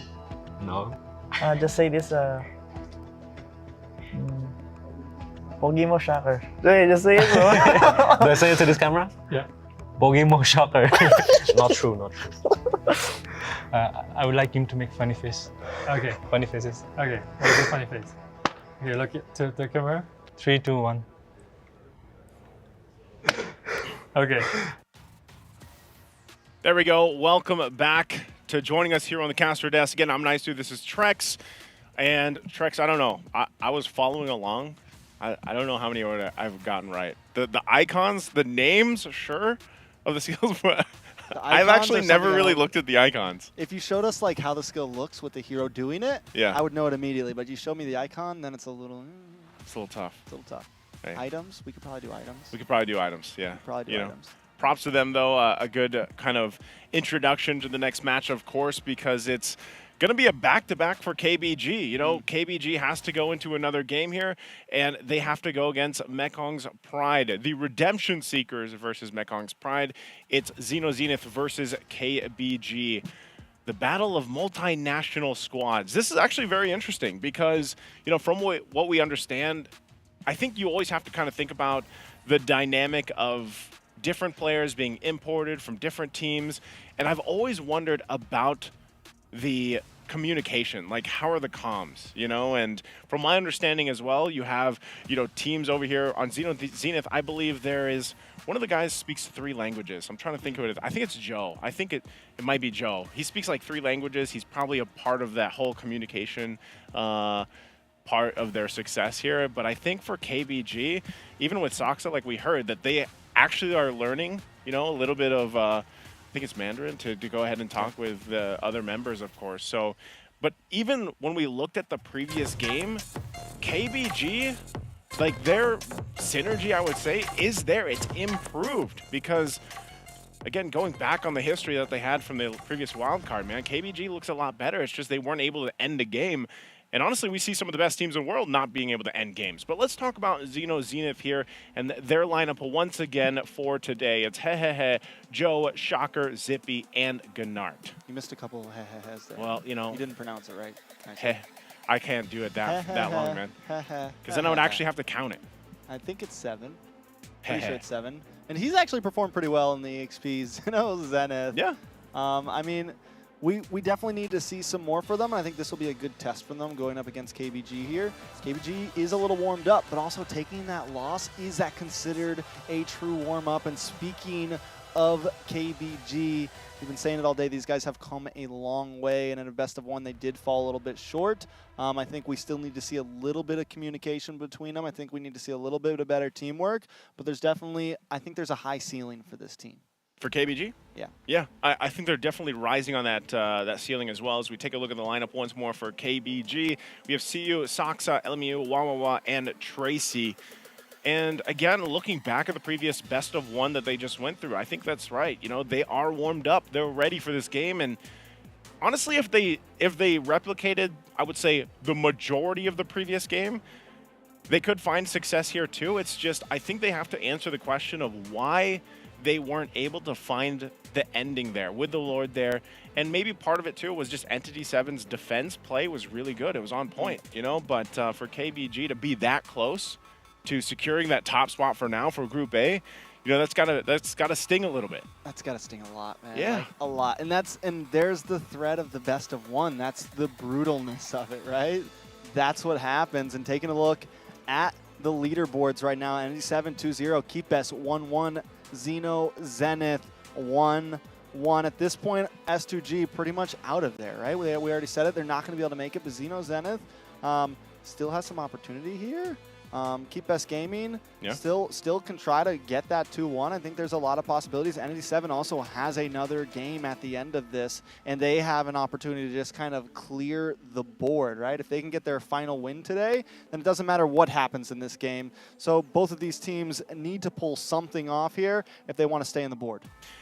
And again, it's going back to the point of why these best of ones are so crucial, because with that, you see how, you mentioned it earlier, you know, how that one mistake or misplay might change the course of your chances to being that top spot and going forward, you know? So this is also an important matchup, of course. All of these have been, and it's really coming down to the wire because we only have 2 left. So before we get ready for this next matchup for KBG against Xeno Zenith, we're going to take another short break before we head into the draft. So sit tight with us. We'll be back after this.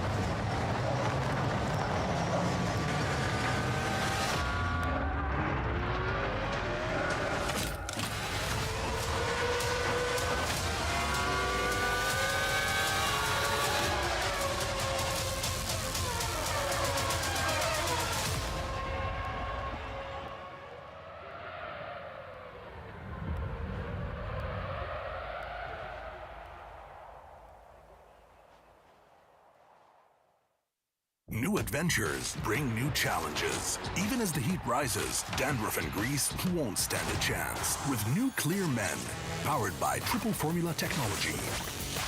To eliminate dandruff, itch, and grease, gives you 8 hours of freshness and 100% dandruff-free hair. New Clear Men, 0% dandruff, 100% confidence.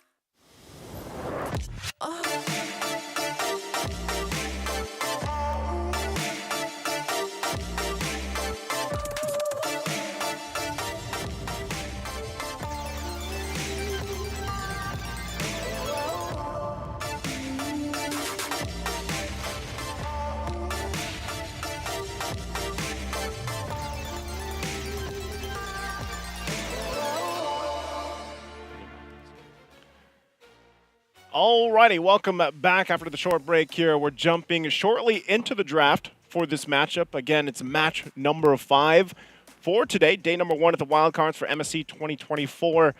And it's coming down to the wire for some of these teams. With the previous win, though, that we saw from Entity 7, they are now at the top of Group A here. And, of course, you know, for both these teams, they still want to go ahead and secure themselves up further.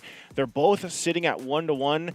And obviously, we could eventually find ourselves, depending on how these next 2 matches go, who knows if we end up finding ourselves in a tiebreaker situation as well as they try to kind of break through these possibilities. But we're going to jump, it looks like, into the draft.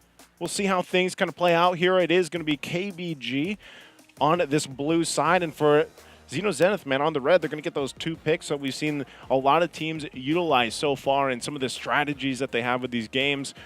I would be surprised, though. We did see KBG pick up the Angela first in the previous game.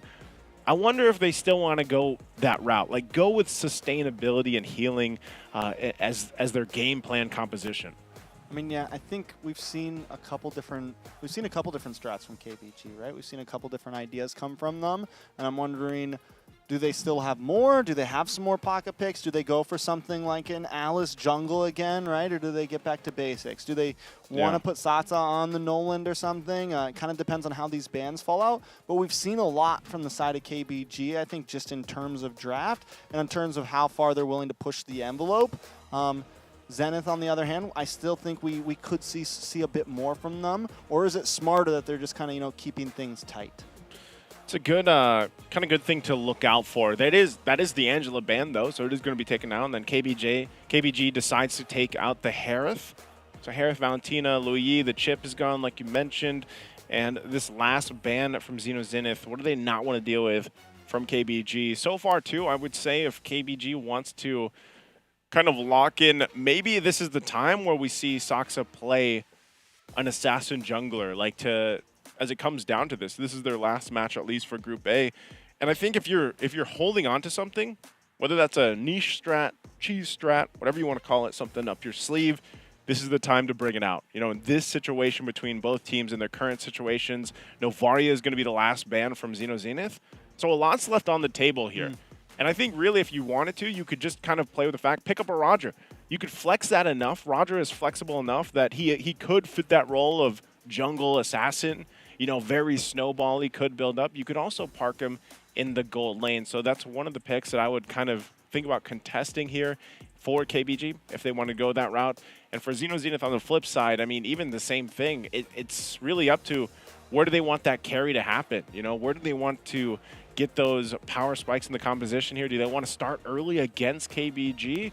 Because KBG, they play a little more defensively now and a little more discipline that you see, but they're going to lock in the Faramis first pick here, who usually also has, I would say in recent competitions, has been banned out quite a bit as well. Yeah, I mean, it's been banned out, it's been picked. I think it's a lot of possibilities.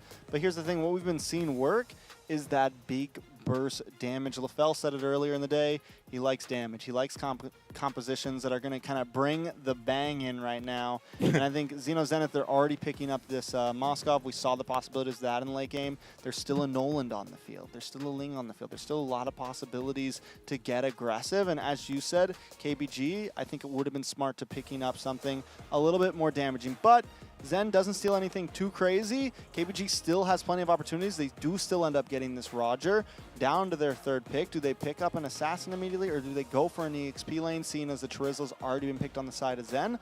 I think Edith could be a solid pick here for KBG. Oh, yeah. Edith has been, I don't know, Edith is going to be a mainstay for a long time, I feel like, currently, at least throughout the course of MSC. Very good even in of Rome, of course. Then you also have the Grox, the Tigreals. We saw some great implosions in the earlier games today, of course. And Rubies, these are all like very solid picks, but also an Xborg does get picked up to round down that first phase for KBG.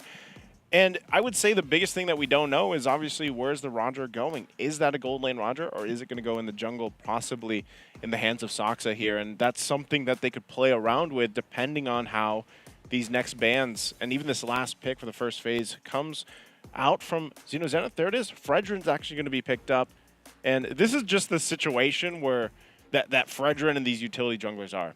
We're so used to, for the longest time, seeing them picked up first pick, drafted in right away, but now I would say they're in a good like 50. I don't know if 50-50 is the right percentage to say where Fredrin is, but he definitely feels more balanced.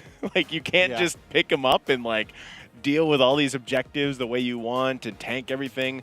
But with those already, like having the Fredrin, having the Charizla, pretty good solid lineup in the front, can initiate quite a bit, can even peel if you need to, because really fancy footwork with a Moskov and then being able to peel for him is crucial here. And good ban from Xeno Zenith to take out that pick from Tracy that we actually was a really good component to them swinging things back in their favor towards that late game before it all fell apart for KBG. And, you know, another thing, a good thing that Zen's doing with that Fredrin pick, with the Chorizo pick, they're finding some decent answers to kind of deal with the grouping up possibilities around this Faramis, right? They're finding some decent answers to kind of deal with that Cult Altar, deal with that Nether Realm, and be able to do something about it. KBG, on the other hand, they're going to take out this Matilda, which could definitely be vicious with a Fredrin behind it. Can definitely cause some problems. On the other side, Zen, do they continue to just nail into Roam here, right? Do they take out a Minotaur or Grok or something of that nature? Yeah. Something to kind of slow down KBG. Because right now, KBG, with this Faramis, with the X-Borg, and then a Roger that can kind of viciously jump down the mid side here, they're looking like they want to steamroll. I mean, not steamroll in terms of like early game vamp up, but in terms of team fights, just kind of group up and roll over you, right? So Zen needs something here to kind of slow that down a bit. I think with the Moskov, they could just go even more into CC here, right? Yeah. They could go even more into crowd control here. They already kind of have damage figured out. Round yourself off with a decent mid laner, and the draft is clean. Man, for Xeno Zenith, I'm also wondering what they're going to put in the mid lane. You can see that last ban from KBG is going to be the Lilia, you know, focusing on that those options available for mid lane because, you know, at the I would say mid-game especially, it's going to be crucial for them on where their damage is going to be because, you know, Moskov takes some time, obviously. Not as much as a Claude, I would say, but obviously you want to have some of that front-loaded magic damage to deal with this because Faramis, he's a little, like his damage is a little underrated, I feel like. Like it really builds up, it really scales up, especially depending. We've seen teams put him in the roam, like a roam Faramis. We've also seen teams obviously put him in the mid lane as well, mostly the mid lane. But the damage that Faramis actually pumps out is quite surprising for a lot of teams, I feel like. And then, of course, you know, Nether Realm. So interesting because the way Xeno Zenith wants to counter into the Nether Realm, like I was saying, was pick up the Odette. You get the Swan Song. You might as well just fight in it. Fight in the Nether Realm that way. Locked in with the Odette pick. Yeah, it's a good answer to the Faramis. It's also a decent answer to the Roger.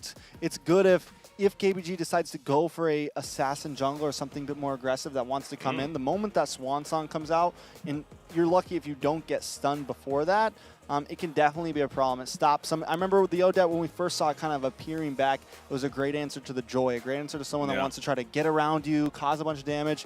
It was a beautiful answer to that. So I'm guessing that's kind of the idea here from Zen, but instead of going for a squishy burster, they're going to pick up the Martis, who can probably handle a Swan Song and can probably handle a way into that. And not only that, but they pick up the Grok to get that knockup to kind of just bust down the door onto Zen here.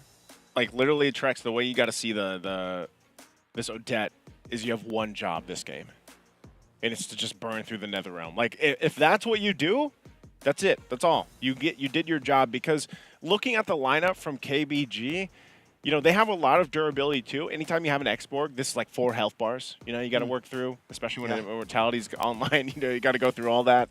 And even a Martis has not popped up as much lately. And interestingly enough, Xeno Zenith goes the Florin. They lock in the Florin for this lineup. So now they have the sustainability at least on their side because they can actually go ahead and fight these extended fights that typically happen with the Faramis. I will say this, though. If KBG gets an early gold lead here, if that Marta starts to pop off, having the Florin, yes, you get some sustainability, but it takes a little bit of time, and they don't really have much of a front line. They have the Fredrin, yes, but he's taking the nerf, right? They have this Charizla, yes, but he's not going to really be able to hold them back if KBG wants to play this the aggressive route, and I think it's definitely a win-con for the side of KBG. You know, use the Martis to your advantage. Try to get some early decimations off. Try to really just start flowing into this. Get your gold lane online. And if you're up 2-3K gold in the first 8 minutes or so, I think it could be a wrap for KBG. Well, we're going to find out exactly what happens here for KBG or Xeno Zenith as we jump into this best of one, the 5th one for group number A, and also a possibly deciding game for both these teams, sitting at 1-1, going forth, looking to get that foot ahead as we look at things here falling into place. Again, Gnart, I like that he's got the focusing mark with this lineup. Nice good old extra % damage. Don't ask me how much, it's 6%, right? 6%? Yeah. And you know what's funny is I'm yet to see the war cry pop up because I love that combination, man. The focusing mark with the war cry emblem. That's 8 plus 6. How much is that? 14? 14. That's right. Good job. I just winged that one. I'm not going to lie. You're pretty good. I'm impressed. All right, so Tracy doing a good job as well. Speaking of good jobs, just kind of keeping vision on this orange buff, keeping vision on Xeno Zenith. This is another thing. Keep Best Gaming doing a good job, and they're going to play the aggressive route here. Wow. Xeno Zenith going to have to withstand this, and if they continue to withstand this, Sasa might not want to let it happen. A lot of damage does land on a Tracy there, and now KBG on the run. LMU going to be the first to fall. Shocker hits him with the shocker, takes him down. Sasa now also needs to try to get out of this, but Xeno Zenith walks away with 1. I'm surprised at how aggressive KBG was there for that buff. You know, they wanted that orange. They wanted to put the pressure, and unfortunately, they're the ones that go down to the first blood in the hands of Xeno Zenith. And not only that, but it went to Shocker. So Shocker, the guy with the one job of just pumping out the damage to deal with the Nether Realm, is now getting that first blood, and a little bit of that lead on building this Odette on what he has to do. So, you know, I'm just surprised that KBG decided to go all out for that. Hold on. A lot of damage on a Tracy. He can't move. Joe able to get the stun. The stun locks up as well from Shocker, and he's just shredded. Yeah, I mean, I was not expecting Tracy to get shredded that much sitting here. So they might fight for this turtle still. Joe goes in. Nice Thunder Zone to the backside. LMU taking a lot of damage. LMU going to go down. Able to get the kill. You got all of them. I got all of them? I think so. I think so. That's why, you know, most people just say heh, because when you're doing the play-by-play, man, you know. Is it ha or is it he? It's he. Heh. No, I think heh. Heh. All right. Well, Xeno Zenith definitely feeling pretty good about that, and gets themselves a good lead. Turtle up, 3 kills on the dot too. So for keep Best Gaming, I think really when you're kind of already falling behind at this point, you know, they've got good gold. At least kind of in this sense of with how things have gone, they got, you know, kind of shut down in the early on, trying to be really aggressive in the jungle here. But for Xeno Zenith to get the lead and then KBG to hold it together, but they still want to put pressure despite everything happening. It looks like they're going to have to fight. Comes the Spear of Destruction. He's going to dash in. Shocker able to find Saxa. Tracy now on the run. Wawa looking to maybe help the friend, but Xeno Zenith already got 1. And if they can keep on finding 1 after 1 after 1, it's going to equal the game for the side of Xeno Zenith. Keep Best Gaming against the ropes right now. Wawa getting pushed away from Joe. Xeno able to get some nice chip damage onto that gold plating. Zippy going to be able to stack up. Okay, so they start, I mean, look at this. So, all right, Hehe's a little bit of trouble, but he's got that body of Smith, so he's going to be fine. Look at the bottom side. A lot of damage on a Wawa. They finally got what they were aiming for. Zippy able to take the tower. Okay. This is still surprising. I mean, KBG, for a lot of these exchanges, want to play up front, want to fight for it. Even looking at the items, you can already see, you know, Wawa picked up the Sky Piercer first item. He's also got the Warcry emblem, but he's going to have to just keep farming because he's getting just kind of beat out of this lane from Zippy. Zippy really showing kind of dominance on this Moskov, and that's the thing too. You saw this where you have this very heavy, durable lineup from Xeno Zenith in the front side. That's one thing that Fredrin's still great at. He's still, you know, he's still a tanky guy, you know, but he's not as good as he was before, but that doesn't mean he's not still like high on that tier list. Fredrin can tank a lot of this damage, and then you have a Tarizla with you, plus the healing from a Florin is tough for KBG to deal with. Turtle goes over to Zhao, but I was watching that Spear of Destruction. He was able to hit right onto Wawa, dashed up there, cleared the wave. And Xeno Zenith just playing so well on the map right now. Joe gonna hit the invade, take this camp away from KBG. And it feels like KBG just can't do anything against the presence of Xeno right now. That's what I'm saying, man. Joe is literally just sliding into the shots because he knows that he's got the healing from Gnart.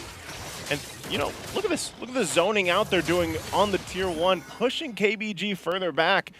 You're wondering where can KBG find the farm they need, because at this point, like you mentioned, Xeno Zenith just really dominating the space around the map and taking these resources.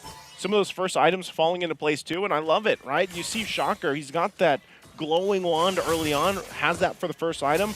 And that also has that built-in passive for the Necklace of Durance for those of you guys that don't know. So, you know, you have this added benefit of just having a swan song ultimate with that passive already from the Necklace of Neurons into that glowing wand. So this is all part of that plan, you know, part of that lineup that Zenith brought to the table.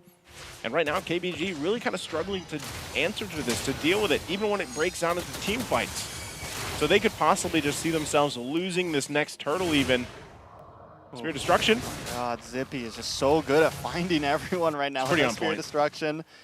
He's Tracy forced to use that ult as a getaway there. And honestly, the more I look at KBG's draft, it's feeling tough for them, man. It doesn't feel like they have many late game options here. They went for a composition that really relies on hitting a snowball, that really relies on getting aggressive early on, and they messed up. They whiffed a little bit in those first few minutes. And now that Xeno Zenith has this lead, but a 3K lead at only 6.5 minutes, it's a problem. Keep Best Gaming has to do something, I think, by this next turtle, maybe by Lord, or else it's just going to slowly. I mean, Xeno Zenith there's not going to be any catching up. I don't think they can fight here, you know, for this turtle. I think they just have to give it up. They got to be watch out too, because Hehehe could actually just set up like that. Penalty zone does land on Sasa there. Sasa able to just get away. CU keeping vision, but also backs off. All of Keep Best Gaming back under the towers. Okay, back under the towers. And for Xeno Zenith, they got all these turtles, all the objectives they wanted to. And Zippy is just having a time of his life. You know, he's farming up on this Moskov. He's hitting the Spirit of Destructions if he wants to. He's so confident in even the healing with this Florin that sometimes he'll just aggressively even follow up. You know, even if he doesn't actually continue onward trying to get the kills here. That's just Xeno Zenith really pulling through, getting themselves a nice little lead now to work with. So when you kind of look at this for KBG, you got to think, where's this possibility for them to kind of turn things around in their favor? And that really comes down to these team fights. Maybe it's the first Lord. I think that by the time the Lord comes up, you should look to KBG to contest it. They should be in a position that, okay, we'll try to win this fight. The biggest problem for them is playing against Shocker here, playing against that, just the Swan Song pumping out the damage and really dealing with even having the Nether Realm. I don't want to say it completely negates it, but it actually really helps dealing with the Nether Realm in a quick manner. And then you just allow, you know, the follow-up to come through from Zippy as well, using that penalty zone. Yeah, something else big to point out is Wah. You know, even when Roger was the gold lane pick for a little bit there, he had trouble going against things like the Fredrin, going against things that are going to stop you in your tracks and not let you jump into the midst of the fight. And when we look at Xeno Zenith, it's a whole lot of pill. You got the Fredrin, you got the stun coming from Shocker, you have the stun from Nart, you have Zippy who can push you back, and then you add that up with the penalty zone, and literally the whole composition has something to slow Wawa down here. And even though he has 0 deaths, he also has 0 kills. He's behind 14, you know, about 1,400 in gold, I think I saw earlier. It's a problem, and with that being gone, and with Sasa down to death, unable to really unload either, Keep Best Gaming doesn't have any real damage. Uh-oh. But the damage, though, does go down onto Tracy there. Out comes the Swan Song, the dash in, almost finds the kill onto Tracy, but Keep Best Gaming is able to get away, but Xeno Zenith still controlling the river, controlling the pressure. Art using that flicker. Interesting use of the flicker there, but also that's a whole lot used. Tracy. Whoa, a lot of damage. Shocker does finally go down there. Keep Best Gaming able to find an answer. Wawa looking for more, but he's going to take a couple shots in the face. Penalty zone does come in. Wawa just trying to escape. Not going to be able to do it. No, he dashes away. Now the battle does continue still by this purple buff. Nobody else going to go down. A lot of shots fired. Zippy looking for CU, but he's able to flicker away. I mean, everybody purifies, flickers, ultimates, but both teams do a great job at disengaging here. Shocker's the only one to fall. Xeno Zenith may be able to take this Lord, though. Will Keep Best Gaming try to contest. Yo, look at this. I don't know if they're going to do it because it does so much damage. And it looks like KBG is going to pick it up and try to continue on. Xeno Zenith, do they fight for it? Spirit Destruction going to land? Do they fight? Do they reset?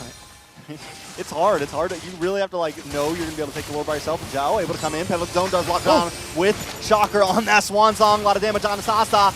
CU as well trying to run away. Will fall. Shocker able to pick up the kill. LMU backing off as well. Lord does go to the side of Xeno Zenith there. Keep Best Gaming back on the defense. Oh my goodness. Look at Joe. Look at Joe. Look for the 1v1, the 1v2. Come on, Joe.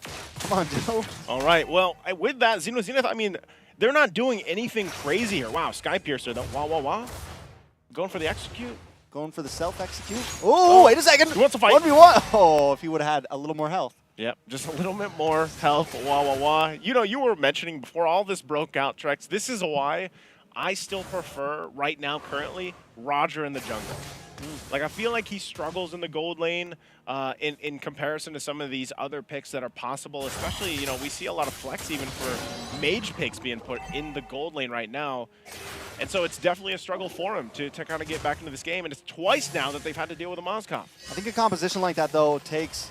Your team has to know what they're doing in unison, right? You need to be able to work together very well. And when we look at some of the teams in this group so far, they all have some of those micro skills. The skill is there, but I think one of the things we always see lacking here is the comms, right? Is the unison of how well the team is working together.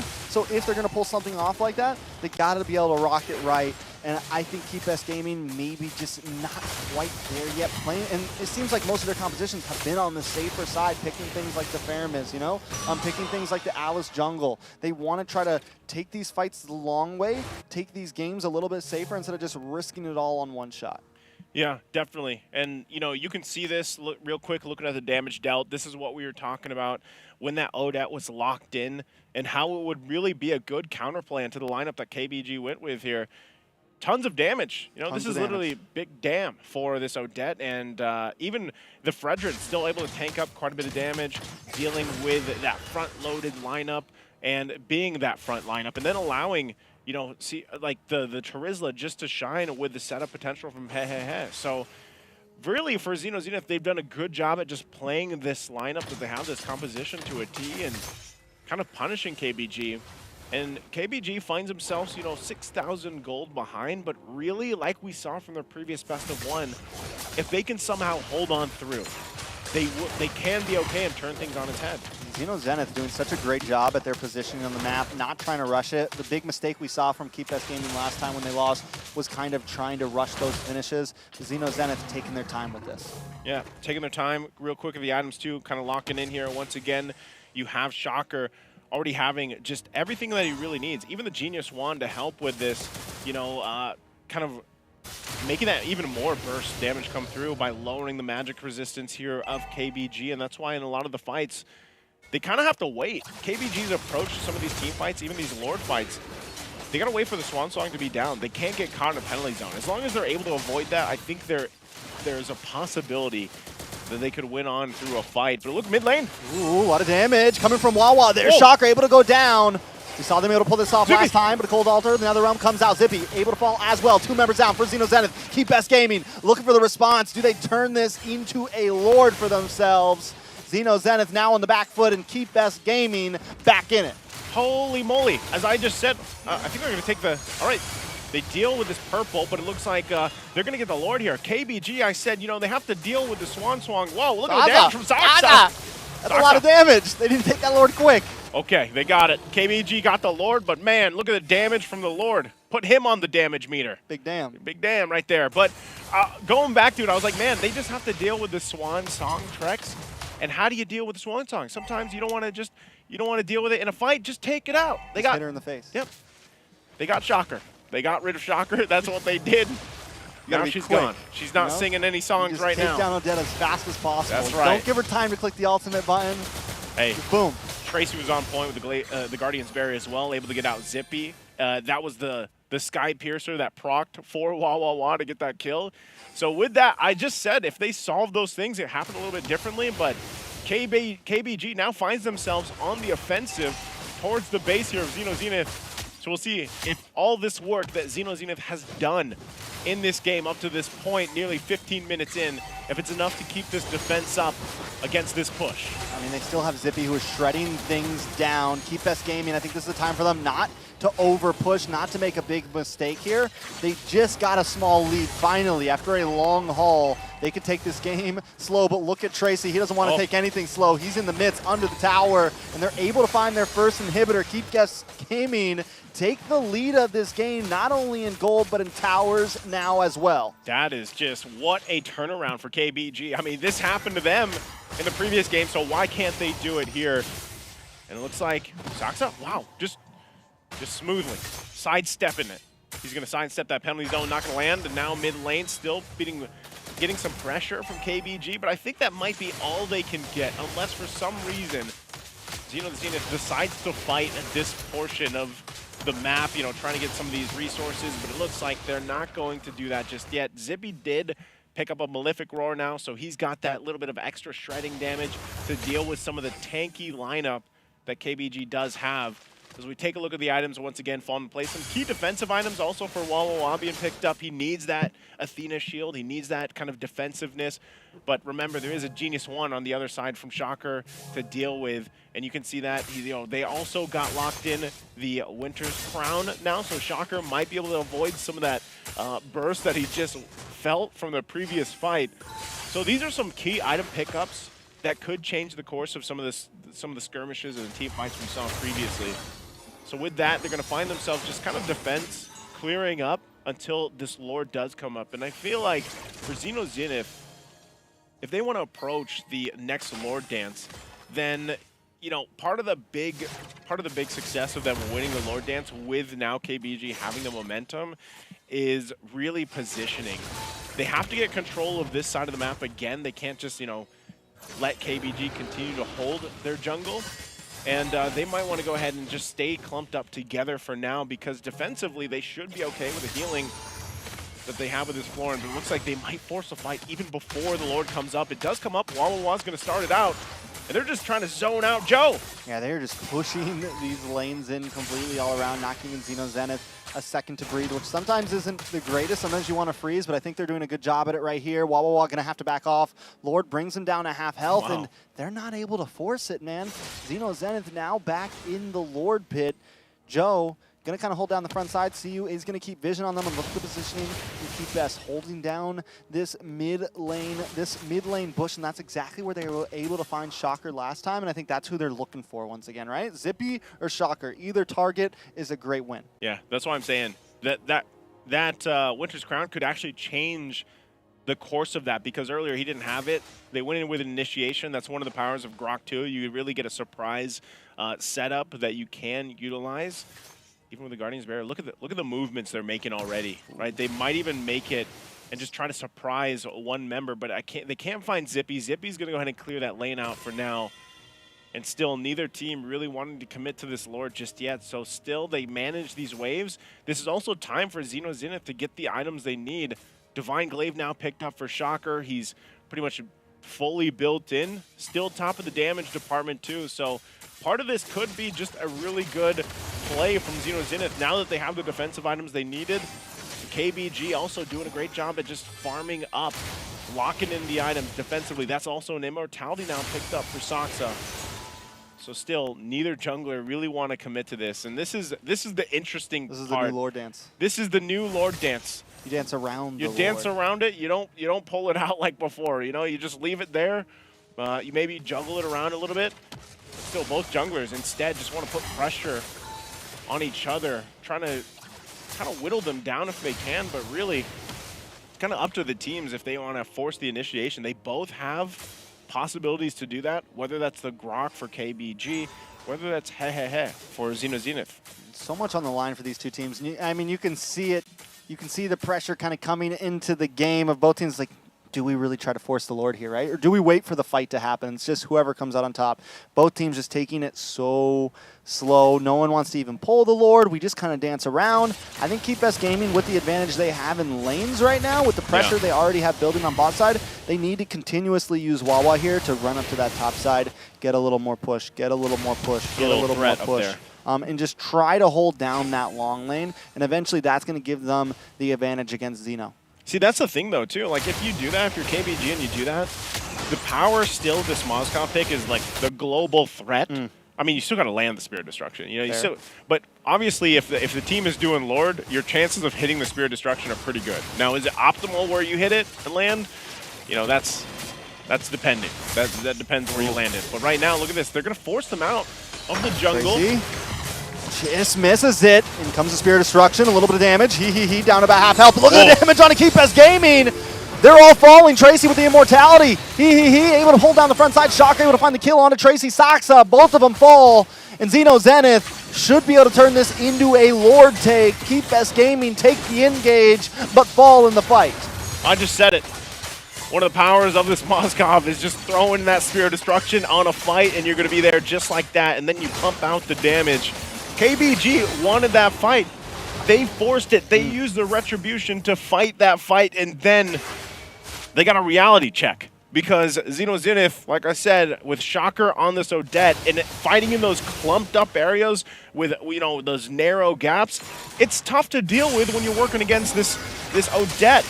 Tons of AoE damage, and now they're going to find themselves defending in the base. Oh my god, look at the damage from Shocker. LMU falls. Penalty zone into the backside. Wawa getting pushed under the tower. A lot of damage onto CU as well. Immortality does. No, not Immortality, but the Praga armor pops. Xeno Zenith still there. Minions are creeping in on that boss side, but Xeno Zenith don't want to go back. They don't care. They're going to end this game first. The Lord marching down the mid side. Might need to send somebody soon. Mid inhibitor does fall, tracing the backside, able to get the knockup on him, Shocker and Joe. Oh no. The realm does come out from LMU there. Lord's still there, but the minions have finally connected onto the base, onto the top side. As KPS Gaming look for the engage, look for the stall. They did get some minions out, able to defend, but KPS Gaming still in this game. Well, for KBG, at least a successful defense. They only lose that mid turret. But even with the minions, now it's pretty much even. You know, they got one turret down in Zenith's base. They got one down for KBG. And so this goes back to it. You know, it's more so a 50-50 than anything. But really, when you look at these team fights unfolding, KBG is having a difficult time dealing with the backline of Zenith. How do they get there? You know, we look at the replay. Again, they wanted this fight, and look where they decide to fight in this very small space against a lineup from Zenith that is going to punish them. That, you know, that's questionable. It's like, why did you want to fight there? And, you know, and then you see this play around happen and kind of work from this. Obviously, they're feeling pretty hype about that play too, you know, for Zenith. But it makes me wonder, how fast can KBG adjust from what they just did, what they just initiated? Looking at some of the items here, I think that's going to be the last item locked in now for Wawa. It looks like you pick up the BOD, so he's got that. He's got a little bit of defense, but you're seeing also the effects of the Sky Piercers. Yeah, he sold his boots. I mean, he's fast enough. He is a wolf, you know? He's footless. I mean, he's shoeless. He's shoeless. All right, so I think another big problem that we're seeing from KBG, Tracy has to land that wild charge, right? And that big fight that we saw happen down there, he only connected onto one member. He was looking for two. If he could have got both of them with the wild charge, that whole fight might have gone different. Tracy is going to be huge as these fights go on. He was one of the things that was able to help Wawa get the one-hit shot onto Shocker earlier off in these matches. If Tracy can't land those, Keep Best Gaming isn't going to be able to win out in these fights. So it's going to be huge on him whether he can pull this through.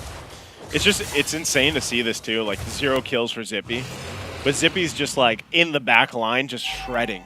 Like he's just shredding people. So he's doing it in a similar way what we saw from the you know, Mozcom effect from the previous best of one against KBG.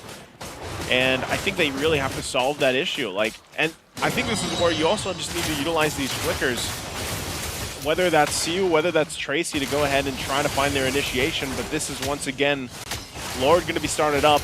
All the information here for Zenith to deal with. They'll clear the waves so they don't have to deal with some of that pressure being put there. They already have to hold down that bottom side. Half health on this Lord. You're going to keep CU there to tank up most of it. You see how much damage he's doing even to this X-Borg, and still decides to go for a little bit of a reset. Meanwhile, Zenith will go ahead and collect everything they need resources-wise and everything else. KBG, this is what we were saying they might have to do. They might have to result in just putting pressure on the side lanes.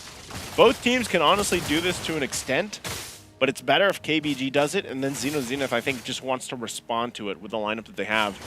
Because really, like I said, Zippy can show up at it, you know, on a whim. And so KBG still going for the same game plan they tried before. They're looking for that surprise factor. If they can go ahead, possibly use that conceal, find a knock-up, get the stun off, and then hopefully get a quick kill that gives them a numbers advantage. But right now, it seems like Zenith is not going to let that happen. Both teams, Lord, quite low now. 4th of the health. Do they actually just go for this? Yeah, I think they do. Joe going to try to look for the re-engage. Penalty zone to the backside, and Joe takes the Lord. A lot of damage does come on a Shocker, able to protect him with that Swan Song. The KBG forced to back off. Joe with the steal to possibly bring this game into their hands. Big Joe. Big Joe. Joe's been on it all night, and I mean all night in this best of one. Like he's here in this best of one on this Fredrin. He's on point with the retributions. He let KBG just do everything, and then he just swooped in. That's one thing you can't take away from Fredrin. He just walks in with his hand in his pocket, hand like in it's pocket. nothing. Retribution. I don't know if that adds to the chances of getting the retri off, but man, Joe once again in mid lane. Ward is going to be creeping down. Spear Destruction comes in once again. Zippy enters the phrase. He brings in the penalty zone, able to try to keep Wawa away. Out comes the Swan Song, and down goes LMU. Tracy low as well. Shocker looking for another one, able to find Tracy. Zippy picks up the kill. Sasa now on the run, trying to get back under the fountain, trying to get a little bit of health, maybe able to defend, but the Lord's already connected. It's 50%. Xeno Zenith gonna lock on and take the game. And what a game from Xeno Zenith here to close this one out, the best of one against KBG. And unfortunately, yeah, that's going to be it for KBG. You know, that's what they were fighting for, of course, trying to get up into the standings here against N87, but that's tough, man. KBG, much more, I would say, much more improved gameplay than what we've seen in the past, but still, it seems like, you know, they need a little more time. They need a little more time to adjust some things here, to recalibrate some of the decisions. I mean, when you look at this, as we look at the highlights here for this game, you'll see it. They were so aggressive in the early game. Even when they were down 0-3, they were still aggressive. And maybe, you know, maybe that's part of the game plan. They really just kind of want to get that start going, get that momentum building. But when they get punished time and time again, they kind of had to find a check. You know, they kind of had to check themselves, I would say. But some of the team fights that they chose to fight, again, they started this fight with the Retribution and collapsed down. It's, you know, you're wondering, like, could they have won that fight, you know, against an Odette like this and scaling really high up there in those corridors that you really have a tough time fighting against AoE comps like this, because the whole time you just keep an eye on Zippy, man. He's been in the back line nearly untouched. You know, by the end of the game, he's died once, but for the majority of it, he was just in the back, untouched, and his Spear of Destructions were really on point to allow him to get to the fights when they needed to. And Joe was just great on this Fredrin this time around. You know, it's a kind of a classic matchup we used to see so much before, the Fredrin, the Martiz, but this time around, the Fredrin came out swinging, came out on top. Joe really kind of dominated his side of the jungle when he needed to. And I think it was just a decision. Trex of KBG wanted us to come out swinging, start with a strong start, a momentum builder, and it just did not happen for them there.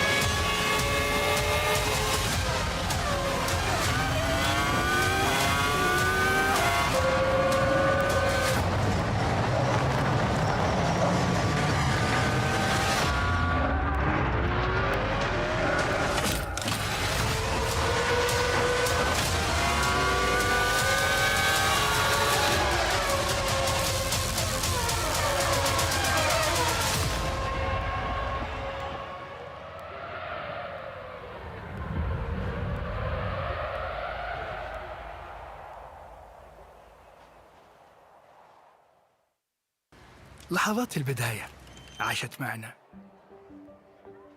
كنا نحسبها وقت للتسلية بس. نحسبها بس ذكريات.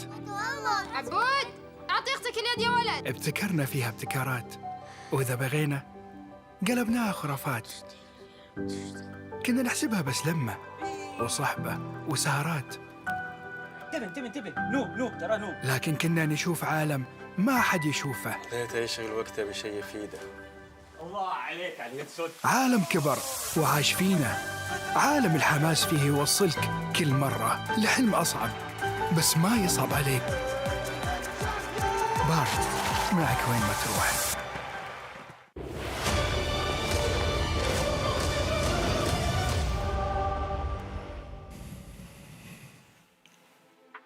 Ladies and gentlemen, welcome back to day number 1 here of the wildcard stage for MSC 2024. We have one match left for us. We just saw the match number 5. KBG, unfortunately, losing to Xeno Zenith ahead of them. And we'll see how this last match kind of plays out. But I think things are kind of already falling into place. Again, I'm Nice. This is Trex. And we're here to finish off group number A for the last match for you guys. Trex, how you feeling, man? Group number A. Group number A. That's a new one. Yeah, I know. Sometimes I don't know why. I always do that. Do you? Yeah. A, B, 1, 2. Group number A. It makes sense. It's the first group. Yeah. It's Group A, and right now it's been unexpected, right? I think a lot of people thought that S2G was going to come out on top. And speaking of S2G, looks like we're gonna have a little bit of interview with them. I think we got an interview with S2G. Let's take a look at this video. Hi, I'm Begin. I play mid lane for S2G Esports and my name is Emir.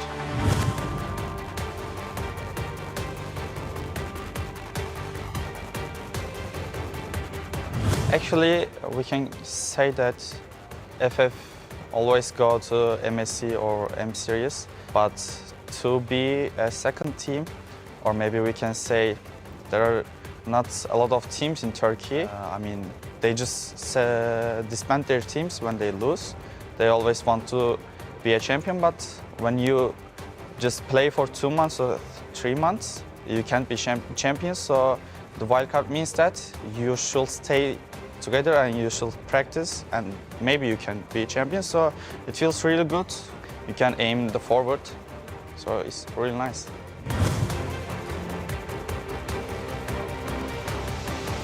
Maybe I can say it can be the easiest group during all the MLBB history. So we are hoping to get to be the first from our group, and we will see if we can do the wildcards.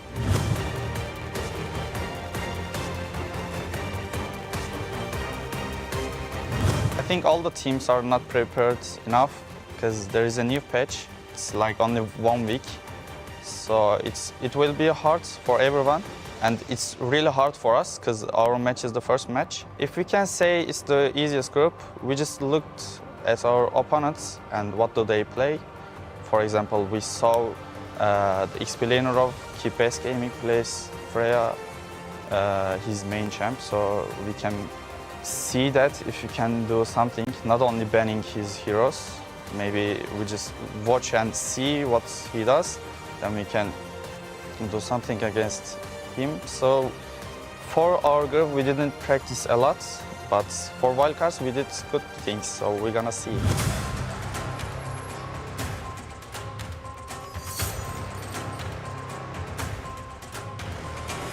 In Turkey, people think that the good things is always being the first team. So if you're second, they can like bully you or trash talk. So when we consider the Turkey, it doesn't feel really good. But when we consider the global, it feels really good because we have been to Russia before. It was our first international tournament. So the second one is this, and after that we're gonna see if we can do, if there is still a wildcard for M6, and we're gonna see if we can do it still, even we can't do anything really good here. I think the new patch is so bad for Philippines team because they are really good at Lord Dance, but to Turkey or to other countries, I don't consider the Indonesia or the other big countries. but you can't do really good Lord Dance. So as the new items and new hero changes, it can be good or bad. Welcome back again. Great video there. Some heavy words and heavy statements there, I'd say. I've definitely had some comments that haven't aged that well either. I'm sure S2G's feeling it right now. Easiest group. Is it fear? Easiest. It's what is it? As it could be. I mean, he should be scared now. They're 0-2 right now, and the hopes for S2G. The hopes for S2G were pretty high, and right now they're sitting at the bottom. They are.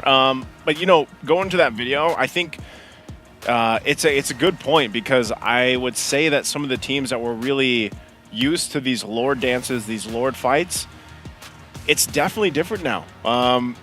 You guys, if for some reason you have not been watching MLBB competitively after the patch, you know, and all the stuff going on here, and today, let's just say today you started watching, you're probably surprised, you know, because I know some people as well have been wondering about the picks. Some people that might not have been watching for a while might be like, whoa, the draft looks way different. You know, well, that's part of it. The patch is definitely there, and it has shaken things up quite a bit. But, you know, for these teams that now that come down to it, for just S2G Esports, they're going to go out with a bang here. So we got Lunar, Kazooie, Begin, Sigibum, and Karo. And, you know, we heard in the video, I think really when you look at these regions that are in the wild card, something that I always take from it is the experience gain that they get. You know, they might not have the results that they were looking for, but even if you look at the lineup that we saw from KBG, look at the experience they gained, you know, in the course of from M5 wildcard to where they are now. Man, but Entity 7, man. Yeah. The team that, like I said earlier, this team was thrown together before the Latam series, was able to get to second place, and now they are showing up on the wild card stage. It's Marquino in the XP lane, which I've been loving the way this guy plays. Yep. Hide on Bush in the jungle, Chan in the mid lane, Fury in the gold, and Irwin in the Roamer. And for me, the two-star players here for with everything I've seen, Fury and Marquino, man, these two guys have just been consistent. You read my mind, Trex. I do that. I was going to ask you, who stood out to you the most in day one from Entity 7? Fury and Marquino. Fury and Marquino. Marquino stood out to me back in the first wildcard appearance that we got to see him in for M5. And I think here, yeah, he's still a big player for part of this. And it's kind of crazy when you think about how they were just kind of thrown together, you know, to deal with their whole journey up to this point, because Entity 7 is back to see the world. They're doing great. And I think if you really look at this match, this last one for Group A, Entity 7, this is their time to really show, maybe not everything, they don't have to show everything, but because it's a best of one, so far they've shown us that they're very good at just synergy plays. They can play aggressively, they can play on a defensive game too. Their lineups are interesting. And, you know, going back to it, I think the patch has really affected teams like this, and that's what we're seeing here unfold. I can't wait to see the draft. I know you guys can't wait as well. We're going to be taking a short break before the draft gets set up, so sit tight. We'll be back after this. Another. Hi, my nickname is Begin. I play mid lane for S2G. I'm a player for S2G and I'm playing XP lane. Hi, my name is El Gringo. I'm a sub player of the Brute Force. My name is Black March. I am player of Brute Force. Okay, so now I will brief you guys. So basically, I will show you a skill icon later, and then you guys will compete against each other. So you guys basically race to answer the question, and whoever answered the question correctly get 1 point. Okay, so we'll start with the first one. Farsa first, follow Farsa. Okay, if you know the real name, like the English name of this skill? No. I don't even have the Turkish one. No, okay. No name. So 1 point for Begin? Auto Farsa? No. Farsa? Passive skill, Farsa. So do you know the English name of the skill? Then you can steal the point. Name of the skill? Yes. No idea. No. So I think both of you guys got it wrong. Okay, so we'll move on to the second one. Alright. So next question. Link, W. Second skill. Do you know the name of it? No. No. No, so 1 point for you. So it's 1-1 now. Sprint. Sprint. So second skill of Link? So he said sprint. Yeah. And he Second said skill second of Link. Okay. First Link вроде. So do you know the name? Do you want to steal away or like do you want to try? Название скилла. Ну это второй Линга точно. Yeah, I'm agree with him. That's a second skill of Link. Okay, Yeah. it's the second skill of Link. Defense what? Like must have 1 point. That's then right, the yeah. Agrigo is 0 point. Yeah. Easy. Lapu Lapu ulti. Third Hep de skill. senin mainler geliyor oğlum. Third skill, Lapu Lapu. Bravest fighter. Okay, you get 2 points for this. So it's 3-2-1. Oh. Lapu Lapu Ult. Ulti Lapu Lapu. Okay, I think Agrigo got this first. But do you know the name of Of the course. skill? Oh, no. No. I don't know. We just say it as a ulted. That's it. Okay, so 1-1. Bravest fighter. So for the fourth one, Joy W. Second skill. do you know the name of it? No. No. Okay, so it's 4-1 now. Basically, we have the winner now, but we'll try for the last question. Joy's Second skill, Joy. second skill. I think I'm going to try to answer first, but Blackmarsh got it first. But That's alright. do you know the name of the skill? Nah, I have no idea the name. Also, yeah. Okay, so I guess it'll be Blackmarsh 2 Meow. points. Rhythm of Joy. I'm and agree, 1 point for yeah. Gringo. So we're moving to the last question. Bomban's first skill. Okay, do you want to try? Do you want to No, try the no, no, real no. name? No. So it's actually solid. Oh, it's passive. So his fault. Yeah, I'm wrong. Even if you're wrong, it's still like 4-1. So the winner here is. Wait, Luna. Okay, First skill 1-1. first you want one. Do you want to try? It is. It is what it is. Okay, so it's actually passive. Oh. Okay, so you didn't try, but now we have like 2-1. 2-1. So I think Algrigo lost it. So you have to 100%? listen to. Okay. You have to listen to whatever Blackmarsh says. So Blackmarsh, you can say anything you want Algrigo to do, and then we'll have it here. And you want me to do whatever he said? Yeah. Okay. Let's go. Ну я наоборот должен тебя еще. Ну давай. Можно? Давай. Да пей сильнее, что-то как Да, баба. все нормально. Okay, thank you very much. Thank you. You're welcome, guys. Alrighty, welcome back. We're jumping right into the draft here. Again, for this last match of Group A, it's E7. Entity 7 on a roll so far, and like we said, they're at the top of the standings. And we got S2G looking to just close out here, really in the best way possible. It would be, surprising and great to see S2G come out with a win for this, but Entity 7, man, I feel like they just, so far from what we've seen today, it's been really hard to see their weaknesses. Yeah, they've just been clean. We've seen them do well in the early game. We've seen them hang on for dear life and pull it off in the end game. We've seen them kind of bring the whole package. And even when they fall short, they can make up for it later on. But one thing I will say is this, S2G, them being essentially out of this, right? Yeah. We've seen it before in group stages where teams that are already out, that's when their true power is. I know who you're thinking of, man. We've seen it happen. We've seen once the nerves are eased. No pressure on your shoulders. Once there's no pressure, you're able to just kind of play. Yeah. You'll just have fun, now you're just playing ML. Yeah. There's no more like, so either, I think there's two options. I think ES2G either completely just has given up already and they don't care about this, or they're going to come in and let's just have some fun, boys. And they might surprise us. I think they should have definitely have fun here.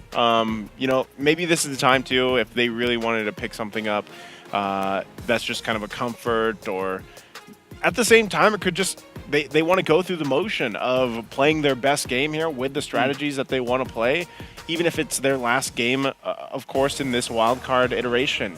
For Entity 7, it's more so of keep refining that, keep working on the strategies that you showed us today alone, as this is your last game here. But, obviously you have the opponent, whoever it may be, from Group B ahead of you, that you have to go against because so far, like I said, for E7, they have done a phenomenal job at showing different play styles from game to game, and I'm really wondering what they do this time around for their third game of the day, the last game here. Do they actually want to go priority for the jungler? Do they want to go with that? But it's not. They pick up the Valentina first pick here. So interesting that they do this. Again, we don't see too many teams do this. You know, it's still a good quality pick in the mid lane, but you'll see the response from S2G. Man, they take the Moskov and the Angela.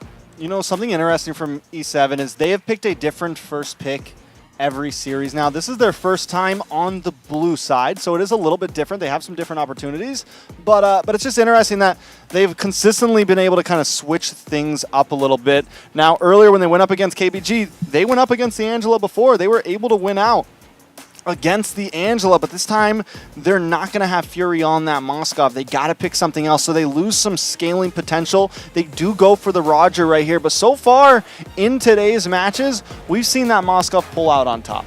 Yeah, it's weird. He's I think he's undefeated right now, right? So he hasn't been defeated just yet, even with the, you know, what a lot of people say, that nerf that for Moskov happened to him. He's still pretty dominant right now.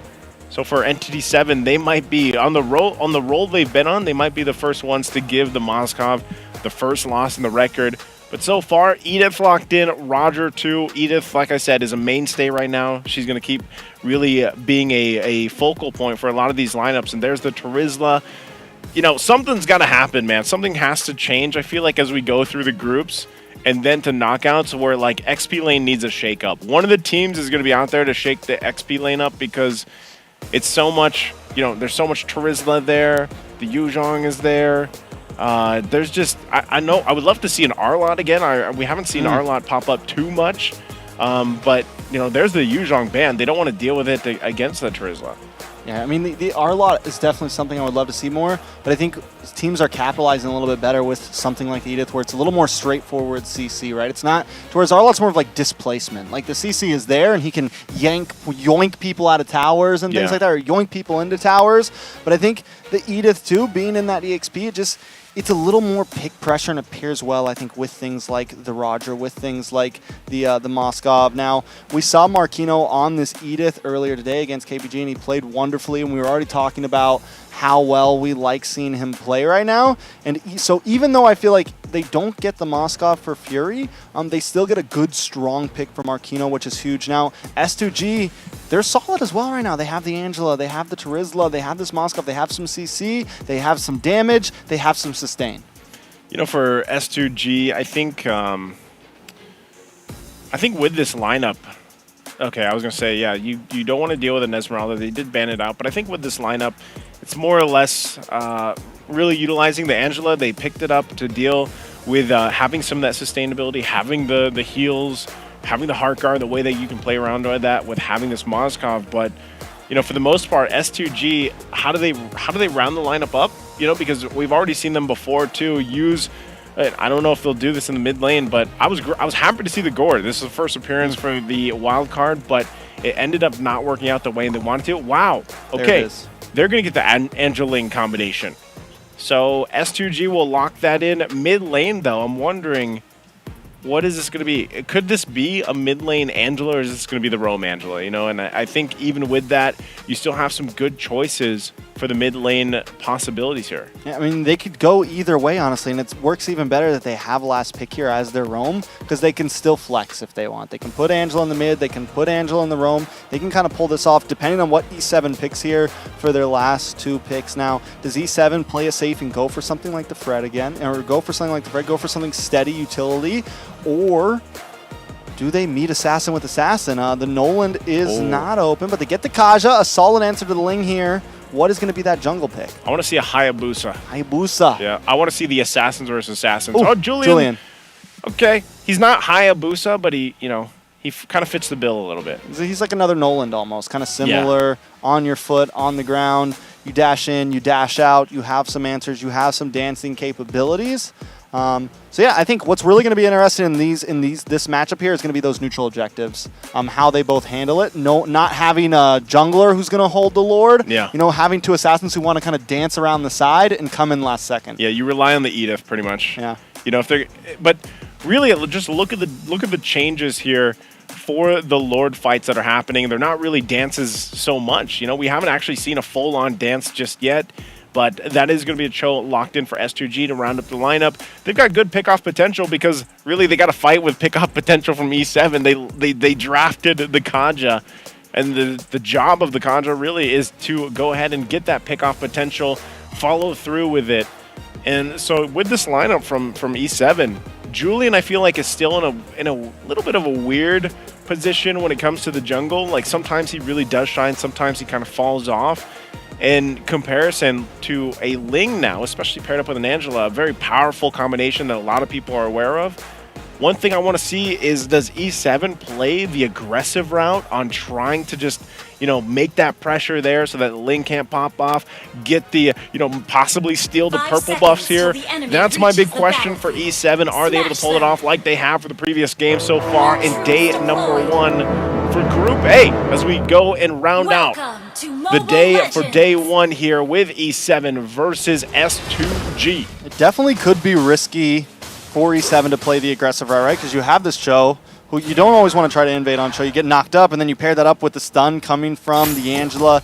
It could be hard, but but with both sides being assassins, it's like, I think the big thing here is who's going to farm better, who's going to farm faster, and who's going to get the first real pop-off, right? Like, who's going to get those first few kills? And there's a big chance this game could be quick, right? This game could be pretty much whoever gets first turtle and maybe takes out a couple members of the others, goes in, and Irwin might be the first to fall. He's able to just get away, takes a little bit of damage. Chan now entering the scene as well, hide on bush, able to find the Litho Wander, and he's already going for the grab onto this enemy camp possibly. He knows Kazu's there, though. He's going to have to back off. That's what I love to see. You know, this is why I think Cho is coming back into whatever more meta is forming right now, because of the fact that you have this little extra boost of damage, you know, with your auto attacks, and then you have the concussive blast. Oh, look at this mid lane. Ooh, a lot of damage on to Begin. Begin forced to use the flicker. Irwin and Chan, I mean, both teams answering pressure with pressure. S2G tries to make a play, Entity tries to make a play, but nobody comes through just yet. In the mid side, though, more damage on to Begin. Irwin doesn't have level 4 yet, but he's able to slow him down a bit. Hide on bush, looking for an angle as well, but nobody connects. Okay, no first blood just yet. Some of these first items, too, still being worked on. You see the rush coming through. I mean, even for Fury, he's already got the Fury Hammer. So he's got that. He does have some of this extra damage, but I don't think he's really going to be able to do much against, you know. All right. Well, hold on. I can hear things, but we got to wait for we're casting blind here. A little bit of damage. A little bit of damage. I think we're going for a buff right now, possibly. Let's go ahead and cast from cast blind here, man. We have lost eyes on the... Yeah.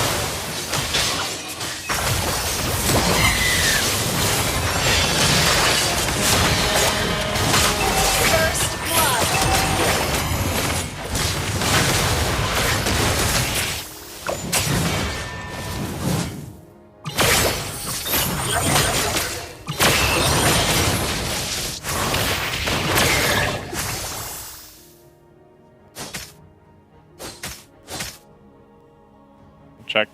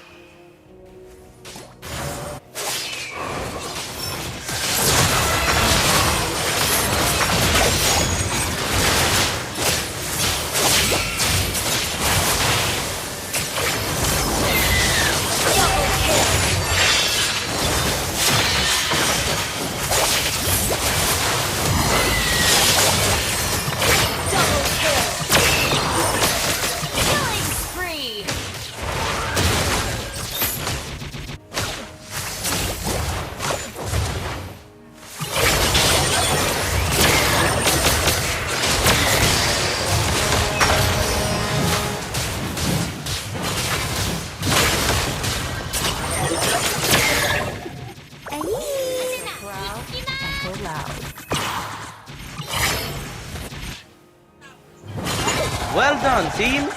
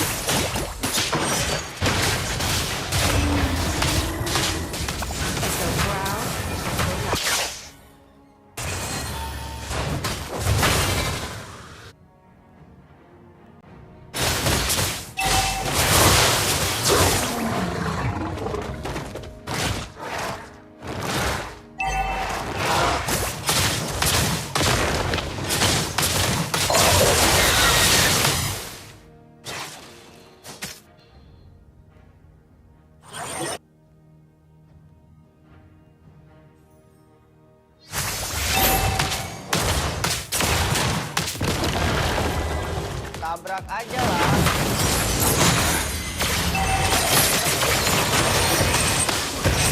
Mega kill!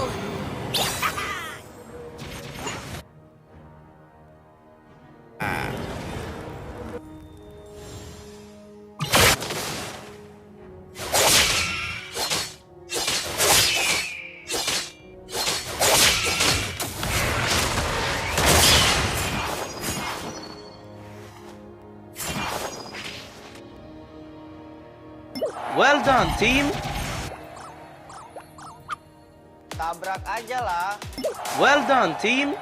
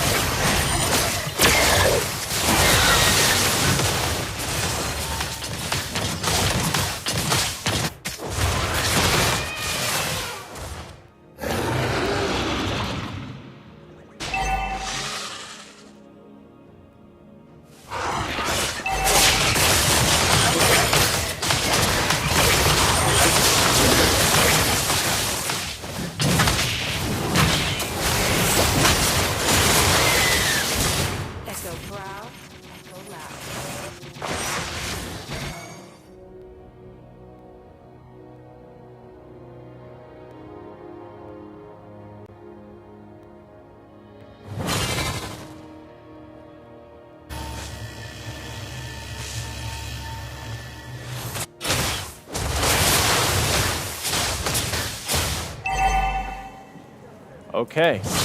Are we back, back? baby. Are we We're back? back. Right at this point. Oh, a lot of damage. Sure, does go down. Let's take a second before any big fight breaks out. Let's look at this game. Entity 7 up 9-6. 4,000 gold lead. S2G against the wall. Lord is marching down the top side. Kazui looking for the defense as well. S2G Esports backed against the wall. It does seem like Entity 7 are looking to finish things off here. Okay, so they're going to push into this. They're dealing with a Lord. They're going to clear it out fine. Meanwhile, they're going to go ahead and push also on the bottom side.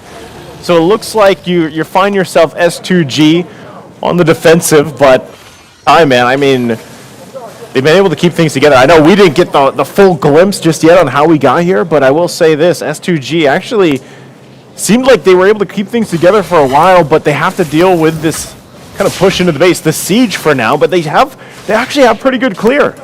And they've been able to clear that bottom lane, which could be helpful in the future if they can kind of hang out here. We're only 12 minutes in. What did I say when this all first started? Before, you know, we got put in the Nether Realm. S2G. We got Darkness Falls, man. This could be a long game. Yeah, we got the ultimate. We got the Hell Curdle for sure. This could be a quick game. We're only just about 12 minutes in, and ND7 are looking for the closeout. What are the answers for S2G? I think split pushing is definitely a possibility. Using Kazui, using Siggy Boom. They need to try to relieve the pressure before this next Lord, but instead they're kind of backed into the base. They're in the base for now, and I think if you really look at this, Entity 7, you know, they got all the turtles, it looks like, so it seems like they controlled pretty much the majority of this early game, and they find themselves now just kind of getting what they can, and that's really off on Irwin. Irwin, every time he has his Divine Judgment available, the Flicker, they could actually make quite a good move or play even without waiting for the Lord. I mean, we're still 30 seconds away from it, but Entity 7 right now kind of obviously in the driver's seat, and then it comes down to the two roamers, you know. If they're able to get the catch-offs they want to with the Way of Dragon, Divine Judgment, that's kind of the battle. And looking at the gold lane, I mean, it's pretty much even. You know, farm-wise, not anything too drastic between them, but the biggest disparity has to be also just, I got a glimpse of it, but the gold lane there, kind of things fall into place. Again, Karo does have that hard guard. Lord is out now up. Does S2G want to actually contest this, given how everything's going? Look how quick this is being taken out. There's no way they're taking that. I think something that, all right, so we got to point out this as well. Siggy Boom. They got the Moskov. How many times have we seen the Moskov pull out in late game? It is still early. It's only 13 minutes. But if S2G can clear this Lord, maybe last another 5 minutes or so, there's possibilities for them just in the Moskov alone, just in Siggy Boom's hands. We know there are possibilities to just shred through teams. All he's got to really watch out for is Irwin. I mean, 7 assists for Irwin right now. Yeah. We know, whether we saw it or not, we know he's been doing his job. He's been doing his job. I think at this point, too, you're going to find out if S2G is able to clear this out on the defensive. They do have good clear, but that's the Lord pushing in. Yeah, Lord is going to break down onto the mid lane here. Malefic Roar does get purchased for Fury. A lot of damage on it begins. It's going to get taken down, but with the part of its own, able to help him out, able to save the day there. Kazui with the Tempest of Blades, able to lock down onto Marhiko. More damage coming from S2G. They're able to defend very well. Nice way the Dragon locks onto Markino, takes him out. Lunar now down to about 25%. Begin looking for something else, but Hide on Bush able to get the kill. Lord down to about 20 as Siggy Boom continues to shred. Hide on base, looking for a target onto the base, but he's going to have to back off. Entity 7 look for the push, but S2G Esports able to survive out. Wow. Okay, S2G somehow holds on to that bottom turret for now, too. Top one's going to be taken out. Hide on Bush will get on out of there. So Entity 7 got what they wanted, I would say. You know, off that Lord, second one of the game, gets these objectives. They might still try to punch down this last turret. We're going to take a look at the replay here, really kind of pan out. Look at this. Good setup from begin. Got Markino, and that was probably a crucial point in really allowing them to stay in this fight. And then they just clear things out. Like we said, their clear speed's going to be pretty good. They can keep it together. They can't actually stall this game out even further. If they can somehow get to the 20-plus minute mark, then things can really get interesting. Maybe even, I don't know if this is a little bit too much of a stretch, but 25 minutes, that's where we really see those Lords start to hurt. I mean, so far, every game that we casted has gone over 20. It has. So maybe we go 3 for 3 here. Maybe we pull something off. Taking a look at the items, we are seeing Kazui start to get in some of that burst damage. He's got the Berserkers. He's got the Dragon Spear. He should be unloading some crit. And S2G has a team that scales, so there still are possibilities. I think when you look at this again, damage dealt here, we get a glimpse of just how everything has fallen apart. Yeah, like in a way, Chan, just the lineup too. Again, you see the war cry really shining for this Julian pick as well. Damage taken, you can see this Terizla. This is why it's such a good pick for a lot of the teams. Very tanky, utilizing the body of Smith. That passive, letting him go, and you know this is what S2G has to do. Lunar is gonna get picked off there, knocked up. Marquino always looking for something, and even though they don't get a kill, they get a second, right? And they get position over another Lord here. We're 16 minutes in. S2G Esports, do they try to make the play here? Keep your eyes on Begin. He's making his way around, maybe looking for a target. Chan has the Way of the Dragon as well, so they could actually potentially get 2 follow-up on the pickoffs, but look at this. They have to still be very careful in this Lord approach. You see Kazui being exactly where he needs to do. This is the power of that Ling. You do have Karo on this Angela. Could help turn the tide of some of these fights. They still might put the pressure here on this bottom turret. Like I said, yeah, it looks like Fury's just going to go ahead, tank that up, gets that turret down. So a little bit of an advantage still to work around with now that the base is fully down. Big kick on to Marquino. That should be able to get the finish. He's able to flicker back. Pop the Primal Wrath and able to just walk away from that one. That is a big whiff for SUG, and then Begin going to walk into Irwin there. Irwin decides not to use the ultimate there. Going to back off and save it for this Lord. Make sure the rest of his team is safe. Begin looking for an angle, but I don't think it's going to be enough. Hide on Bush, able to find it. This is what I'm talking about, man. Entity 7 has shown us that they can play multifaceted. Fury gets some nice damage on to Begin there. And E7 never forcing their hand. Multifaceted in the sense of Entity 7 can be very disciplined. They got some key ultimates out. They could have followed up. Irwin could have gone in. You know, he could have flickered and Divine Judgment, but he chose not to. They chose to get the Lord instead and then get ready to march in here in the base. So now S2G gets a little bit tougher every time. You know, third Lord at this moment. They do still have a couple immortalities to work around with.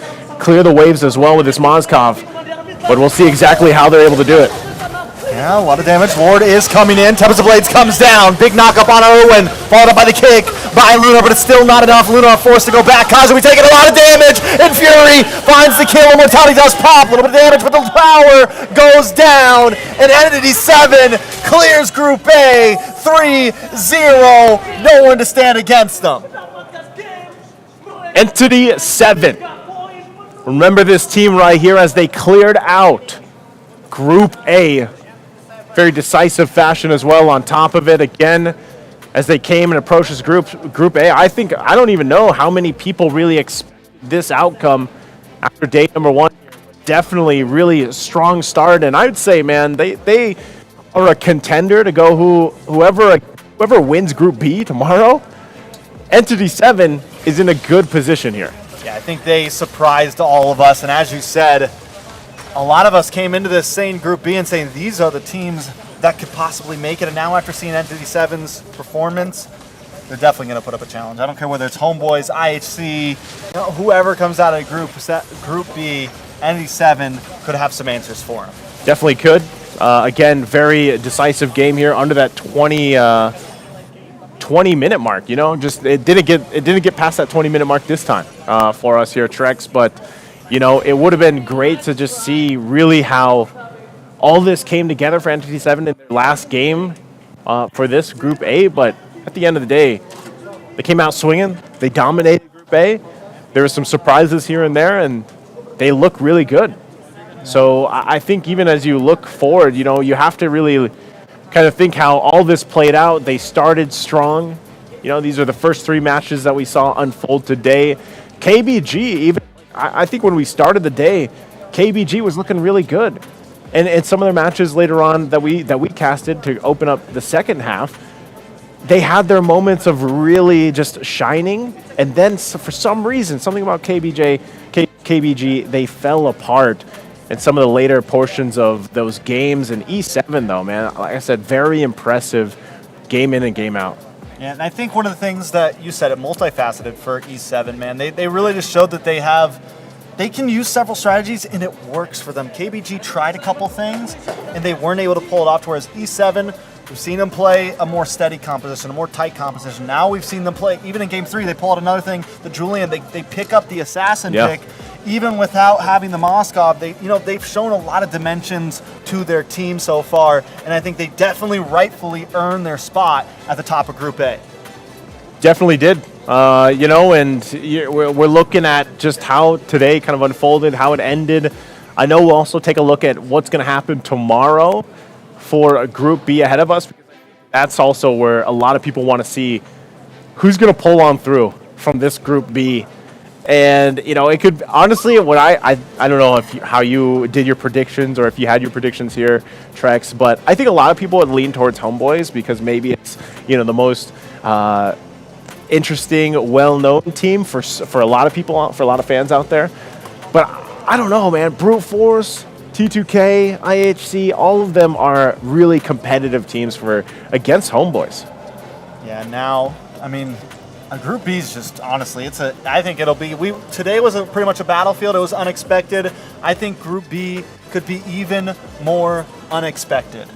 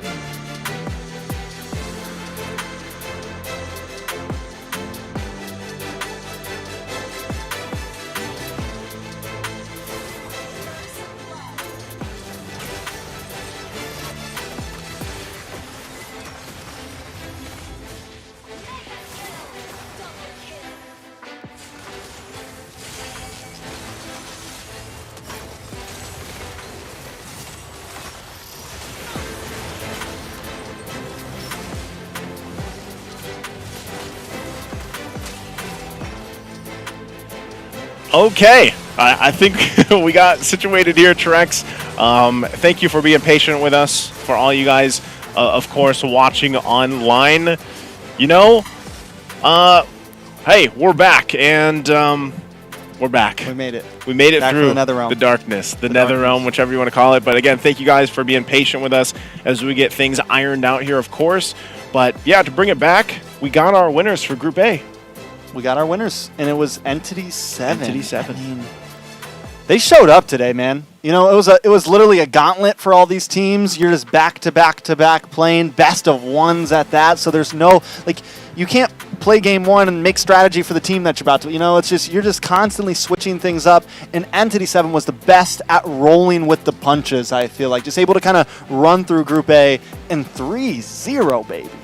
3-0, and also, while you guys get a chance, go grab the new Amon skin. The battles within, he's the Soul Vessel. This is the Soul Vessel skin series, I believe, that they can go ahead and grab. So make sure you guys check that out in game. There's a whole bunch of stuff for you guys to grab. Also, earlier we heard it's the start of the MSC event in game. So make sure you guys grab that as well. There's more. The Beacon of Spirits. Zushin. Zoo-Ixin? I leave it up to us to try to pronounce the name. The two Americans. Now. Whether you believe it or not, Nice is an American as well. I think it's pretty obvious, man. You know what? Grab the new hero as well. We won't be, I believe, we won't be seeing her in competitive play for MSC just yet. We're not going to get to see her at all in MSC, actually. Yeah, I don't just think to let everybody know. Yeah, but definitely go grab that new hero for you guys. Again, guys, we want to give you guys a big shout out and thank you for being patient with us here as we got things situated. Tomorrow is Group B. We cannot wait to see exactly who's going to be topping Group B to face off against E7 by the third day of the wild cards. So on behalf of all of us, thank you guys so much. We're going to close it out here for day number 1. Again, this is Trex. I'm Naisu, and we'll be back tomorrow.